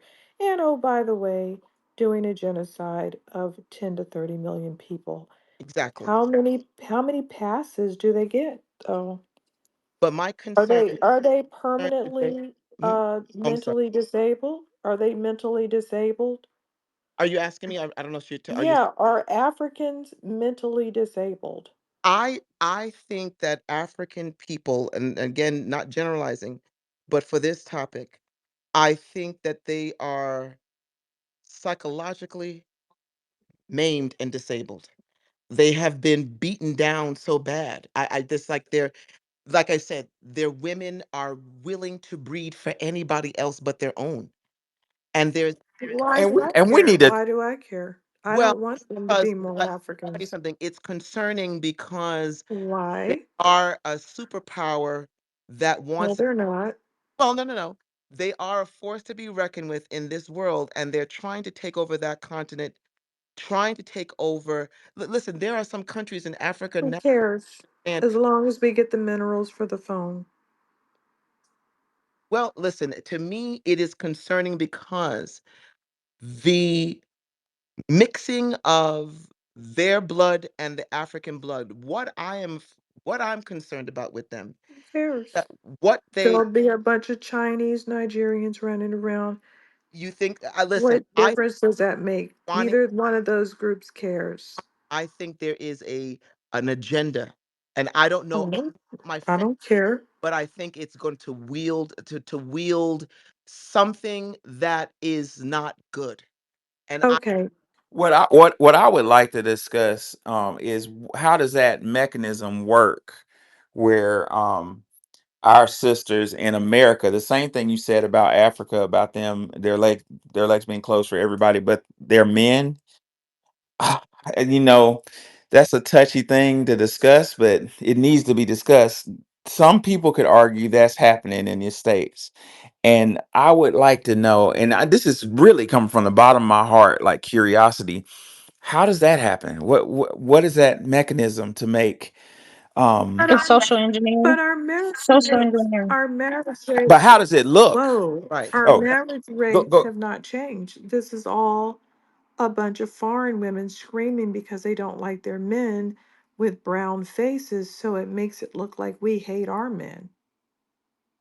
So Oh, so I can attest to even watching like high schoolers, even talking to younger people and how they describe each other or how they want to interact with each other.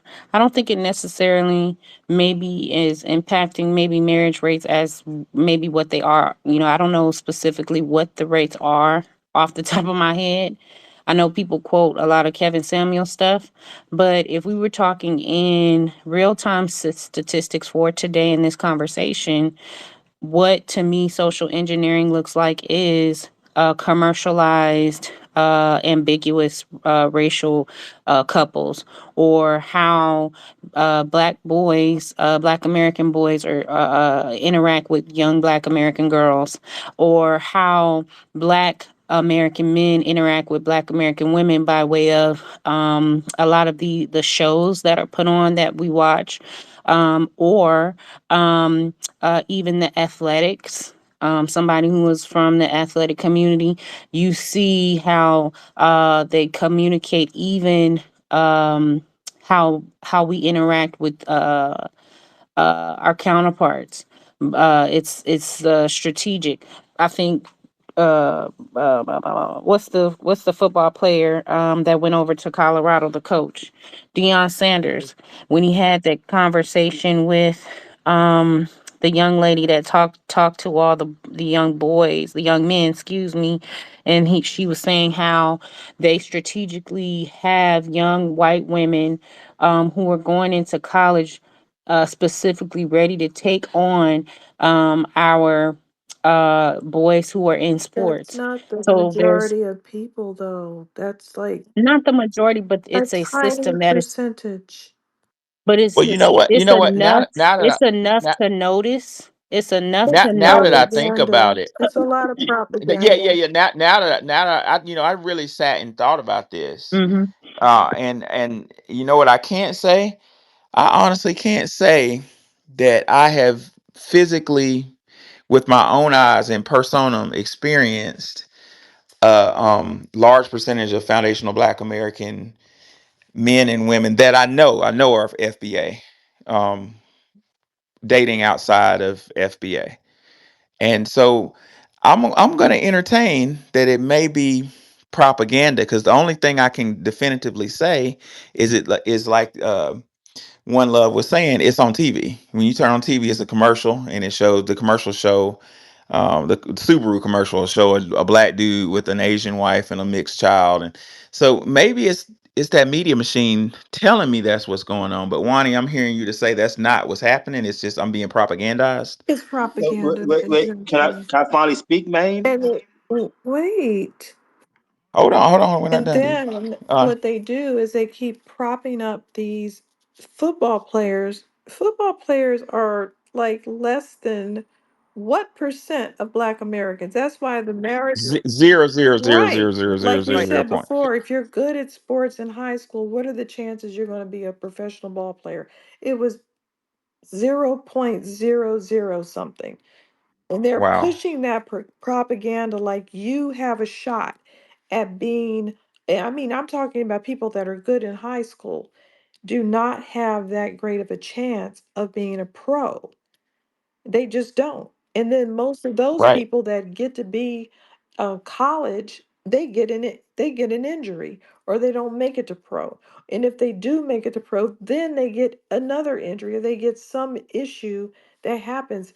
The idea that this handful of people who wants to marry white women because they're being forced on them, sure, they are. That's a system.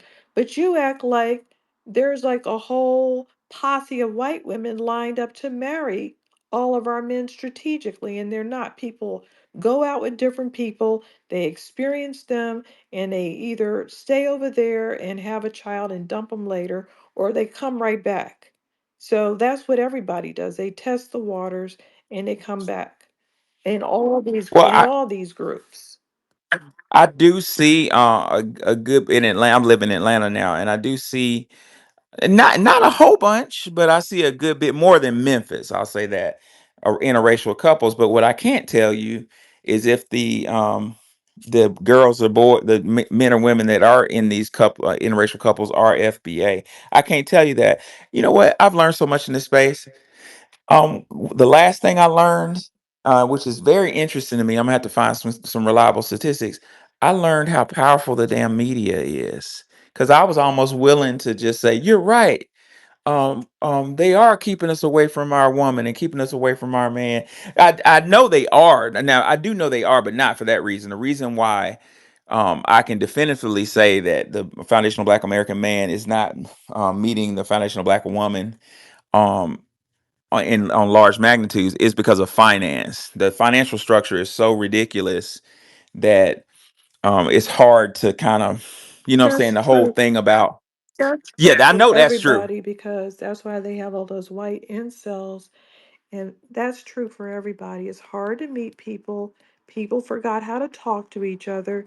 No one has enough money to get married. That's true across the board. And we're victims of whatever goes on in America. That's one of the problems. Ronnie, you're right. You know, when I listen to you, you're absolutely right. That the media, to your point, Professor, is so strong, uh, It's so powerful. powerful. I mean, I'm a strong willed person. I don't accept bullshit. You know what I'm saying? But y'all helped me to thank you for that. Y'all helped me to realize that as strong as I think I am, I'm up under that fucking media spell. Yep. Yep. It's Yep. ridiculous. Fish and grits. What you have? God damn, it took so long for me to you get no, I'll be forgetting what I was going to say. It's like that. You know, I was on Re-Up's page the other day, and I had to wait a couple hours. You know what I'm saying? It's sometimes it's like that. You know. Damn, I'm trying to remember my points. It was good for some of the things I heard. First thing is marriage. Oh yeah, our low marriage rates in the last 30, 40 years is a part of the plan, a part of the white supremacy plan. During slavery, one of the biggest rebellions of for slaves to do is to get married because it fucked up especially if you got married on side of the plantation. You're not touching my wife, you're not touching my kid, or a bunch of things. Like I said, having that family structure, like I said, was is a blow to white supremacy. So us getting married ultimately is like something we should be doing, but nowadays with our low marriage rates, we're which that was we're falling into play. We're doing what they want. That's one. Two, we got to get into more business because, like Nikki just said, we need more hospitals and things of that matter. White people don't really, white people and a bunch of people buy but there's a bunch of private of those. I'm up here in New York. They have Mount Sinai. That's a Jewish owned hospital, but if that's what damn yeah, Mount Sinai. That's one of the bigger ones. But yeah, and all the other good hospitals in this city is damn near private owned. They're not public. They're not public hospitals. They're all private hospitals. Um, so we have to get into business of business, and one of the business is real estate. If we could buy up buildings and put our people right going to school for this shit, and instead of them having to work around these people to get into their practice and shit, they can have their own, and we can supply them with the space they need at a better price than in the other real estate companies. But that's all business. It's all business. We got to start getting into business. Business should be in business. And last point, y'all said something else, but it slipped my mind. If I do catch it, I'll come back. Please, I'm raising my hand. I got you. Thank you. And I'm Milan. Have you ever thought what I don't understand what they're trying to do with marriage? They're making the society uh, unable to communicate, too poor to get married, and they don't want you to raise your children. And that's not just us. I mean, in Iceland, they don't even get married. Did you know that? They're white. There's no black population over there. They're trying to trick into it. You just have to resist these trends that they go on. I don't know the point of going from a 50s housewife who takes care of her own children and cooks for a family to everyone going to work and no one taking care of their own children. I don't know what their little game plan is, but they do have one. It is Yeah, you know what? deliberate. You've helped me. Y'all have helped me to see some shit. Y'all helped me to see that's globalist agenda. That's like depopulation tactic. You know how many of my students want to get married and can't? Like Ronnie said, you can't afford to. I mean, me and my wife are both licensed professionals, and you know what I'm saying. We're talking about, you know what I'm saying. Like we can barely. Well, I shouldn't put all my business in the street, but with student loans and shit like that, like I can only imagine how in It's the fuck hard. it's It's how the hard. It is difficult. And it doesn't mean that you don't. It just means that you got to be willing to be with a partner that's willing to be in the trenches with you. And I wish they had more time. We had more time to deep dive into that because I think that's important to give those examples to people who do want marriage, whatever your age is that do oh let oh finances stop you because they don't want us to procreate. That's another part of keeping us from having children. They have a whole incel group of angry young white boys. They have a whole, what's that group? The white men on and on You our talking about own. the frog people, Wani? What was that group about? It was a bunch of divorced, angry white men on it on our own. They've had angry white men that are unable to get married. They don't have the position in society that they were used to, that their grandfathers had, and that their fathers had.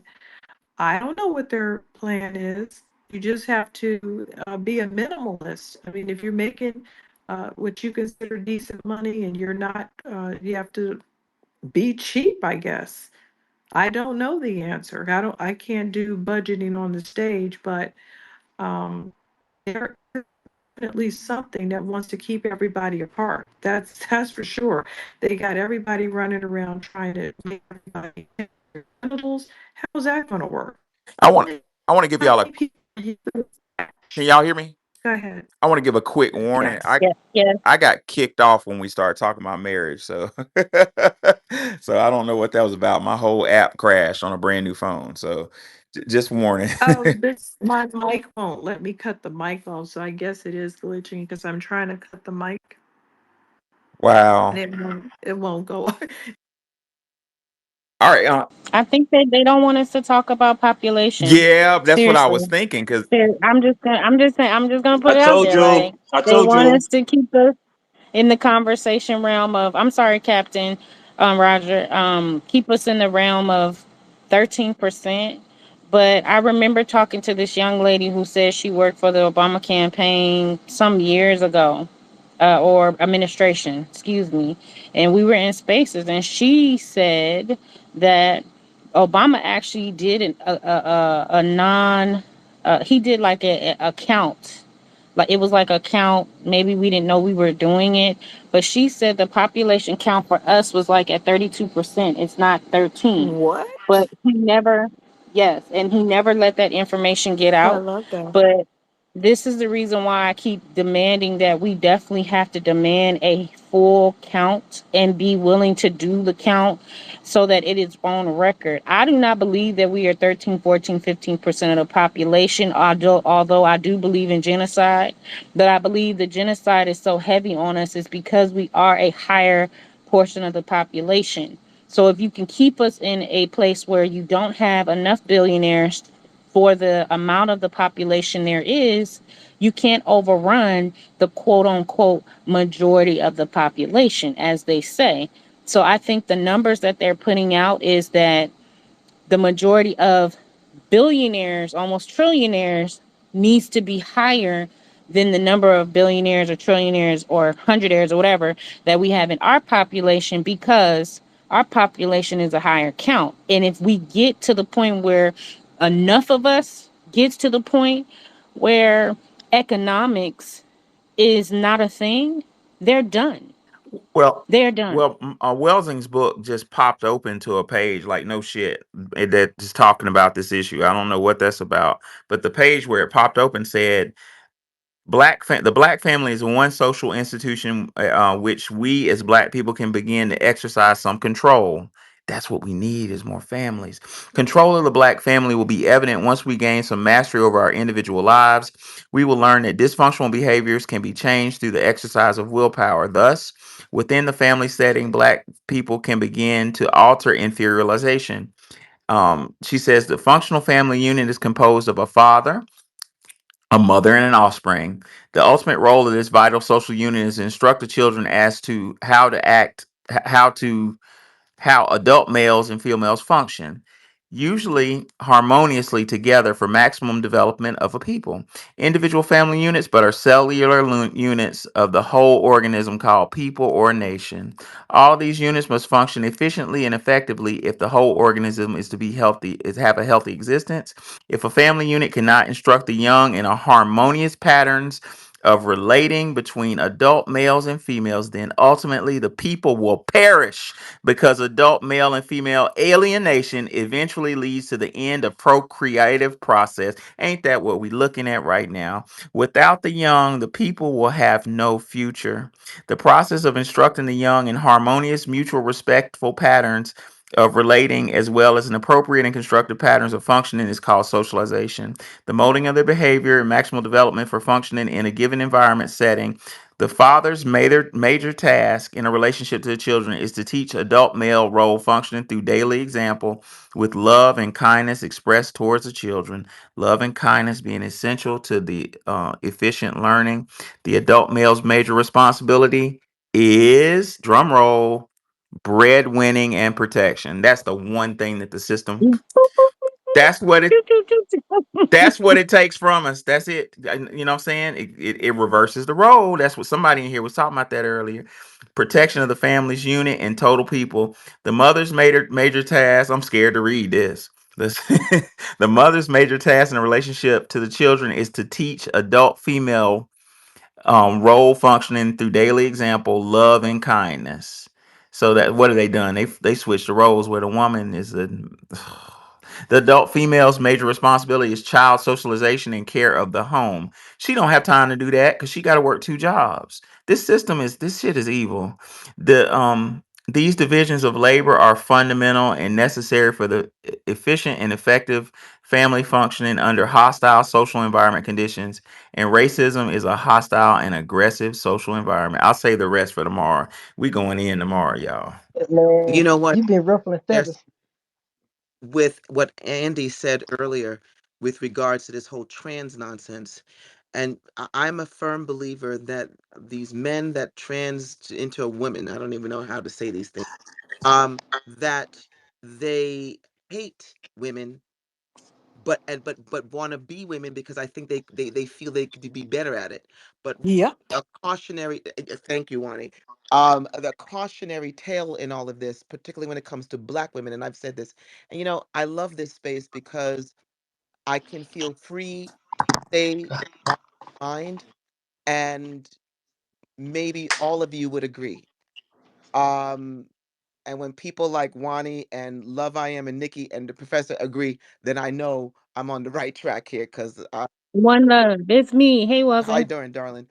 Um, Good. I see Captain. Look, he gonna be like, hello. No, I'm just kidding. I what Andy was saying, and Andy too. My goodness, what Andy said was I feel is true, that they desensitize Black women.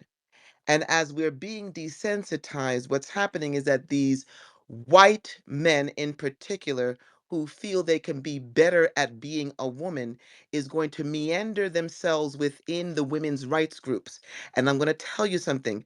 There may come a time if we are not vigilant about this, that they will take away our rights, that Black women will be in a back seat to them, to white women and everybody else.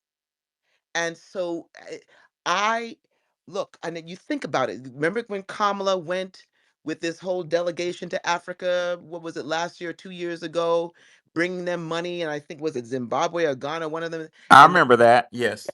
and she wanted to bring them money as long as they can, in exchange for them, enacting LGBTQ rights, and so I think some of the leaders pushed back on it. I There is such an agenda with this. There's so much to say, and tomorrow will be, I don't know what time you guys get in. I have to make sure that I can get in here from the moment you open the room, because I would also love to talk about, from my point of view as a developer and real estate person, that she also talked about edifices that white people build. Their psychological, fragile minds, they're so obsessed with the Black male's genitalia that they have built edifices that liken their penises. Yeah, like guns. We talking Eh, about all that tomorrow. I'm gonna Okay, say 8 is safe. 8 Eastern. 8 Eastern, which is 5 my time. Okay, fair enough. Um, I'm saying Go, shout outs to go, all the white Captain. men Go. Jump with all the in, Captain. closets of penises. Jump in. No, no, no. We're about to close. I'm gonna go ahead and go to Miss T because I got early morning lecture. Miss T, good morning. And who else didn't speak? Miss T and I don't know if you spoke Midwest. speak to the room. Go ahead, Miss T. Thank you so much Hey, for letting me. hey, hey, hey, hey, everybody. This great space again. And I just got two things to say. Um, we weren't able to marry when our ancestors were slaves. So, and they were able to have huge, big families. So, the marriage thing, that is a tool of propaganda, in my opinion. And they use it to make black women feel bad, saying, so much percent of black women aren't married and all that. To me, it's just propaganda, and a way for them to make you feel bad about yourself. The last thing I want to say, this is kind of a heads up, a FYI.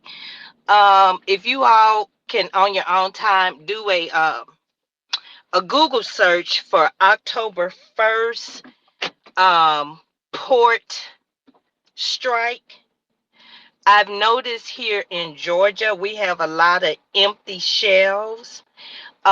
There is a strike that's looming. Go ahead and do some research and govern yourselves accordingly.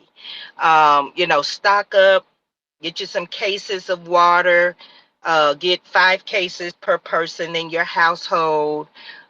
Definitely get your toilet paper and your other non perishable food items just in the event that a strike does happen. I have noticed here in Atlanta, there have been a lot of empty shelves. So I just want to put that FY out to the family. Let's not get caught up where we're in a desperate situation. Let's prepare ahead of time. And I can't wait till tomorrow night at 8 o'clock. Thank you, Professor Nikki and Wani. Thank you, Miss T. Much love. I think I don't know if Midwest has spoken. Midwest, and then Roger Ward. Yeah, this is a pretty awesome space. I followed because Tariq put you on. Well, quote unquote. And of course, because of Wani, of course, right? Uh, yeah, Wani, going back what you said, you're talking about MGTOW and incels. You said those white guys in particular. Yes. Yeah.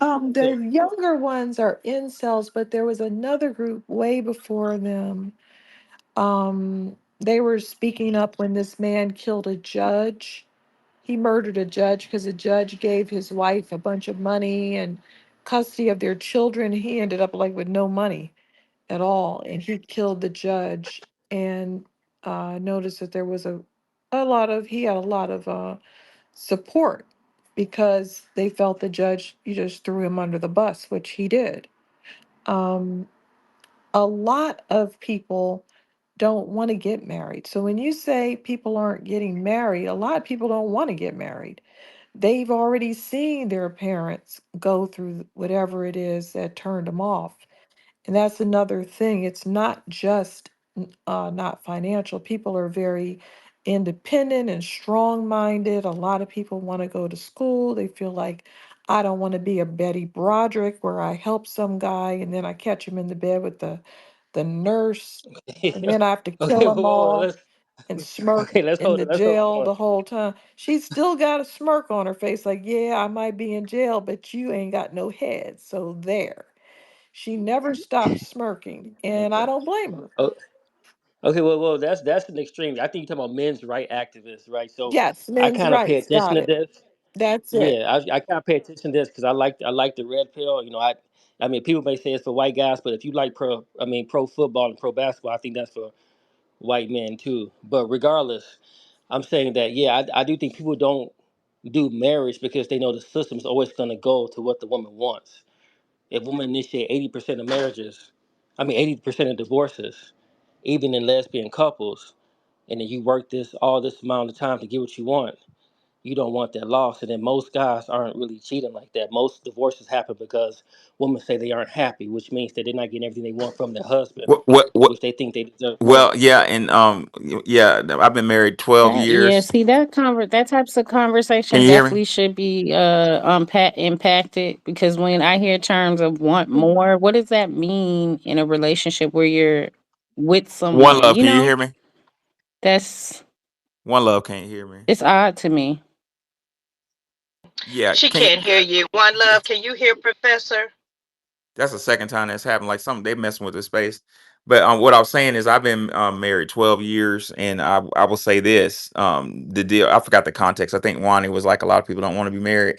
I will say this: oh man, being married to being a foundational Black American couple, you have all forces trying to keep you apart. Like it's so many forces, and this whole thing about the gentleman was right about the women, foundational Black American women saying they're not happy. That's coming from the media. The media is propagandizing. Propaganda. I mean, you're fighting so much shit, man. I mean, the goalposts don't even begin to get me talking about marriage. I love marriage, but I don't know if I do it again. I agree. No, I agree. Social media does play a role, And I think that when they started allowing women to work in World War II, and those corporations saw the profits, and the government wants more tax dollars, and then they start pushing like, "Hey, you don't need a man. You're strong and independent." They people talk about CIA and I forget that lady. They pushing feminism on everybody. Like things changed. That destroyed all families. I think we were the first ones to be experimented with. But now that it went to the white, air people, you know, Irish, Italian, German, Jew, etc. Now they're Now trying to they're make fucking everybody up. gay and switch everybody's genders. How are you going to get a mate if you have gotten a gender change when you're 16 years old? Now you're a freak and nobody wants you. And then you say, okay, I changed my mind. I want to go back to being a guy. But guess what? I got cut off. Now who am I going to date? I mean, look at how low on the dating poll these people are going to be after all that. Yeah, but look, the boomers fucked everything up. Like I remember me. I was born in '85, so I kind of see myself as a Gen Xer because I'm the youngest of my cousins. I identify with Voltron and Thundercats and stuff. Now Power Rangers and Nickelodeon. But regardless, the boomers. Every time I would ask the question in sixth grade, why is this happening? Why is this happening? The boomers dropped the ball. That's whom it was. Everyone did something, but the boomers got too comfortable for whichever reason, I, and then now it's I too have my late. differences with the boomers, but and I used to have your sentiment, but Denmark, me and Denmark kind of got into it for a minute, and I sat and thought about what Denmark said, and I was like, you know what? You can't keep blaming the victims. Like, this is a very powerful system, they're outrageously powerful. We're dealing with psychologists that work for three-letter agencies. So we got to stop beating each other up, and we just need to start looking for a solution. I i hear what Wani was saying about marriage, but what I will say is we do need to be producing some children. On Shahrazad Ali, who we're going to celebrate in a little while on this space, said that black men, foundational black American men, just need to start taking responsibility for having children, and maybe we need to be having children. Those who don't get married need to be having children with women who aren't married and taking care of the kids. Because really, marriage is a fucking European concept in the first place. I mean, come on, let's be real about it. I learned that the whole that best man thing has to deal with in Europe during the Young Dryas. They would steal women. They would go knock a woman upside the head to marry her, and then their best man would help them carry the body. So we're way outside of our traditions. That ring is a ring of Saturn. Like, it ain't got nothing to do with anything holy. So Well, Professor, I got to give you some pushback go with ahead. that one. They were when was Francis Cress Welsing was around, Khalid Muhammad, all these people. I've heard people ridicule them the whole time in the Boomer generation. They were ridiculing Shahrazad Ali, where she was saying certain things. They were really because they were trying to hold people accountable. Those Boomers did not support them at No, all. no, I have your Okay. sentiment, and I've been harder on boomers than you are being right now. But I'm just saying, what I'm trying to say is, yeah, you're right, but I think if just beating the boom. I mean, I got on the space because of boomers. I watched boomers when I was an administrator at a historically black college. I watched boomers helping kids from the diaspora go to medical school and laughing at foundational black American kids because a diasporic professor called them stupid. I lost that job because I stood up. This African professor said in a faculty meeting in front of everybody, 80% of my students failed my class. They're not intelligent. And I stood up and said, if 20% of your students fail your class, that's on them. But if 80% of your students fail your class, maybe you don't know how to teach. Maybe you need to resign. I lost my job for that.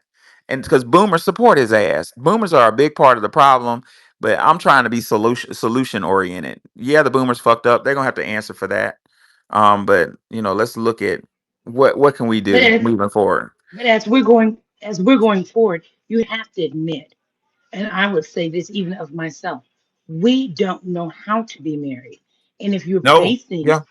relationships on a European standard, on the white standard, or on a standard that we should get married to have stuff, versus that I should get married because I want you and you want me, that should be the first thing, right? Everything internal.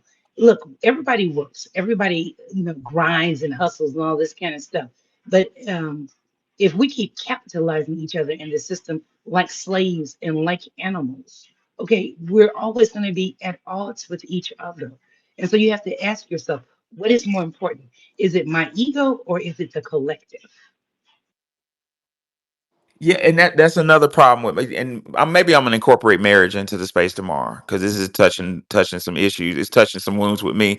The marriage all deals with, like Durkheim said, the psychologist, is social bonds. So why were marriage rates 80% in the 50s, and before then, in the foundational Black American community, they were at 80% because you had networks of other married people. I mean, that marriage was the norm, and if you had an issue you could vent to another married couple who lived, mind you, down the street from you. Hey Jim, my wife's acting crazy, what's going on? Oh yeah, she does that. You had a network, you know what I'm saying?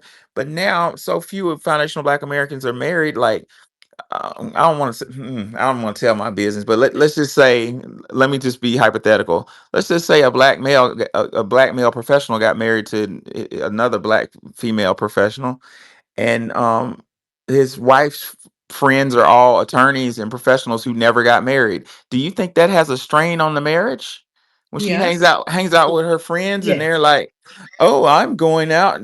They're going on fucking 40 years old, going on trips and stuff, trying to act like they're 20, but that's America right now, you know what I'm saying? So And it's they don't, Hey, secretly, they Uh, Professor. don't. yeah. Yeah. And one other thing, prior to 1970, women couldn't have nothing without a man. We couldn't have a bank Go ahead. account. We couldn't have a credit card. We couldn't have a house. So you had to either live under your father and have everything under him, or you had to be married prior to 1970. We just couldn't have stuff, right? But when you had feminism and you had hormonal birth control invented, women realized they can have unconsequential sex. So when you try and say that the man is the fault, no, the women choose who they No, get with. I They knew somebody was going to do that. That's not what Miss T was saying. That's She was saying that I heard what you were saying, Miss T. Yeah, we weren't arguing that in this group. We know that feminism didn't apply to the black female, but that's a whole nother layer though, because feminism did affect our community, and a lot of our sisters in my hometown of Birmingham ran with that shit because they used women like Angela Davis, who everybody looked up to I'm from her neighborhood. My mom and them from her neighborhood. They looked up to her family. And she came with that fucking poison to get her 30 pieces of silver so she could teach at Berkeley. Fuck this meritorious manumission culture, man. Let's see. I'm about to go to bed, y'all. Christopher. Christopher, then last words with our story. Hey, thank you so much for giving me a chance to speak before you guys shut it down. But I just want to bring up William Lynch. I think that everything you guys are saying, which is very deep, and I'm excited that this space exists. We're experiencing a William Lynch paradox. Lynch had a very important speech on how to destabilize and keep control over the slaves. And the way that he said you would be successful at doing it is by butt breaking the male, and to a point that in front of the female, it's a point that the female would never lean on the male slave, to the point that she would always be in some way in alliance to the slave master. And on top of that, when that would happen, whenever she would procreate, children with that buck broken, male slave, the buck, she would have no value or see value in the legacy of the child, to a point the child would experience abuse and negligence and etc. X, Y, and Z. So as we talk about like marriage, for example, I think that, in my opinion, I think while we're possibly talking about there's no value in marriage, the superordinate class finds value in marriage. And when you look at the corporate sector, like, a man or female, but typically males who try to climb the ladder of economics and just position of power, it's a bad look to not have a wife. regardless if they have like a a mistress on the side, X, Y, and Z. If you notice, in my opinion of the value of marriage is that I think that's the foundation that creates communities. That's the foundation that creates economics, and most importantly, it creates solidarity, because now the people that are in the midst or in the group have certain type of priorities that become much more selfless in comparison to being single and having self goals. Now the thing is, when people were talking about like the transition from having the highest number of marriages in our community during the Jim Crow era, it was because of Jim Crow. We had no choice but to stick together because social integration didn't exist. But social integration is what destroyed the black household, in my opinion, because a lot of well, first of all, the baby boomers were children during the civil rights movement. I'm probably saying that wrong, but they were the children of that time period. So yeah, they messed up. We all messed up. We're just victims of white supremacy. But the thing is that during that time of the high number of marriages, I think it was because we realized, or our ancestors or our family members knew that they would die if they didn't stick together. That's why there was black owned businesses and That's properties right.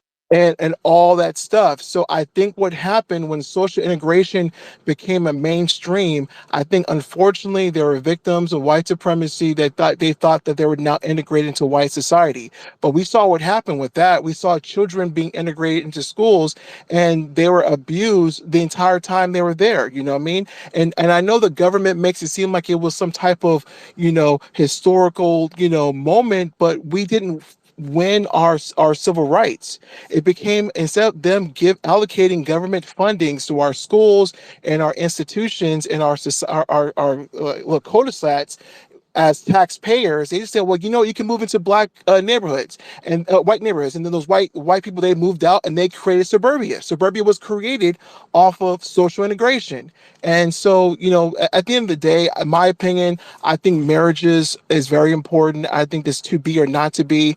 And most importantly, during that time period, people having children at wedlock was very shunned back then because they understood that was a broken household. But now today, it's not really a broken household. There's a lot of young ladies and young men alike, a part of the millennial and the younger group. They are more scared of having children in wedlock than they are having children out of wedlock.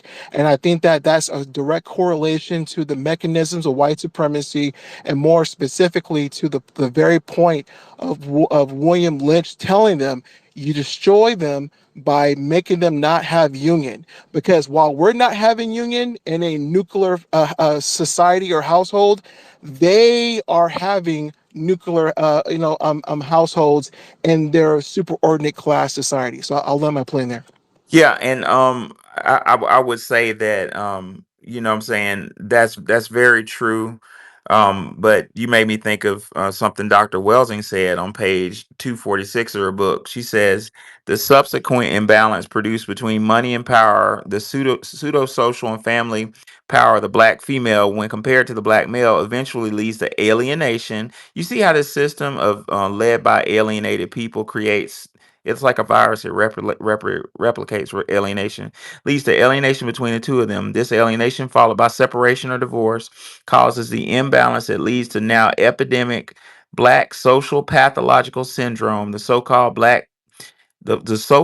strong black female and weak black male. The shit's manufactured. That's what I said, not what Welsing said. Welsing says the fundamental cause of the syndrome is white supremacy power system. um, Also, this leads to black male womanizing syndrome, wherein black males seek to compensate for a lost sense of manhood by attempting to prove they're still men by the number of women they can seduce and conquer. But this syndrome only heightens the alienation between the black male and female, and it fails to convince the black man, a male, of his manhood. Increasingly, black females are being left at home to rear children. They, along with the myth of the so-called strong black female, she called it a myth, are crumbling under this impossible burden. Nonetheless, the survival units, which is where we're going back to, Shahrazad Ali said we're going with the shit that's about to come down the pipe. We're going to need survival units. The survival units become dominated by the adult female presence, and all of the children are feminized. Male and females alike. We Even have to have a new reason to be together because we don't. Before it was like, well, I have a farm and you have a farm and we can't break up because we got to milk these cows. We have to stay. These families needed each other and had to stay together, black or white. People were not trying. How are you going to break up? I know somebody who has a farm now. They can't leave. They have to milk the cow every day.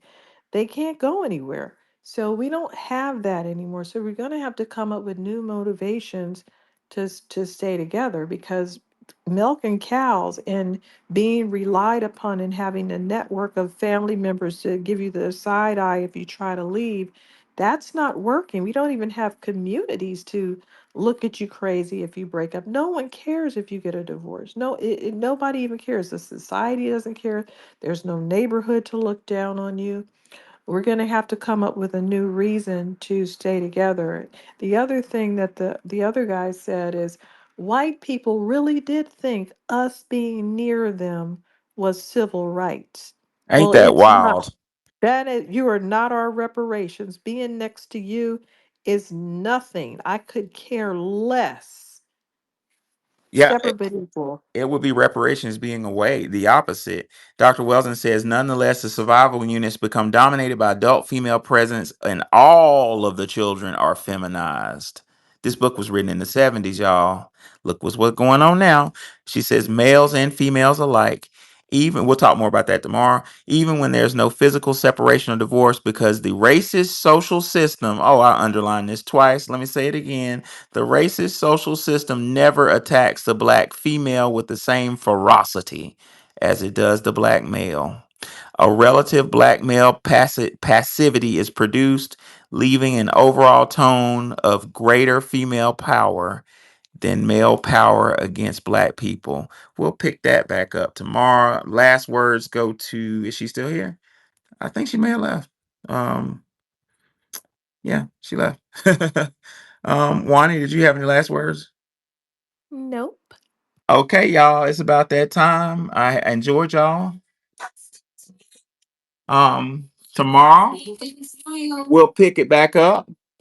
Um, you know,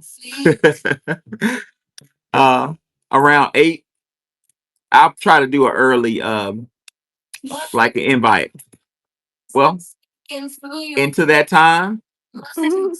I'll see y'all later. I got into my Uber. What did I see? It was a Duffy must together, smelling like cedar pea. Shady together, that's how I'm Cheetah speaking to pea. you. Must see together where you feel too. I got into my Uber. What did I see? It was a dusty, musty tether, smelling like cheetah pea. Musty tether, as I speaking to you. Musty tether, where you feel too. Oh, oh, oh. Musty tether, yes, I'm speaking to you. Musty tether, where you fleeing to? Musty tether, yes, I'm speaking to you. Musty tether, where you fleeing to? I got into my Uber. What did I see? It was a musty tether, smelling like heat of pea. Musty tether, yes, I'm speaking to you. Musty tether, where you fleeing to?